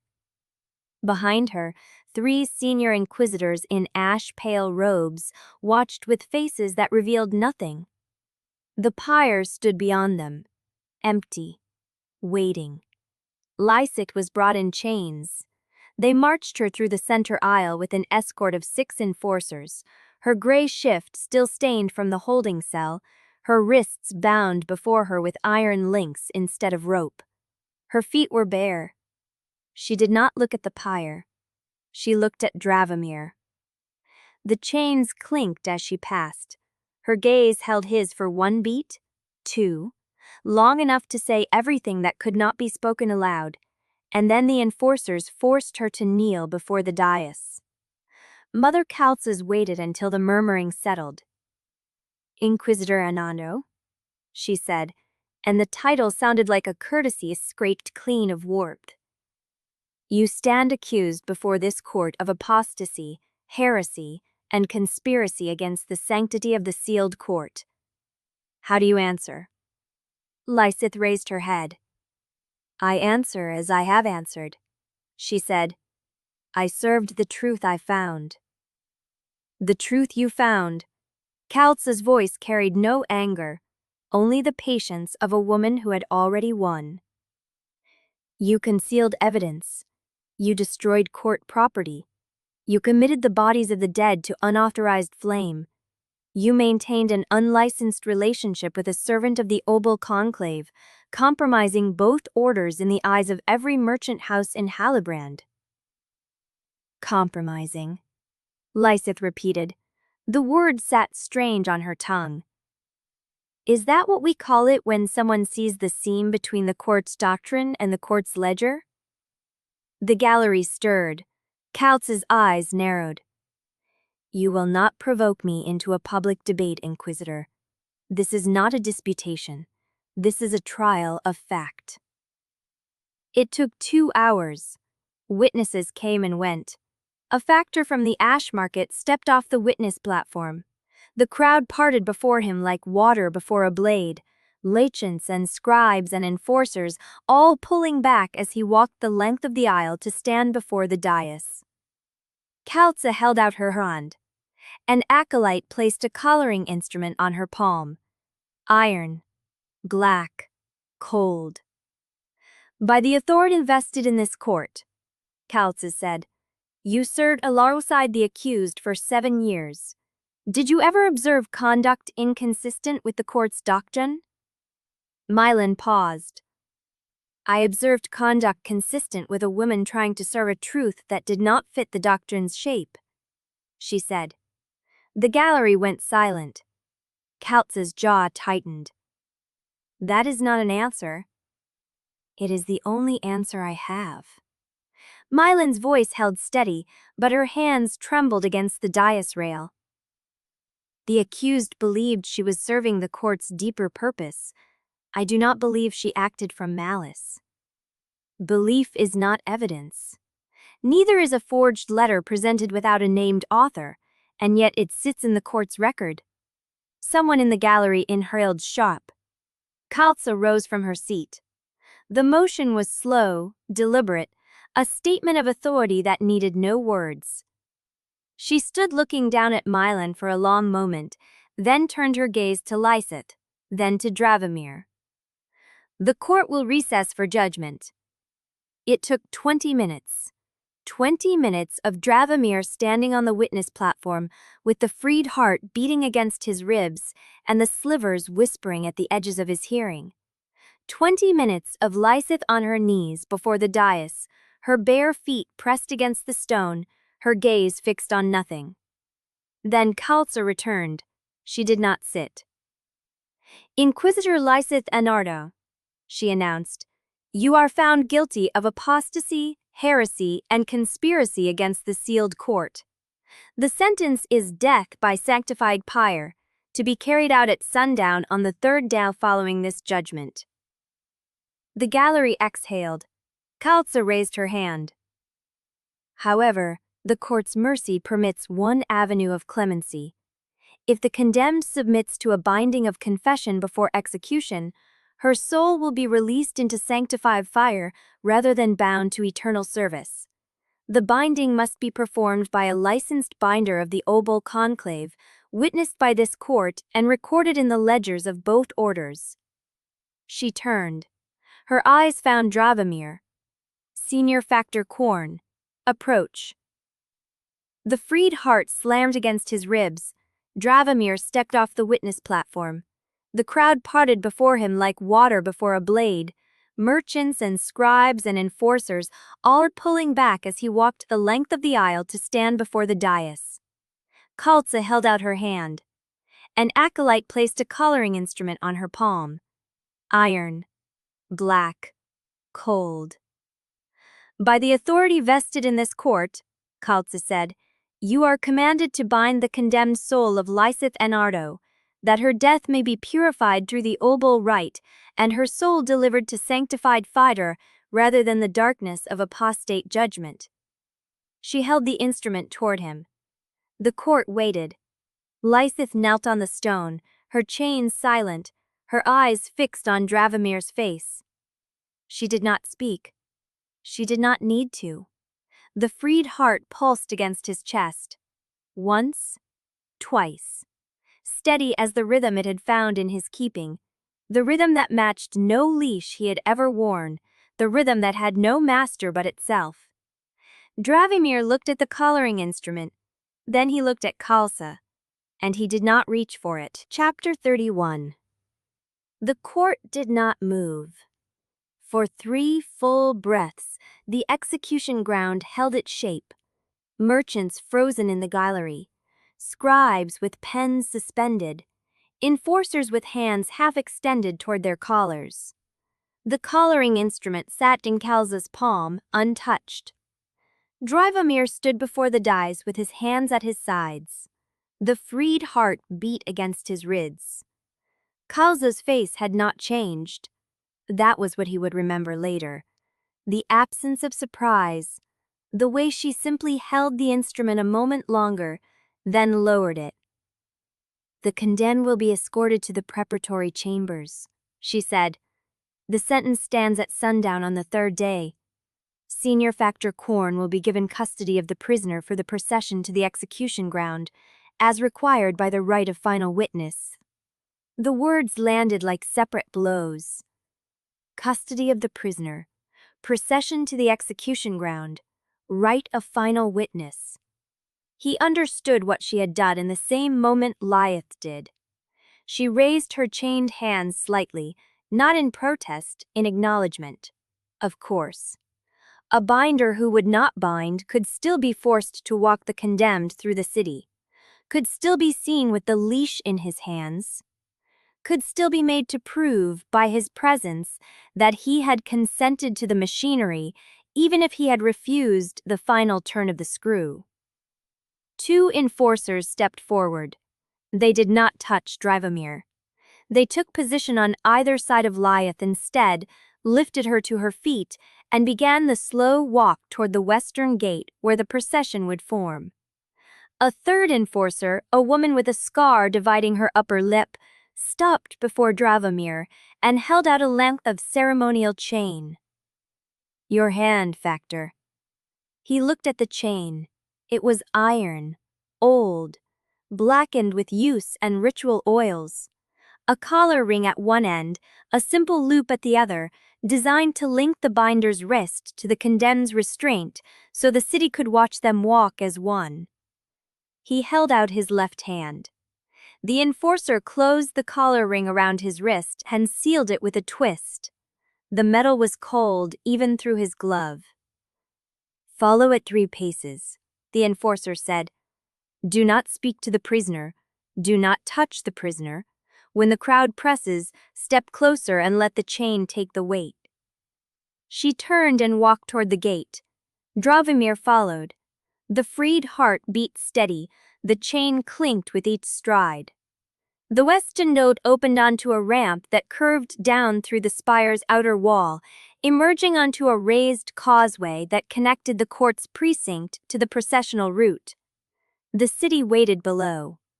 He had not seen Halbrand from outside in 3 days. The city spread beneath him like a wound, black spires against a gray sky, furnace bridges pulsing with stored soul light, the harbor a sheet of iron to the west. Every window held a face. Every gallery along the causeway was packed with merchants, factors, apprentices, servants, gutter children who had climbed the drainpipes to watch. The right of final witness. A binder walked the condemned through the city, so the city could see the judgment was real, could see the collar chain, could see the pyre being built at the execution ground, could see order hovering through every level of the spire. Lysith walked ahead of him at 3 paces, her chains adjusted so the leash enforcer had given him would hang at waist height between them. They would process through the merchant galleries, across the furnace bridge, through the lower court gate, and into the execution ground where the pyre waited. The crowd began to chant. It was not a curse, not a blessing. It was a low, rhythmic drone, the sound the city made when it confirmed its own beliefs. Heretic, heretic, heretic. Lilith walked barefoot. Her gray shift was stained from the cloister floor. Her hair had come loose from its braid and hung across her face. But her back was straight, and her steps did not waver, and when the first handful of rot hit her shoulder, she did not flinch. Dravimir walked 3 paces behind. The chain pulled taut between them. Pressure from the crowd pushed in on both sides. Enforcers formed a living wall along the causeway's edge, but the merchants and factors pressed against their line, close enough to see the whites of Lilith's eyes, close enough to spit if they chose. A woman in merchant silk leaned over the rail and called out, "Did you think love would save you?" Another voice, male, sharp with satisfaction, "The pyre burns for the false-hearted." Lilith did not answer. She kept walking. Halfway across the furnace bridge, where the stored sulphite beneath the grates cast green shadows across the stone, she spoke. "Dravimir."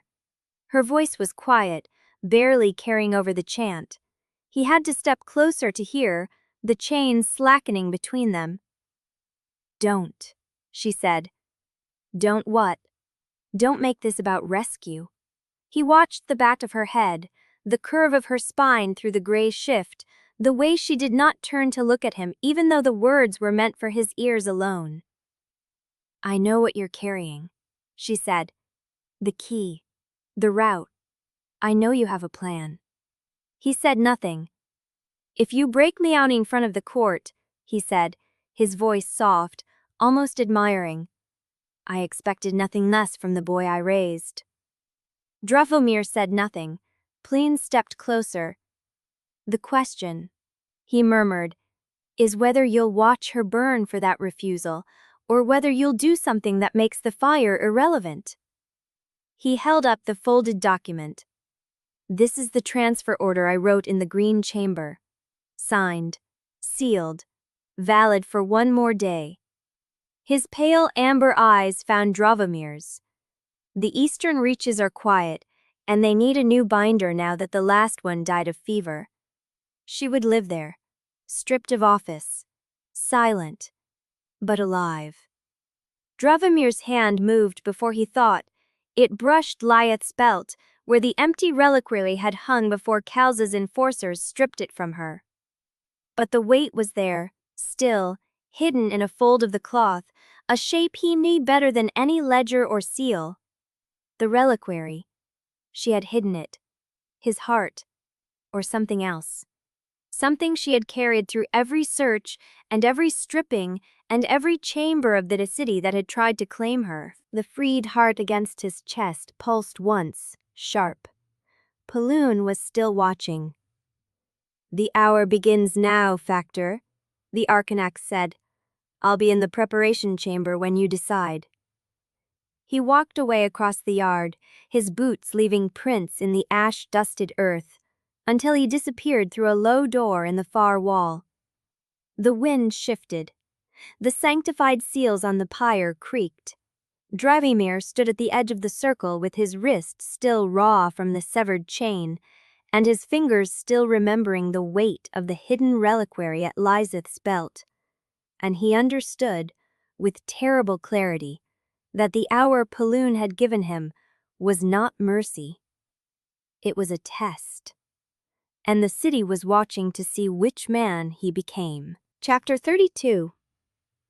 The preparation chamber was a stone box built into the execution ground's eastern wall, windowless, lit by a single oil lamp whose flame cast Paloon's shadow across the table in triplicate.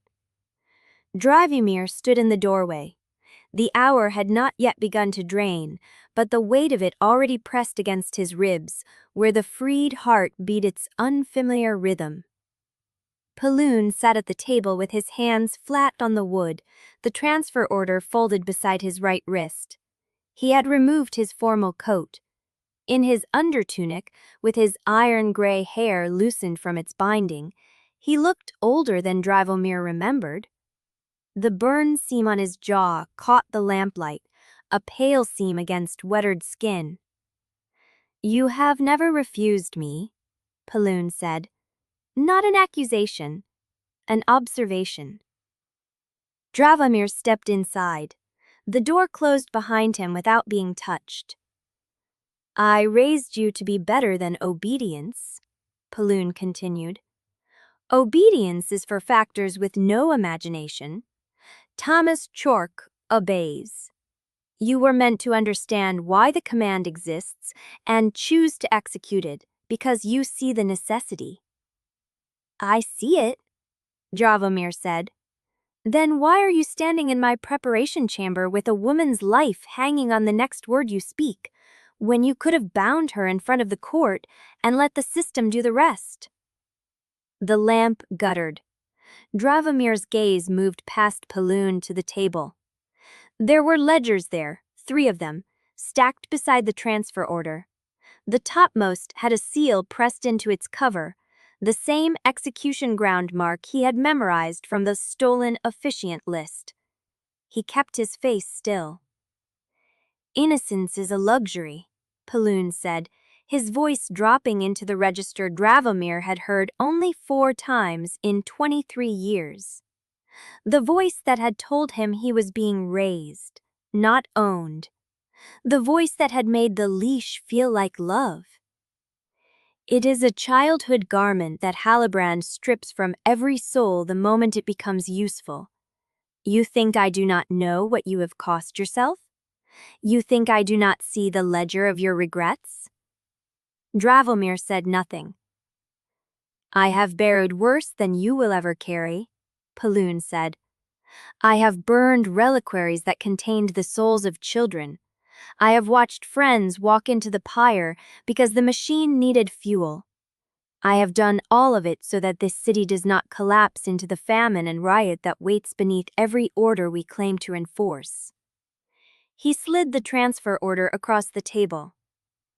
"Lysith Anaro will live. She will breathe. She will grow old in a quiet chapter where she can pray to whatever god she still believes in. That is what I am offering you. Not absolution, not freedom. Life." Dravomir's hand moved. He picked up the transfer order, felt the weight of the paper, the texture of Paloon's seal pressed into the wax. He did not open it.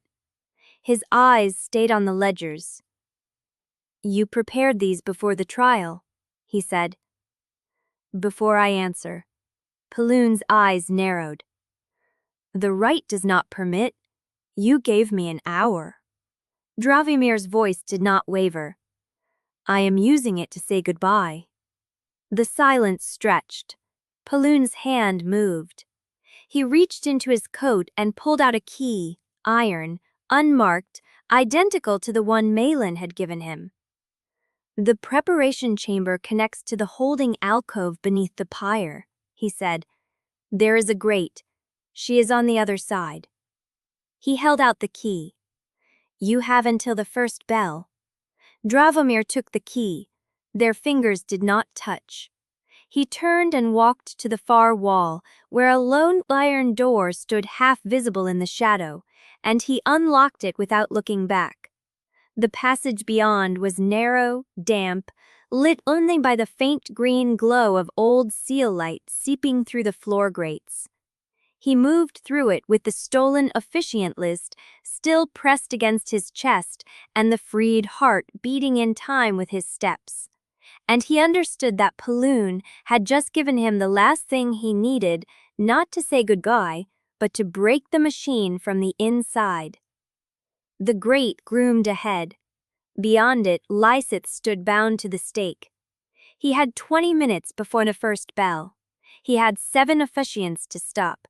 He had 1 heart, and hers, and the apparatus that thought it owned them both. Chapter 33. Through the grate Lizeth stood bound to the iron stake, gray shift stained with the city's refuse, her hair hanging loose where the rope had pulled it free. She looked up when the door scraped open, and her mouth moved around a word he could not hear through the bars. The freed heart hammered against his ribs. He pressed the key to the lock, and the grate swung inward. The holding alcove smelled of old ash and the copper tan of sanctified seals, the floor sloping toward a drainage channel where the blood of past executions had been washed away, but never quite forgotten.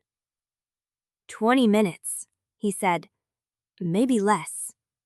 Lizeth's hands were bound behind the stake, wrists wrapped in iron, her fingers visible against the blackened wood. She did not struggle.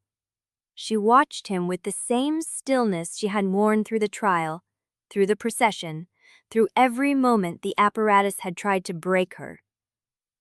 "You found what you needed," she said. It was not a question.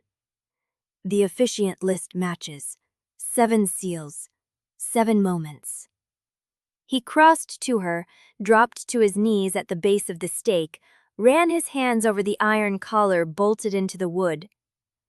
"The matrix beneath this scaffold stores the bound force from every execution they have ever held here. Reliquaries, ledgers, collared souls they never released."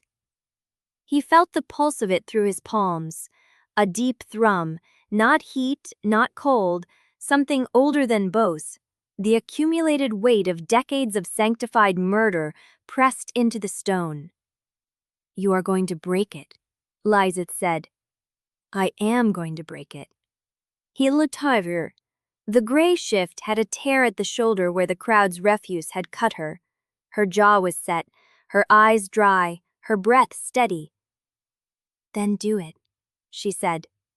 "But do not do it for me. For who else would I do it?" She shook her head. "Do it because you refuse to be the man who turns love into possession.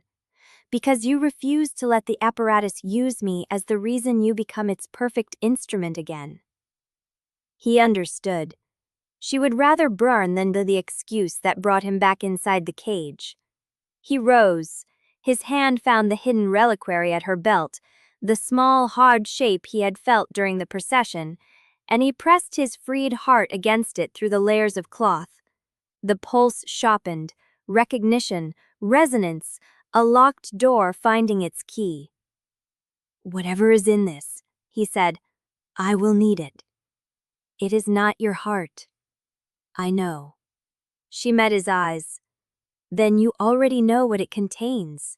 You have always known. You were not ready to see it." A bell rang somewhere above them, thin and distant, the first warning that the ceremony was about to begin. 10 minutes, maybe fewer. He stepped back from the stake, turned toward the grate, and walked out of the holding alcove without looking back, because if he looked back, he would try to cut her free and running would not break the machine. The passage rose through narrow stairs into the execution ground's lower chamber, where the 7 officiants were already assembling. They wore black vestments, each bearing a silver seal at the chest, each carrying a reliquary of their own, small clay vessels containing the collected force of past bindings. Mother Kalza stood at the center of the chamber, flanked by senior inquisitors. "Dravomir Korn," she said, "you have come to perform the binding of confession." It was not a question. He did not answer. He walked past her, up the stone steps that led to the scaffold, and emerged into the gray afternoon light of the execution ground. The crowd was packed behind the barriers, merchants and factors, and common citizens pressing against the rope lines to watch the heretic burn. The pyre stood at the center of the stoneyard, sanctified seals nailed into every crossbeam, the iron stake visible through the gaps in the wood where the fire would climb. Paloon stood at the eastern edge of the circle, arms folded, his iron-gray hair loose, his pale amber eyes fixed on Dravomir's face. Lizeth was already being brought up from below. 2 enforcers guided her bound form through the hatch. her bare feet leaving wet prints on the stone. The freed heart beat against Drofulmir's chest. He stepped to the byre's edge as the enforcers bound Lizeth to the stake a second time. Iron chains around her wrists, her ankles, her waist, and the 7 officiants filed into their positions around the circle, each facing inward, each holding their clay reliquary. Mother Calzas climbed the dais and raised her hand. By the authority of the sealed court, by the judgment of this assembly, and by the will of the sanctified doctrine that binds all heretics to the fire that purifies, we gather to witness the release of Lizeth Anaro, once inquisitor, now condemned, to the mercy of the flame. The crowd cheered. Drofulmir did not move. Calza lowered her hand and looked at him. The binding of confession must be performed before the first seal is broken. According the condemned. He approached. The collaring instrument was already waiting on a stone block at the pyre's base, a circle of iron studded with small Obol hooks, designed to be pressed against the chest of the condemned and activated by the binder's will. He picked it up. It was cold, heavier than it looked, the metal worn smooth by decades of use. He turned it in his fingers. Lizeth watched him from the stake. Her lips moved, no sound, but he read the shape of the word. Choose. The crowd fell silent. Mother Calza's voice carried across the yard. Senior Factor Drofulmir Korn, by the authority vested in you by the Obol Conclave and the sealed court, perform the binding of confession on Lizeth Anaro, that her soul be released to sanctified fire and not to eternal bondage. He held the instrument. He felt the freed Hadwat. He felt the slivers in his teeth humming, not with her voice, but with his own. The accumulated weight of every soul he had bound, every choice he had made, every excuse he had built to avoid this moment. He looked at Paloon, the man who had raised him, shaped him, taught him to mistake usefulness for love. He looked at Calza, the woman who believed holy violence was the same as justice.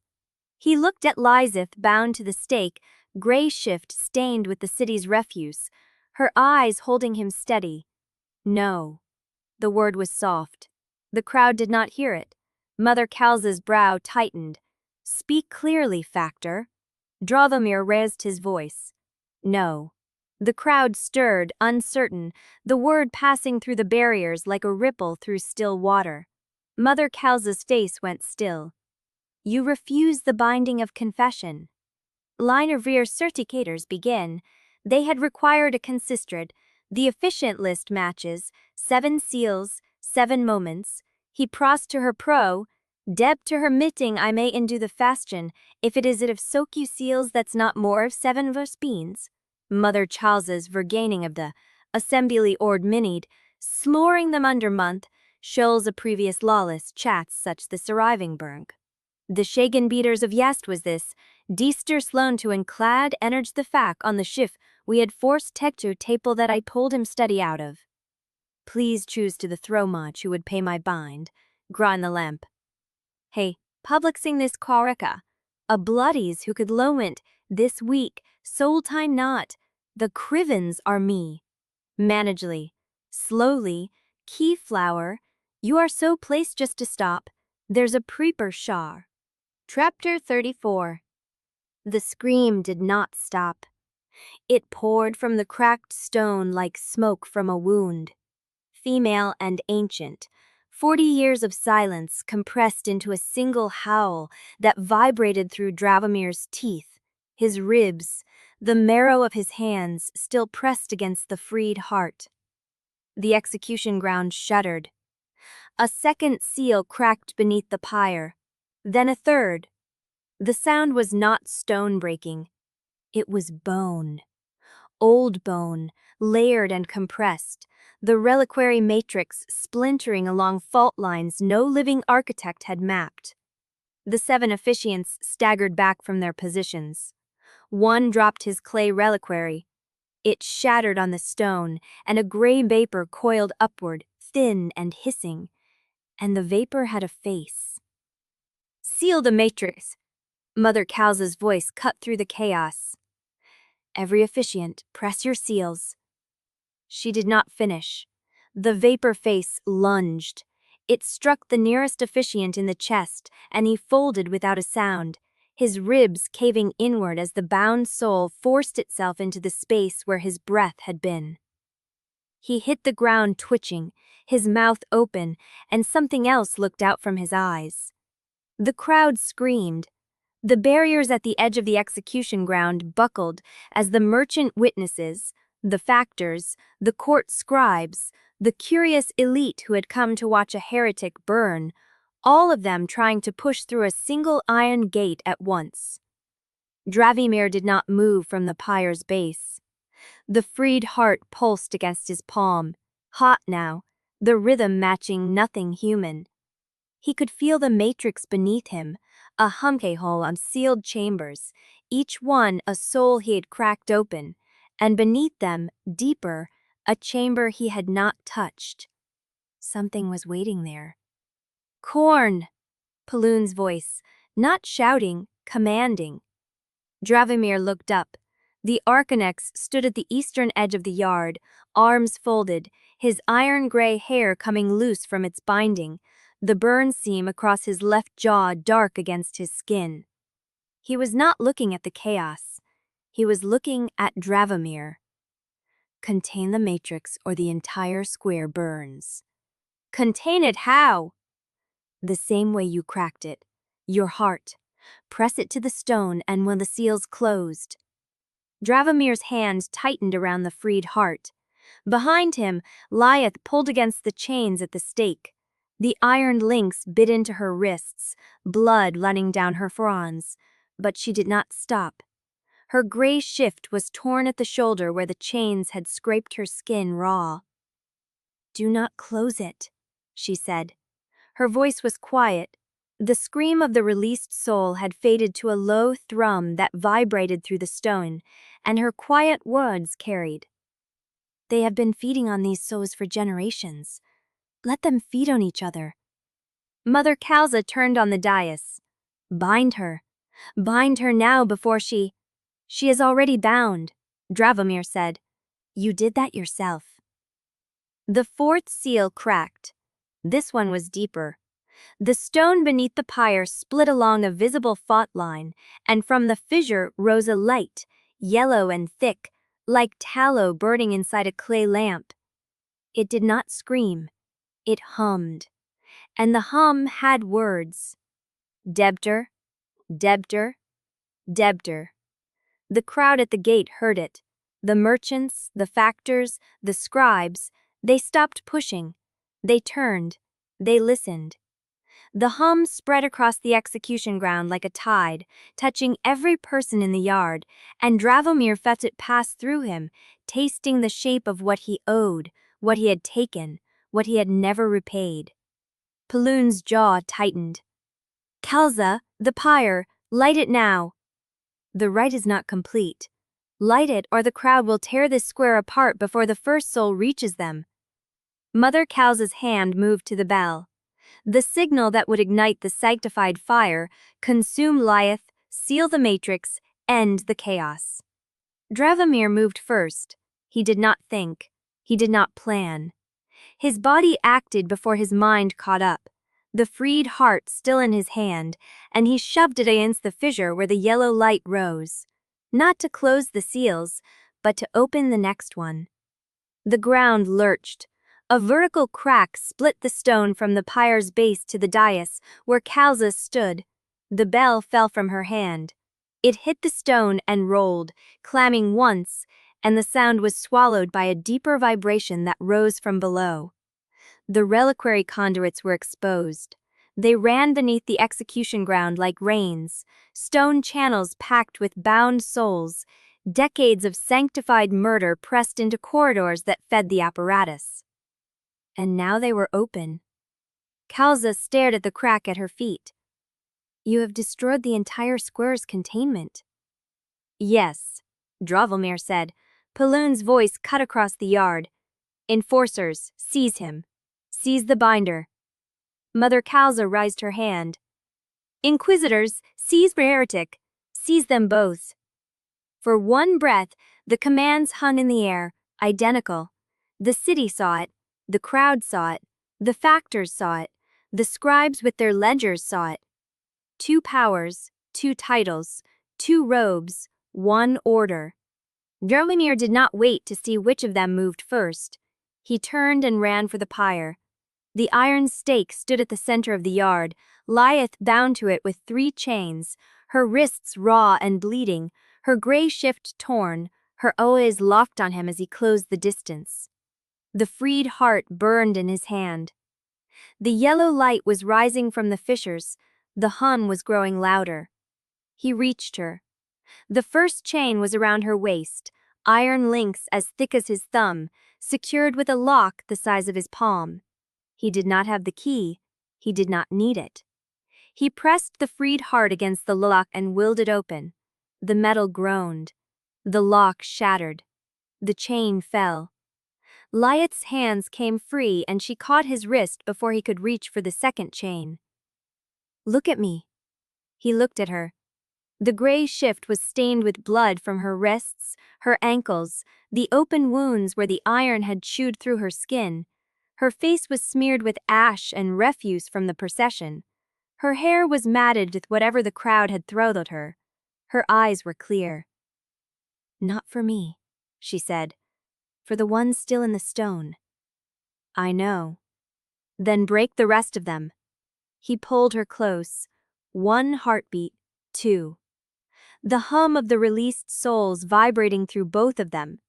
The yellow light climbing the pyre's crossbeams. The crowd surging against the barriers. Kalza's voice screaming for seizure. Paloon's voice screaming for containment. Mayath tore at the chain around her ankles. The irons split. She stood free, and beside him, barefoot and bleeding, she turned to face the apparatus that had tried to consume her, and Dromir felt the freed heart pulse once, hard, as if recognizing something it had been waiting for. From the crack in the stone, the yellow light rose higher. And behind it, far below, something else began to climb. Chapter 35. The heat from the fissure rose against Dromir's face as Lilith stood free beside him, the chains shattered at her feet. The freed heart pulsed once, hard, and the vibration ran up his arm and into his chest where the scar had stopped aching.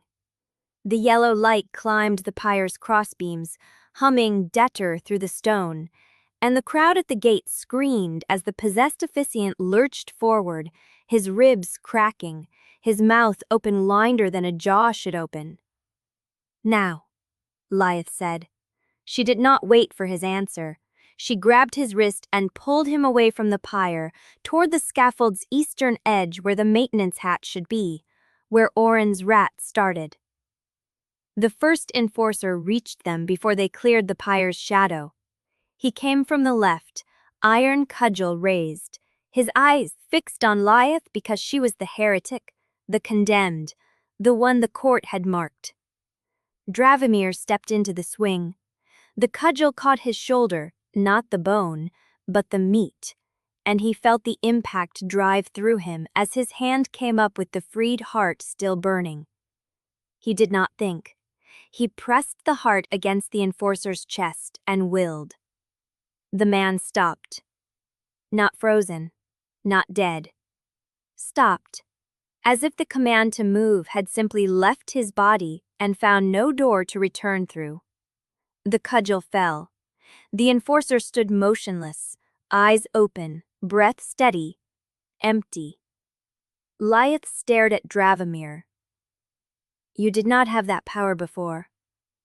Before it was not mine." Another enforcer came, then 2 more. Behind them, Mother Kalza's voice rose above the chaos, ordering the Inquisitors to seal the yard, to lock every gate, to let no one leave until the heretics were taken. Paloon's voice answered from the other side of the square, ordering the enforcers to do the same. For one breath, the 2 commands ran parallel. Then the forces moved. Dromir did not have time to count them. 6, 8 more coming from the barrier where the crowd had broken through, and from the dais where Kalza stood, and from the preparation chamber where Paloon had vanished back inside. They poured into the yard from every entrance, and the only direction left was the scaffold's eastern pillar. They ran. Lyath's hand found his. Her fingers were cold and slick with blood, but her grip was steady. She matched his pace, barefoot on the cracked stone, and he felt the freed heart pulse between them, as if it recognized the rhythm of her stride. The yellow light was still rising. It had not touched them. It passed through the enforcers instead, and Dravimir saw them stagger as the hum hit them, tasting what they owed, and for one heartbeat, the pursuit wavered. The possessed officiant screamed a name that Dravimir did not recognize, a woman's name, 40 years dead, and the bound soul inside him drove him forward into the line of advancing guards. The impact scattered them. The officiant's body crumpled under the weight, and the bound soul rose from the ruin of his ribs as a vapor face, black with rage, and Dravimir felt its hunger pass over him like wind. It wanted something. Not him. The Matrix. It wanted the rest of the seals opened. Lyath pulled him onward. The eastern pillar was 30 paces away, then 20, then 10, and Dravimir could see the maintenance hatch Orrin had drawn. A square of rusted iron set flush into the stone, covered by a loose grate that had not been moved in years. They would reach it. They would reach it and descend, and the under-tunnel route would take them below the court's domain, below the conclave's reach, below the seals and the bells and the chase. He reached for the grate. Something hit him from the side. The impact drove him off his feet and sent him rolling across the stone. The freed heart flew from his hand and skidded across the yard, coming to rest against the base of the eastern pillar, still pulsing. Dravimir looked up. Thomas Jor stood over him. The senior factor's pale eyes were flat. His black stained index finger was curled around the handle of a curved blade, the kind used for severing collared hearts from the chests of condemned debtors, and his coat was spattered with something wet. "You ruined it," Thomas said. "The assignment, the audit, the promotion, everything I built while you played at heresy with your inquisitor whore." Dravimir pushed himself up. His shoulders screamed where the cudgel had hit. The freed heart pulsed against the pillar out of reach. "The Arcanex gave me a kill order," Thomas said, "for the tunnel, in case you found a third door." He held up a slip of paper. Dravimir recognized the seal on it. Paloon's seal. Written before the trial, before the execution, before any of this. "Your father knew you would try," Thomas said. Dravimir's throat closed. "Your father." Thomas struck.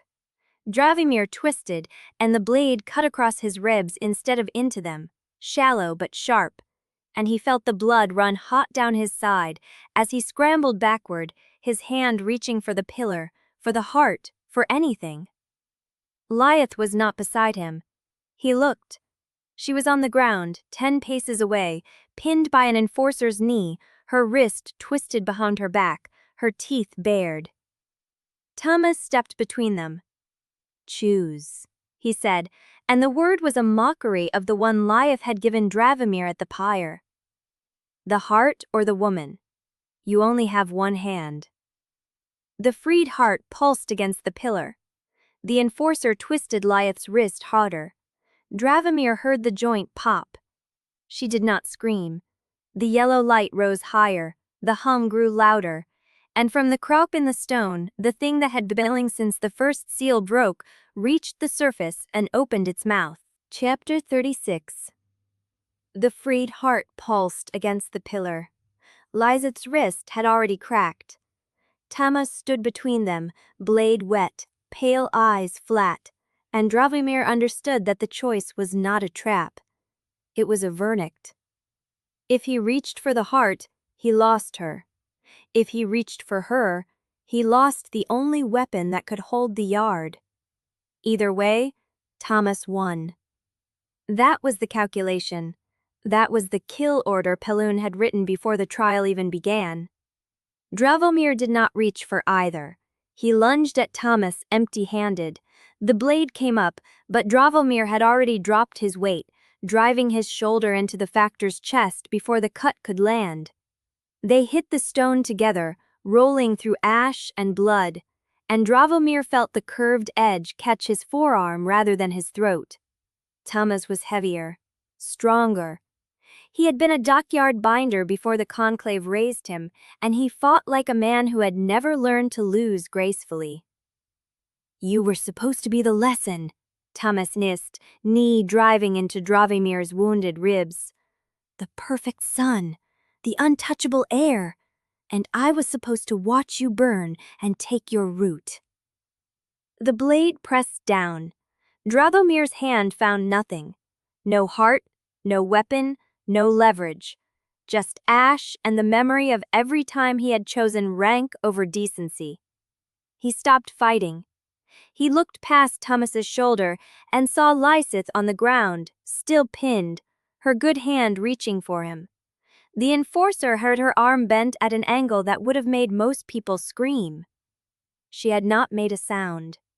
The yellow light was climbing the pyre's crossbeams.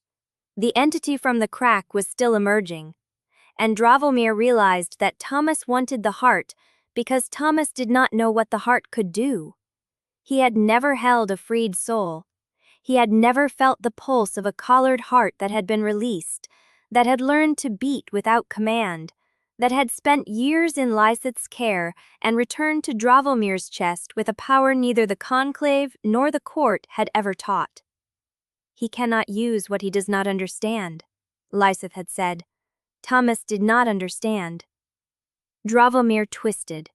The blade cut across his palm as he caught it, sharp, deep, hot, but he did not let go. He pulled Thomas forward, off balance, and used the Factor's own momentum to drive them both toward the pillar. The freed heart was waiting. It jumped into Dravomir's hand as if it had been called. Thomas's eyes widened. Dravomir pressed the heart against the Factor's ledger. The leather-bound book that Thomas carried at his belt, the one that held every contract, every debt, every name he had collected in 20 years of service, the document that proved his worth to the conclave, the inventory of souls he owned and owed. The power did not come from Dravomir's will. It came from the heart, which had been freed, and which knew the shape of ownership better than any binder alive. The ledger began to burn. Not with flame, with light. The same yellow light that was climbing the pyre. The same hum that had passed through the crowd tasting what they owed. The names inside the book rose from the pages as vapor, hundreds of them, bound souls whose debts Thomas had collected, and they did not scream. They whispered. Depper.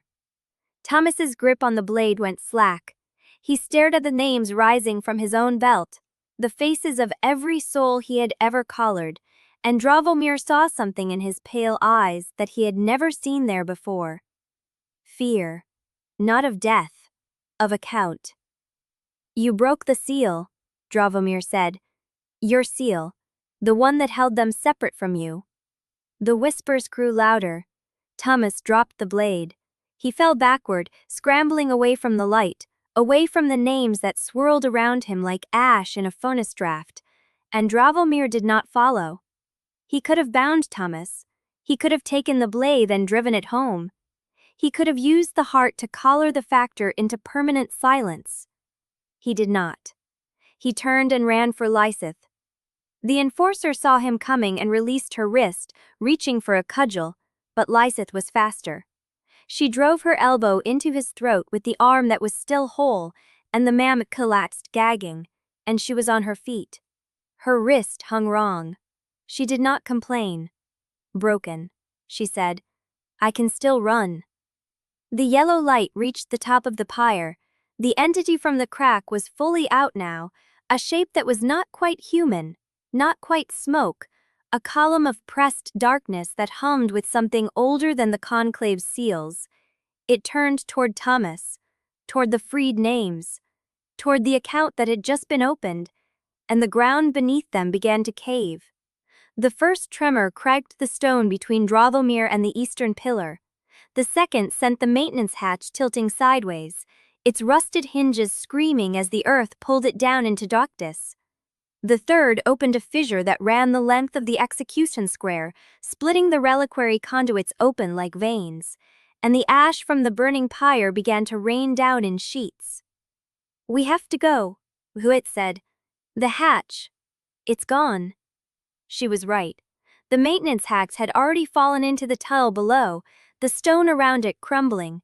The undertunnel route Orrin had drawn now a pit of falling rubble and rising dust. The square was collapsing. The entity was rising. And the only direction left was down. Chapter 37. The ground screamed. Not the crowd, not the entity, the stone itself.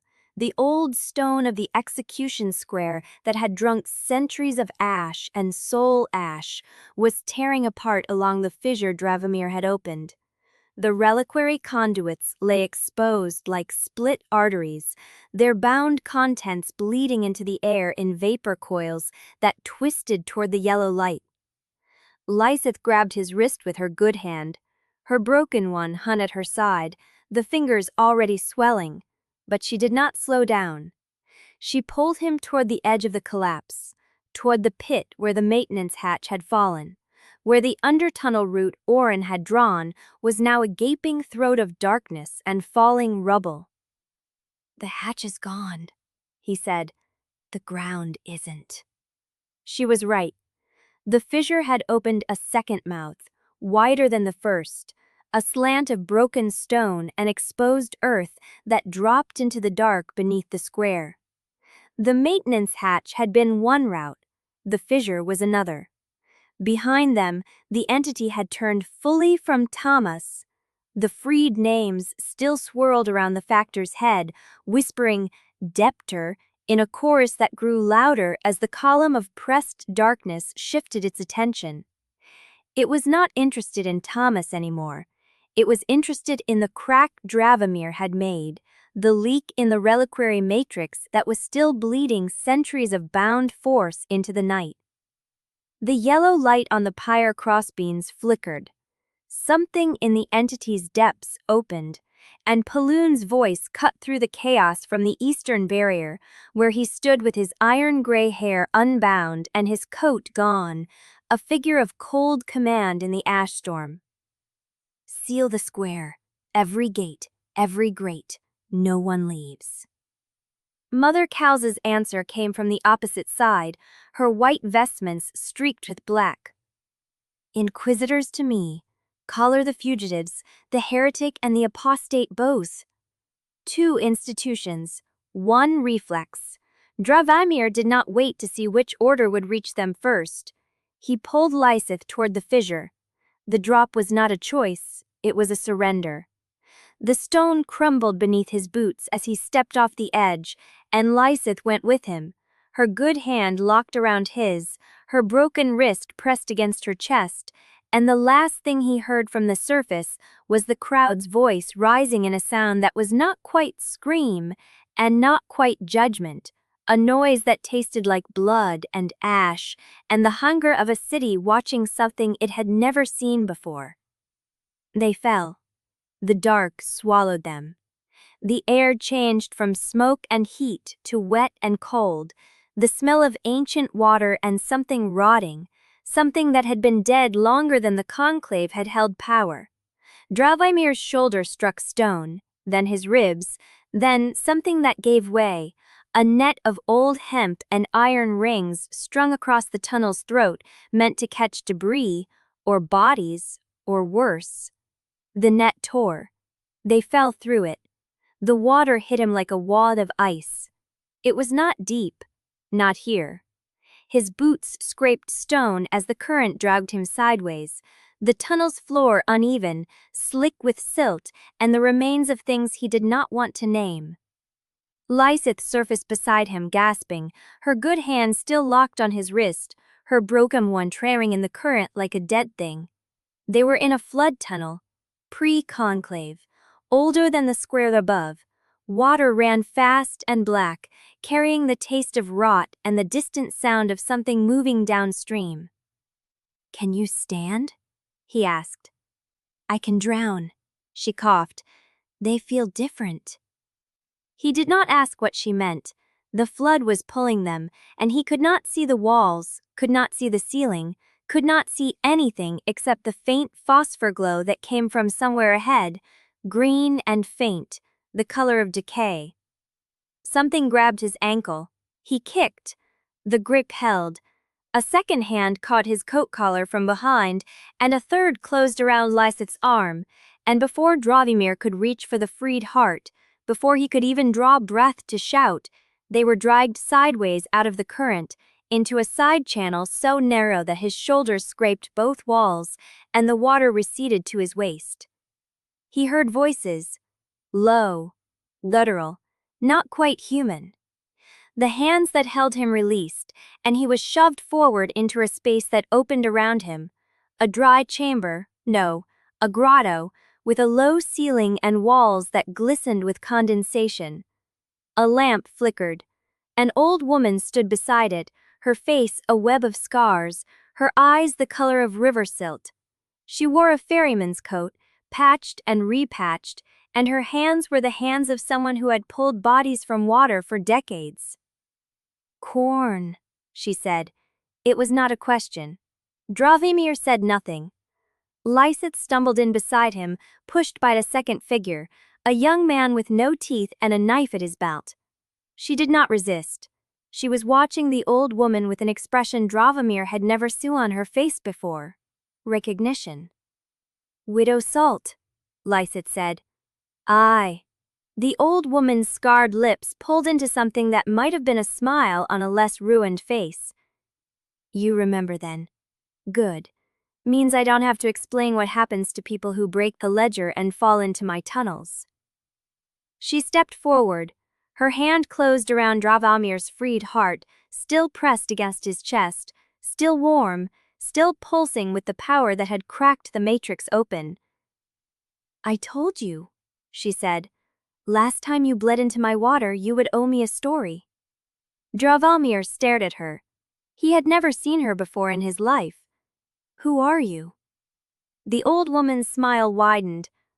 "I'm the woman who taught the Floodward binder to preserve the dead. I'm the rot Paloon has been trying to drown for 20 years, and I'm in the only way you and your Inquisitor get out of this tunnel alive." She released his heart. "The question, Corn, is whether you can learn to trust someone who owes nothing to the Conclave. Because I don't, and neither does the thing waking above your city." From the tunnel behind them, the water began to hiss. Chapter 38. The dry air of the grotto tasted of salt and old copper. Dravamir's ribs screamed when he tried to sit up, and his palm, where Thomas's blade had cut through, was wrapped in something that smelled of vinegar and root mold. He did not remember being bandaged. The lamp still burned. Widow Salt was gone. In her place sat a young man with the hollow cheeks of someone who had spent years breathing tunnel dust. He watched Dravamir with the flat patience of a cat waiting for a mouse to stop playing dead. "He lives," the young man said. "Good. Means we don't have to decide whether to dump you before dawn." Dravamir forced himself upright. The chamber had changed while he was unconscious, or perhaps he had not seen it clearly before. What had looked like a natural grotto was a worked space. A low stone bench carved into the wall, iron rings set into the ceiling, a channel cut into the floor leading somewhere darker. Ferryman work. Body-moving work. "Where is Lysith?" "Your Inquisitor is alive." The young man jerked his chin toward a dark archway on the far side of the chamber. "Widow Salt's people are setting her wrist. She asked about you before she let them touch her." Relief cut through the fog in his chest. He held it there, did not let it show. "And you are?" Nobody you need to name. Orrin sent me. Drovimir's attention sharpened. Orrin knows where we are. Orrin knows everything that happens in the tunnels within an hour of it happening. He pulled you out of the flood surge before it could drag you into the deep shafts. You owe him another debt now. The freed heart was still against his chest, warm, steady. He pressed 2 fingers to it and felt the rhythm, slower than a living heart should beat, but his. The surface. Dravimir said, "What happened after we fell?" The hollow-cheeked man stood and walked to the lamp. He adjusted the wick, buying time before answering. The execution square is a crater. Reliquary conduits are exposed across half the eastern edge. The bound force bled into the canal and killed every fish for a quarter-mile downstream. He paused. They found the possessed officiant's body under a collapsed barrier. His ribs were still shattered. The yellow light has not been seen since the ground broke. And Paloon? Alive. He was already moving toward the sealed gate when the fissure opened. He is calling you a traitor, a heretic, and an apostate who seduced a court inquisitor into betraying her vase for personal power. The young man's voice carried no sympathy. Mother Kalza is calling you worse. She says you released bound souls into the city to cover your escape, and that your heart was never properly collared, which means you have been a monster pretending at civilization your entire career. Dravimir said nothing. The accusations were true, more or less. The shape was wrong, but the substance held. He had broken the matrix. He had released the bound. He had chosen Lysith over the apparatus. Everything else was detail. People would die because of what he had done. The bound souls loose in the city would find bodies to inhabit or merchants to haunt. And the enforcers would swing wide in their purges, pulling anyone with old debts or thin loyalties into the confession chambers. He had known the cost before he dropped the collaring instrument. Knowing it did not make the weight lighter. "What do they want from us?" he asked. "Your head on a spike in the auction square.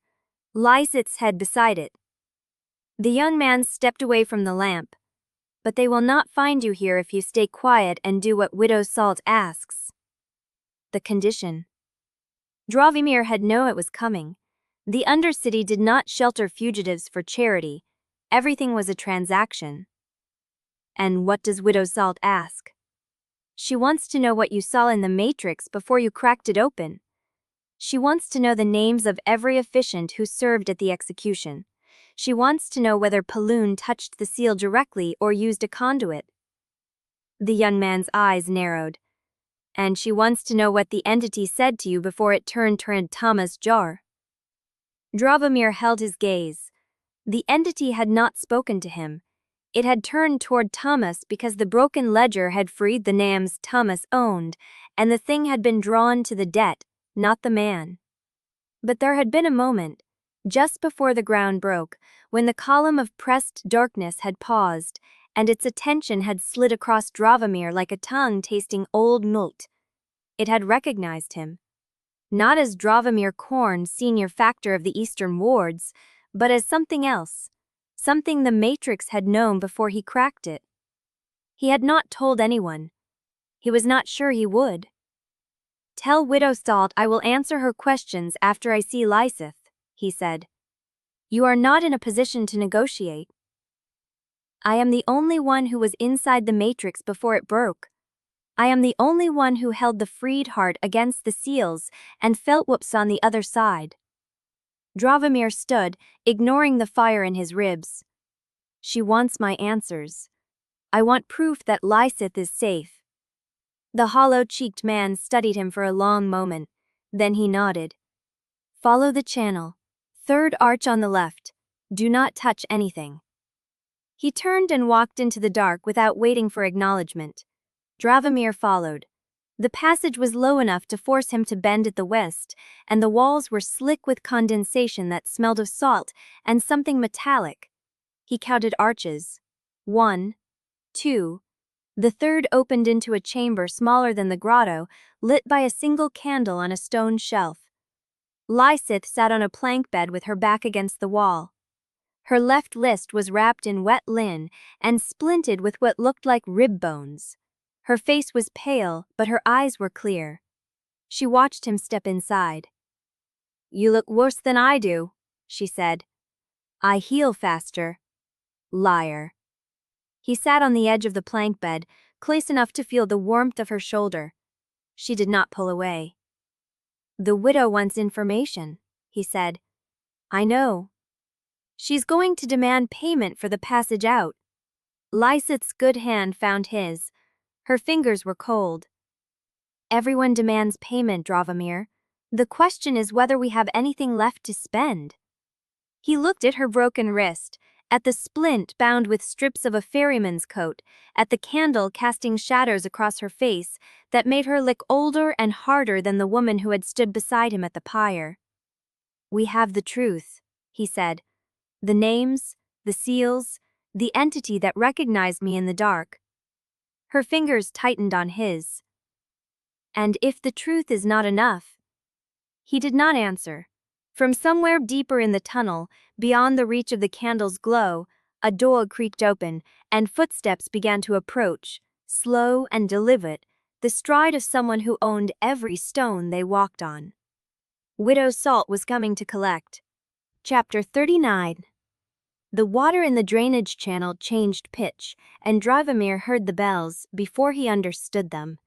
Not the execution bells he had memorized across 23 years of service, not the auction bells that marked the dead's conversion into coin. These were tunnel bells, deep in the stone, rung by hands that knew the undertunnels well enough to read the city's pulse in the vibration of a single struck plate. He counted 4 chimes, then a pause, then 3 more. The hollow-cheeked young man appeared in the archway, his face tighter than before. "That was the signal from the upper canal," he said. "The court and the conclave have agreed on a single condemnation." The candle on the stone shelf flickered as Dravamir rose. Lysith's fingers slipped from his. Both institutions never agreed on anything. That was the flaw built into their partnership, the gap that kept neither from swallowing the other. If Pelud and Kalza had found common ground, something had shifted that Dravamir had not anticipated. "Read it," he said. The young man pulled a scrap of grease-stained paper from his coat, the kind ferrymen used to pass messages through flooded locker tubes. He did not look at it as he spoke. "Archon Dravamir Korn, formerly senior factor of the Eastern Wards, is herewith stripped of rank, name, and the right of civil breath within Halbrand's jurisdiction. The Obol conclave declares his binding art voided. The sealed court declares his soul forfeit to the ash. Any who shelter him or the heretic Lysith and Ardo will share their sentence." The young man folded the paper. "That went out an hour ago. Ash bells are ringing in every spire." Dravamir waited for the weight to land. The loss of the name he had built across 23 years, the rank he had bled for, the right to walk through Halbrand's gates without being collared on sight. It did not land. He had already dropped the collaring instrument. He had already shattered the matrix and watched the bound force bleed into the canals. This was just the city catching up to the choice he had made in the execution ground. "What about Lysith?" "Declared dead in doctrine and faith alike." The young man's mouth tightened. "The court says her soul was forfeit the moment she touched the Reliquary matrix. They mean to burn the name itself. Burning names is an act of the empty seat. Mother Kalza sits in that seat tonight." Dravamir understood then what Kalza had done. She had not merely condemned a woman who had fled, she had erased the legal possibility of Lysith ever returning to the sealed court's justice. By declaring the name forfeit before the city, she made the process irreversible. If Lysith ever stood before Halbrand again, she would not be tried. She would be ash before she could speak. Lysith rose from the plank bed, her splinted wrist pressed against her chest. Her face was the color of old bone, but her eyes were dry. "They moved fast," she said. "They prepared the decree before the ground broke." That was Peloon's discipline. The Archonix never acted without a contingency already inked. He had prepared the transfer order for Lyeth before the trial began. He would have prepared the condemnation before the execution, maybe even before he entered the Green Chamber to offer Drivomir the false deal. Water splashed in the drainage channel behind the young man. He did not turn. "There is more." "Tell me." "The Undercity has heard the decree, but they have also heard the other thing." The young man's eyes followed Dravomir's. The one about the entity and the crack, and what it said to the factor before the ground broke. Dravomir's ribs ached as he drew breath. "I told you. The entity did not speak to me." "You told me it recognized you." The young man's voice was flat. "That is a different claim entirely." Lyeth moved before Drivomir could. She stepped between him and the young man, close enough that her shadow swallowed the candlelight. "What the entity knew," she said, "is mine to hear before yours." The young man's jaw tightened, but he stepped back. "Widow Salt will ask anyway. She will not wait for your permission. Then she can ask Drivomir herself, not through a messenger who cannot keep the tremors out of his voice." The young man's face burned, but he said nothing. From the passage behind him, a deeper bell began to sound. Not the tunnel bells, the city bells, the ones hung in the high galleries, audible even through the undertunnel's stone. Ash bells. Someone in the upper city was lighting a pyre, maybe a false one, a symbolic burning to satisfy the crowd's hunger for theater. Maybe a real one, some unlucky debtor dragged from the cell to satisfy Kalza's need to show the court still held the flame. Lyeth did not flinch, but Drivomir saw her good hand press against her chest, where the hidden reliquary had rested through every search and stripping. The one she had carried for years, the one that held something he had always known, but never allowed himself to see. He had not asked her about it since the grotto. He was not sure he was ready for the answer. The channel water rose, thick with the taste of salt and ash, and a shadow crossed the archway's mouth. Orrin Skell stepped into the chamber. He was stripped to the waist, his arms wet to the elbow, his chest mapped with old burns that caught the candlelight like river stones. He looked at Drivomir without greeting. Then he held out a slip of paper. Drivomir recognized it. The crease pattern. The cheap pulp stock. The ink that matched the Flood Ward report he had falsified months ago. The one that had set all of this in motion. It was the old debt marker. The one that proved Orrin owed him. The one Orrin had used to justify the escape route beneath the execution ground. Partial repayment for a life Drivomir had let him keep. "I came to ask you something," Orrin said. "Ask." Orrin dropped the marker into the water. It floated for a moment, dark on the surface, before the current pulled it under and the paper dissolved against a submerged grate. "Are you here to buy another future, Senior Factor?" Orrin said, the title scraping like rust across his tongue. "Or do you mean to help break the ledger itself?"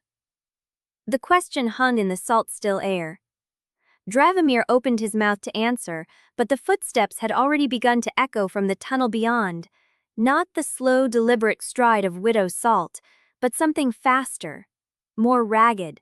A runner with news too urgent to wait for ceremony. The hollow-cheeked young man tensed.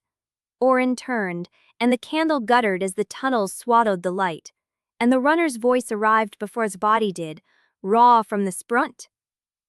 "Are you here to buy another future, Senior Factor?" Orrin said. Chapter 40. The runner's voice cracked the salt-still air. "The vaults. Someone has breached the lower vaults." Orrin caught the runner before the young man's knees buckled. The runner's face was the color of wet ash, his breath coming in ragged bursts that smelled of canal water and burned seal wax. Drivomir pushed past the ache in his ribs. "Which vaults? Conclave or court?" "Both." The runner's fingers dug into Orrin's arm. The tremors cracked the foundations under the ledger house. The court's ash crypts collapsed into the conclave's lower reliquary chamber. They are bleeding into each other. Lysith moved to the archway, her splinted wrist pressed against her chest. Bleeding how? Bound force. The seals between the two vaults ruptured. Souls from the court's secret bindings are mixing with conclave contracts. No one can tell whose dead belong to whom anymore. Orrin's face tightened. He did not ask who had breached the vaults. He asked what the breach had cost. How many died? 12 that we know of, maybe more in the rubble. The runner's voice dropped. But the shortages started an hour ago. 3 mills on the eastern canal went dark. The furnace bridges are flickering. The labor shades in the upper harbor stalled mid-work and would not move until their handlers beat them back to obedience. Dravomir felt the freed heart pulse against his chest, a slow, deep beat that matched nothing in the room. He knew what the runner was describing. He had seen it happen once before, in a smaller district, when a faulty seal had leaked bound force for 3 days before the conclave contained it. The entire quarter had slowed, then stuttered, then stopped, as the labor shades lost direction. Halbrand ran on the dead. When the dead faltered, the living starved. "Paloon will blame us," Lysith said. "He already has." Dravomir's voice was flat.